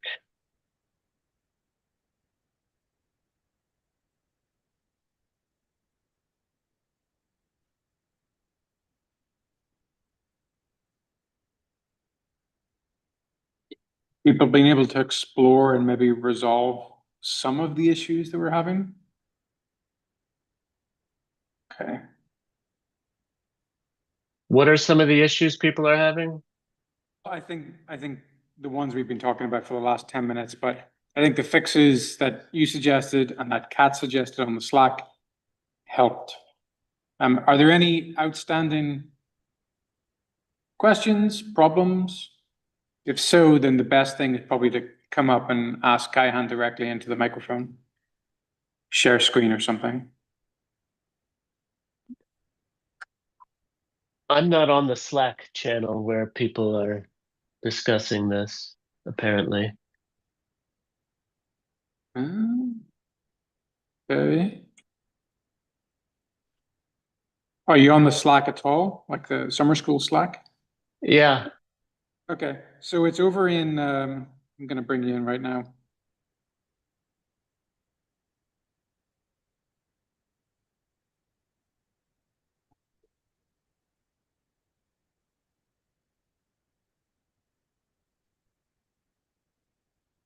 Ah, right.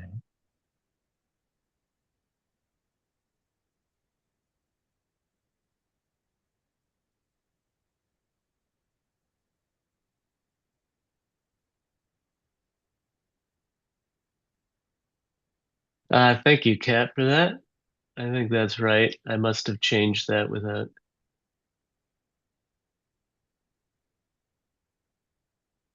realizing that. Yeah, I'm here on Slack and happy to answer any questions people have.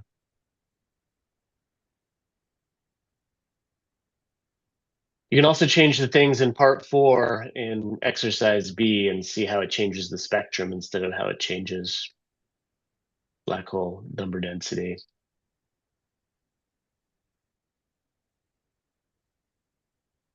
Hello, Kayhan, it's me again. Hey.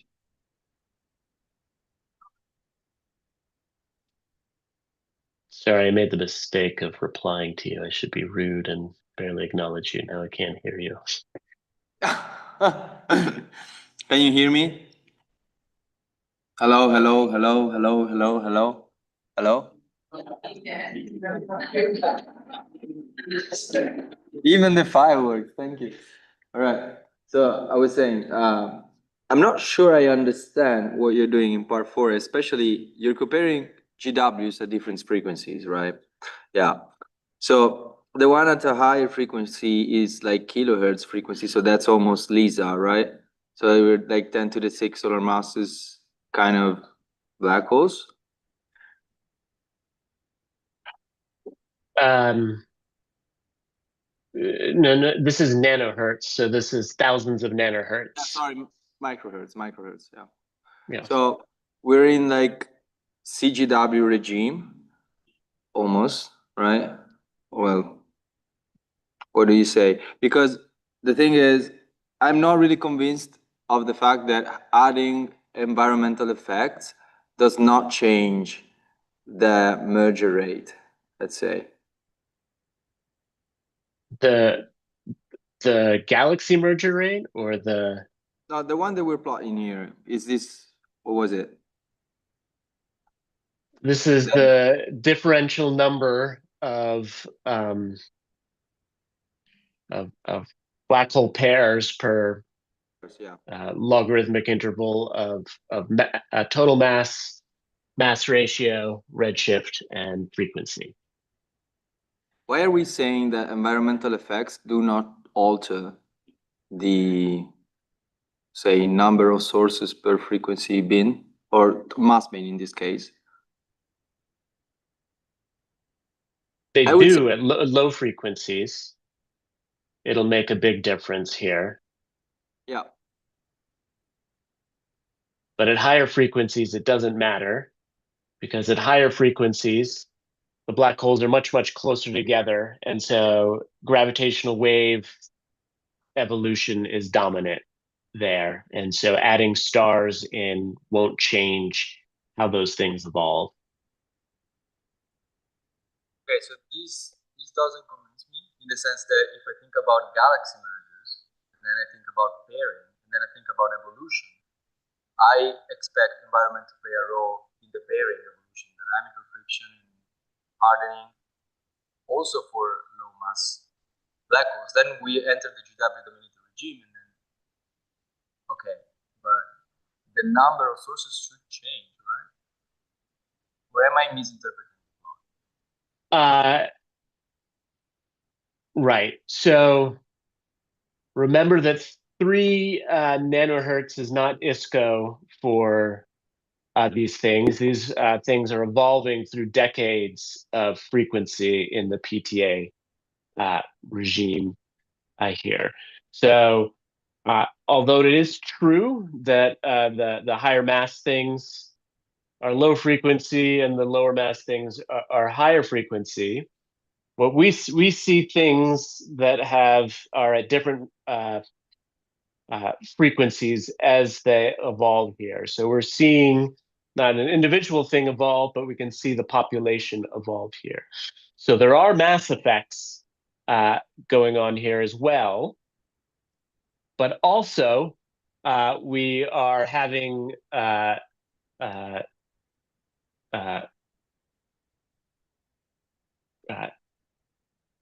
gravitational wave effects here. So the difference between these two curves, right, between the solid blue curve and this one here, is because we're looking at two different regimes in the evolution of, say, of a 10 to the 7 solar mass black hole here. But we haven't changed any of the ways that it evolves here. In the dashed line here, we have added ways, in which these things can evolve. And so they spend less time in this low frequency bin in general, but also the energy goes more to other means than it does to gravitational waves. It'll go to the stars or whatever we're modeling in here. And so they fly through this regime here. Right, so if I understand correctly, this is the same binary, just probed at a different evolution time. This is well, it's a representative binary rather than the same binary at these, if you look at one particular total mass in here. Yes. Okay. Thank you. Yeah.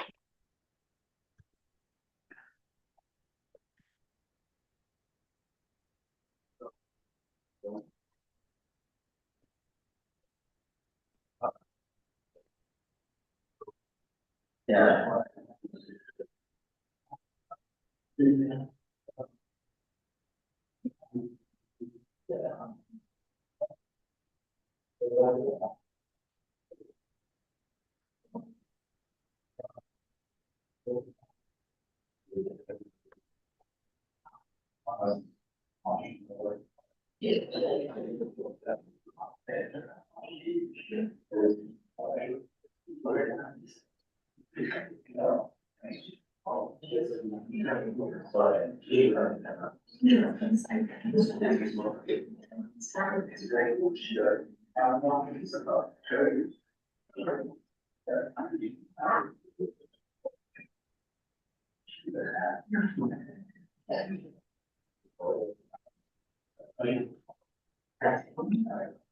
Okay, are people fairly okay with working through anything else by themselves? I think Kaihan is also available maybe asynchronously to check with people via the Slack, or if you send him an email or something. But let's thank Kaihan again for his time and putting together the new.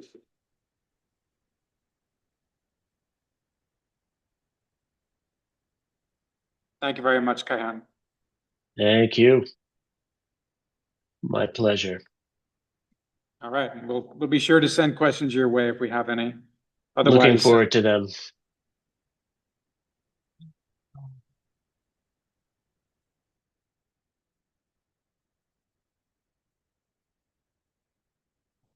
We're going to take a break now and then